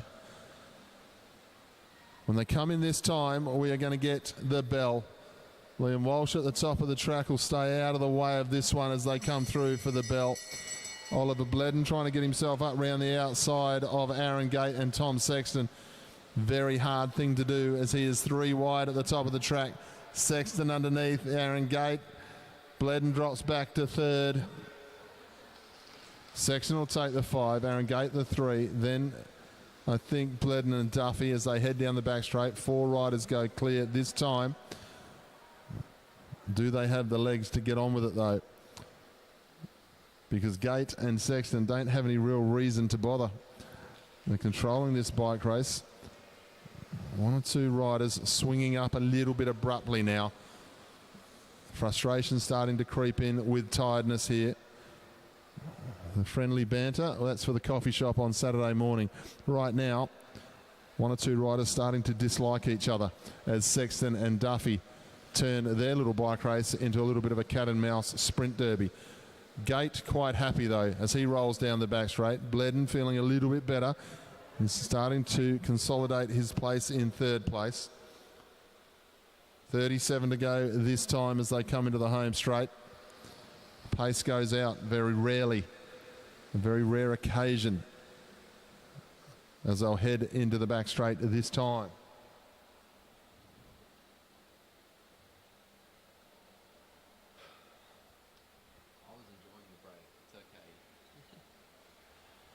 Down the front straight they come. Josh Duffy just rolling up the track there. Zach Meares now leads us around the bend into the back straight. And Oliver Bledden is following the wheel of one of the New Zealanders, looks like Aaron Gate, as he swung up. Flick of the elbow from Liam Walsh. He moves up the track. Dan Bridgewater now leads us around the bend. Now it's Connor Lay. Graham Frisley comes through. Kurt Ether at the front of the peloton. We're going to come around for 34 laps to go. There's a surge at the front from Keegan Hornblow. Flick of the elbow from Hornblow. He rolls up the track. Angus Miller takes the front and slows things down again. Josh Duffy just having to hit the brakes behind him. Duffy now trying to bring the pace back to what it was when Hornblow was on the front. 33 laps to go. He looks over his shoulder and rolls up the track. George Jackson comes through on the inside. And on the inside now is Aston Freeth putting in a surge down the front straight. 32 laps to go. We're going to get the bell next time they come around. Freeth just trying to hold Aaron Gate high as they head down the back straight, make Aaron work for every single metre that he wants over the top of Aston Freeth. Down the front straight now, the bell rings. 31 laps to go, and Gate comes over the top. Gate leads, and here comes George Jackson over the top of Aaron Gate, and Gate is fighting back, but he is not fighting back very well because George Jackson is continuing to pull away, looks over his shoulder, and with a good bike length and a half, takes the win there. 30 laps to go for the peloton now. Aaron Gate sticking to the pace. He rolls up the track now. Short turn from Graham Frisley. Down the front straight comes Connor Lay. And it's Josh Duffy who leads. It's Tom Sexton makes his way back down to the bottom of the track. He swings back up. Lay follows. Look over the shoulder from Josh Duffy as he moves up the track. Oliver Bledden is going to come through on the inside and just keep the pressure on. Down the front straight we go now. 28 laps to go. Keegan Hornblow swerving around at the top of the track. Josh Duffy following his wheel down the back straight. Meanwhile, there's a move from one of the New Zealanders. Kurt Ether follows his wheel as he swings up. A bit of a communication between the two. 27 laps to go. Dan Bridgewater is going to try to go solo as Jordan Kirby and Kurt Ether wait for the peloton to catch them. Keegan Hornblow now has about a straight's worth of a gap between himself. Dan Bridgewater, has a straight's worth of a gap between himself and the group behind. Flick of the elbow from Liam Walsh. Jonty Harris rolls through. 26 laps remaining. And Dan Bridgewater is almost half a lap ahead of the peloton.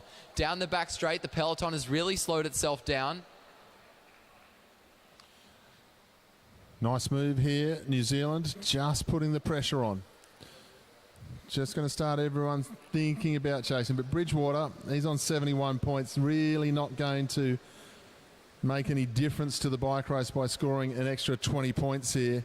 If he can get himself across, he'll get himself up in the 91. It'll look better on the scorecard. No worries at all. What did you do on last night of the Omnium? Oh, it took a lap. Oh, it was going well. Good conversation.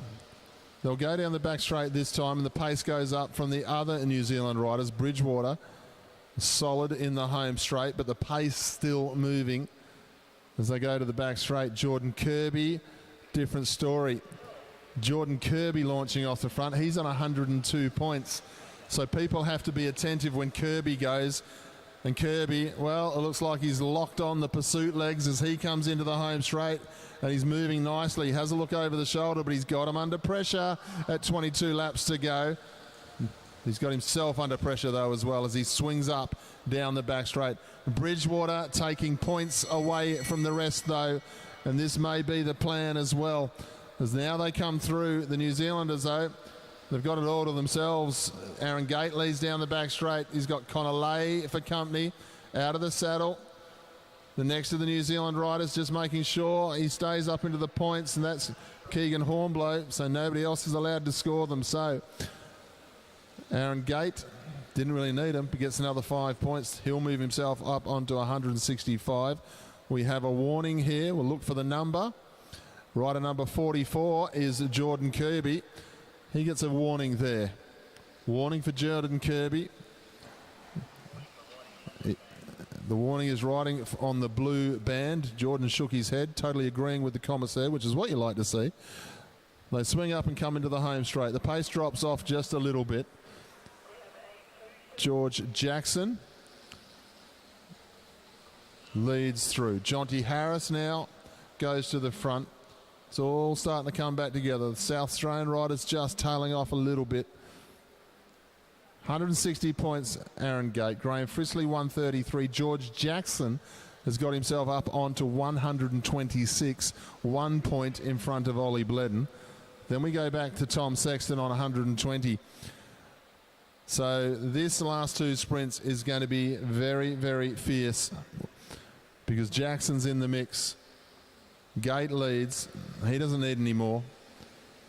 But two New Zealand riders, they do need them. One of them's Tom Sexton. The other one is George Jackson. So expect them to be well and truly in these next two sprints. And so will Frisley and so will Ollie Bledden as they have to start closing gaps to keep themselves at the front of the bike race here. Frisley and Bledden. We'll see which other Australians are around who can be doing turns, whether it's Connolly or Josh Duffy. Bledden taking the bike race up, outnumbered in this one. George Jackson, he's going to have to follow Jackson. There's no two ways about it. He's also going to have to follow Tom Sexton the way it's going. But you can't follow everyone. So follow the rider who's closest to you on points. Let the other bloke go and pick up 5 if need be. And then try and do something about it on the last. But at the moment, down the back straight, once again, it's Jordan Kirby getting on with the job at hand. They're going to come up this time with 12 laps to go. Jordan Kirby staying nicely on the timber this time as he goes round. The rest of the New Zealand squad quite happy just to set the tempo at the front. Head down the back straight. Ether now brings himself to the front of the group. The bell will sound. Kirby chasing the 5 points. Oliver Bledden getting up round the outside. Can't believe his luck. He's got himself well clear of the rest. He needs these points as well, Bledden, because 3 points will put him onto 128 and put him in front of George Jackson. Kirby comes around and picks up the 5. Bledden will pick up 3. Aaron Gate steps out just for the sake of doing so, but he'll go up and he'll cover Oliver Bledden. Not going to assist Bledden down the back straight. George Jackson's got a lot of work to do now in the final sprint, but he does have a few numbers to be able to follow if need be. Gate, quite literally, he is becoming the gatekeeper here, Aaron Gate, as he follows Bledden. George Jackson tries to get the element of surprise. No, he's sitting a bit further back. It was one of the other New Zealanders. Jordan Kirby, 8 laps to go, just getting on with the job at hand here. Quite happy to keep setting the tempo. We'll go back to the leaderboard. We haven't updated the points just yet. 20 points for Jordan Kirby if he took a lap. We'll bring him up to the top of the chain. It'll just make it look closer in retrospect. It's just a little bit too far away from the medals now, unfortunately, Jordan Kirby. Comes into the home straight. Let's get behind Queensland's favourite New Zealander as he sets a lovely tempo. 6 laps to go now for Jordan. They're starting to come across in 1s and 2s, or just 1s at the moment. Connolly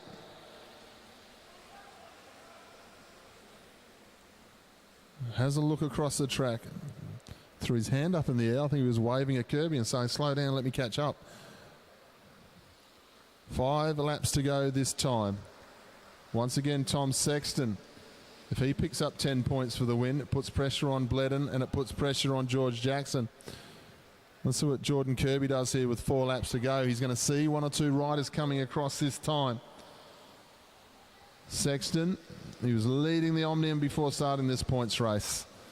Kirby out of the back straight. Sexton up round Connolly. Zach Meares starting to set the tempo at the front. We look back down through the field. Frisley bringing himself to the front now, getting set up for the next sprint. Now he follows Keegan Hornblow. 3 to go. They head down the back straight. No more Kirby. It's going to be a bunch sprint for the 10 points. into the home straight. You'll think you'll find this is rider number 43 again, Tom Sexton, looking for the 10 points. But the chase down the back straight has been set up by Ether. Then I think we've got Aaron Gate, Frisley, Bledden up round the outside, George Jackson a little bit further back. Sexton chasing 10. Aaron Gate steps out. They go down the back straight. Bledden and Jackson and Frisley. Jackson really putting down the hammer here. He gets himself up around. Have a look at the sprint from George Jackson. Going to take the 10 points. That's going to upset the apple cart. Jackson takes the 10 points. Bledden was up there in the sprint, but 10 points to George Jackson. That's going to give him the bronze medal, definitely, maybe even the silver. I didn't have a look to see where Graham Frisley finished, but it's definitely going to bring Jackson up into the medals. But has it brought him up into silver over the top of Frisley? I'm not sure. We'll have to wait for the updated medals. I may have to wait until presentations to let you know. That completes our racing program, ladies and gentlemen. Please stick around for the presentations. And also, please put your hands together for Aaron Gate, because he's definitely won the Omnium.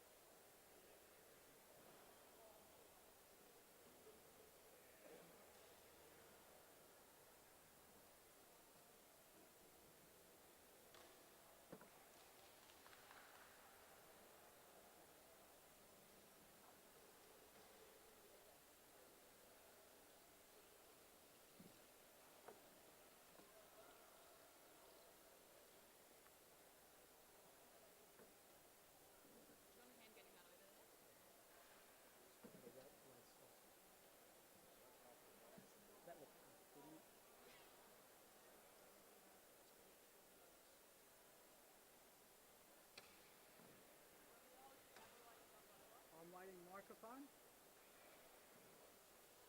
Are you going to bring him down? Are you going to bring him down? The microphone.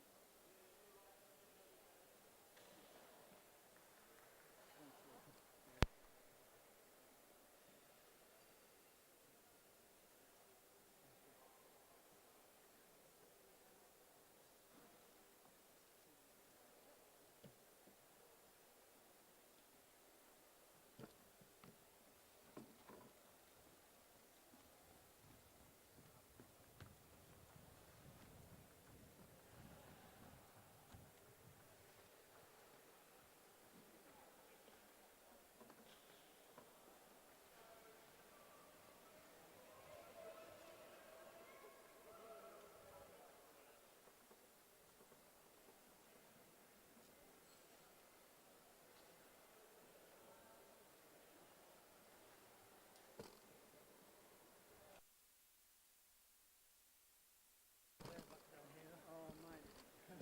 You have got no...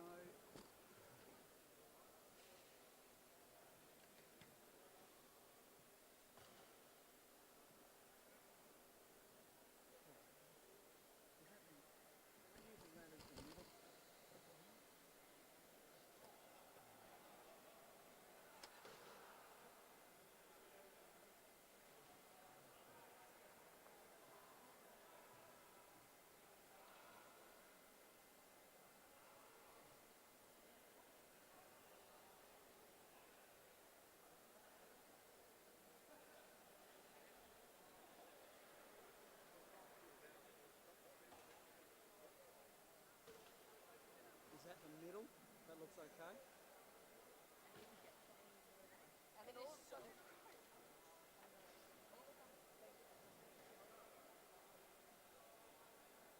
I'm just practicing. Aaron. Can you bring the microphone down?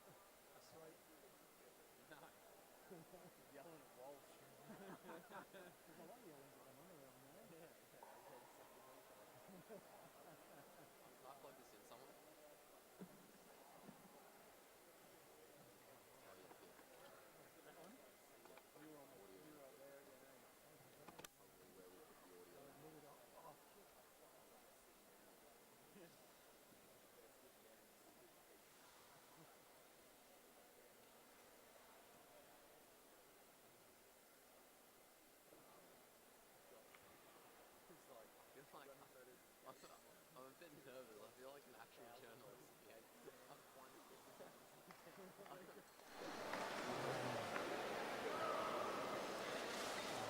Huh? Oh, of course, Harold. I've been listening to him. My God, I had half a mind to just bug that room. The way, the way he's been going off at you and Felicity.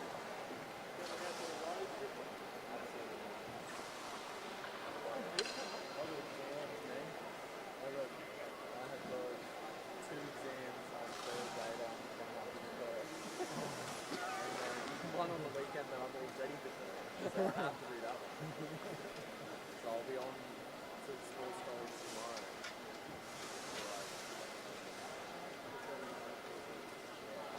I know. It's not.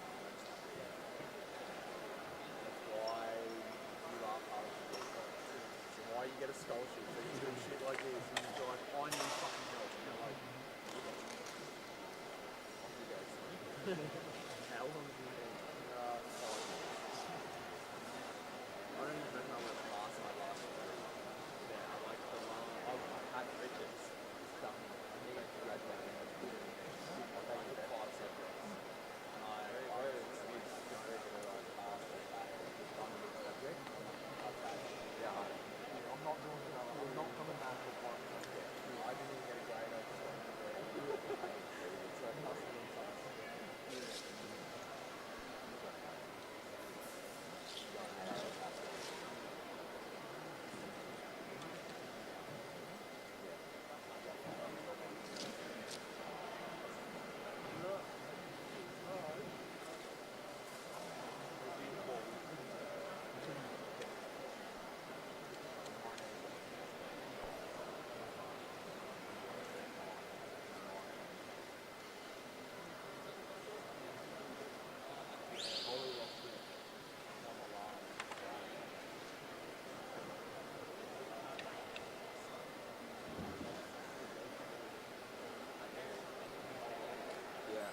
I just told him that the mic is on. I've got my mic switched on, but I think this camera's picking up some. Right, okay, so, so the camera's picking up some, as well as the mic.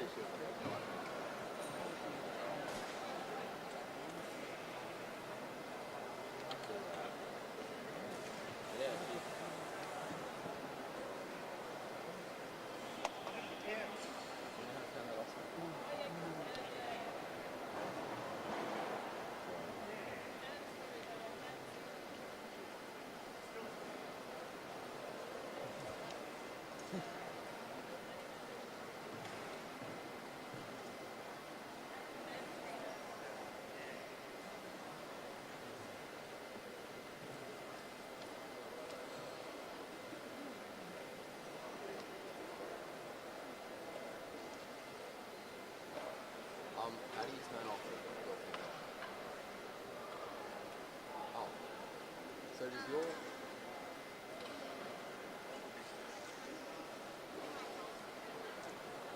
Okay.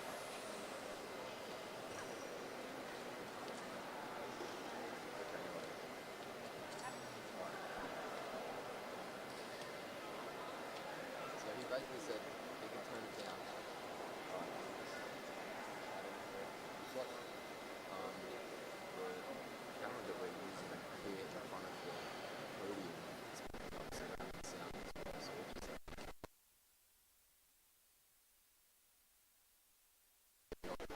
so you guys are just picking up white noise as my voice. So you guys can just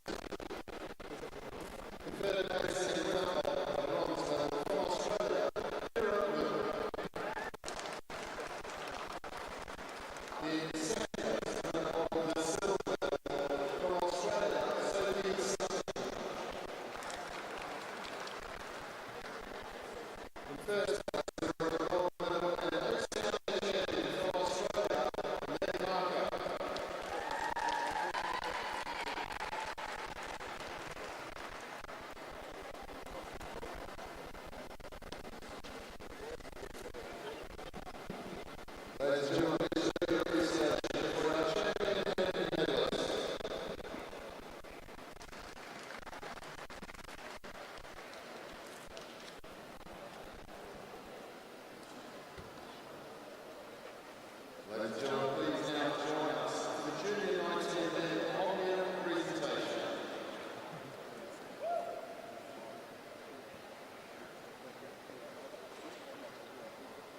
In third place, the winner of the bronze medal from New Zealand, Lewis Johnston.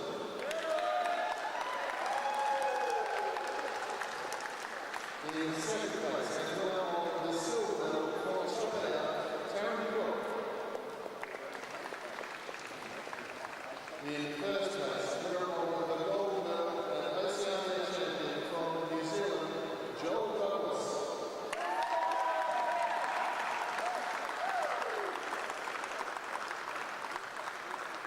Yes. Oh, okay. Ladies and gentlemen, please show your appreciation for our Oceania champion and medalist.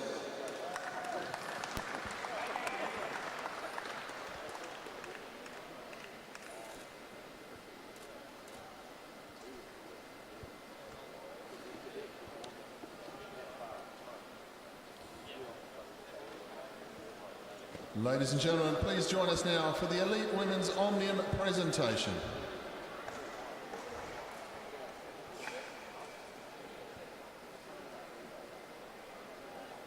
In third place, winner of the bronze medal from Australia, Sophie Edwards. In second place, and winner of the silver medal, representing New Zealand, Bryony Botha. In first place, winner of the gold medal and Oceania champion, representing New Zealand, Ali Wollaston.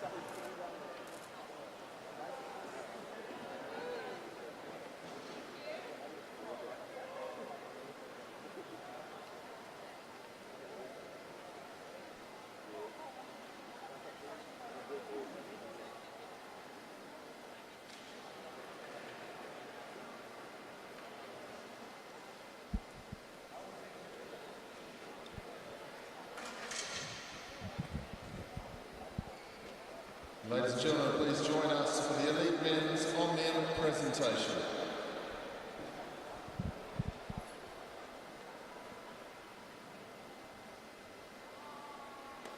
In third place, and winner of the bronze medal from Australia, Graham Frisley. In second place, winner of the silver medal, representing New Zealand, George Jackson. In first place, winner of the gold medal and Oceania champion, representing New Zealand, Aaron Gates.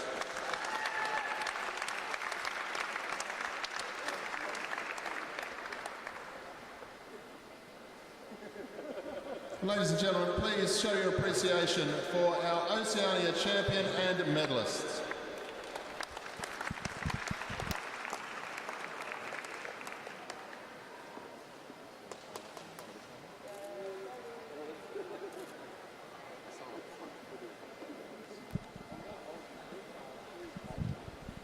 Ladies and gentlemen, that concludes the 2022 Oceania Track Cycling Championships. We really thank you for your attendance. We'd like to thank all of the volunteers who have taken part here and made the championships what it was. Thank you to all of our teams making sure that they had great racing. We wish you all the best for the rest of the Oceania Championships and a safe drive home. Go on, man. Go on, man. Don't worry about him.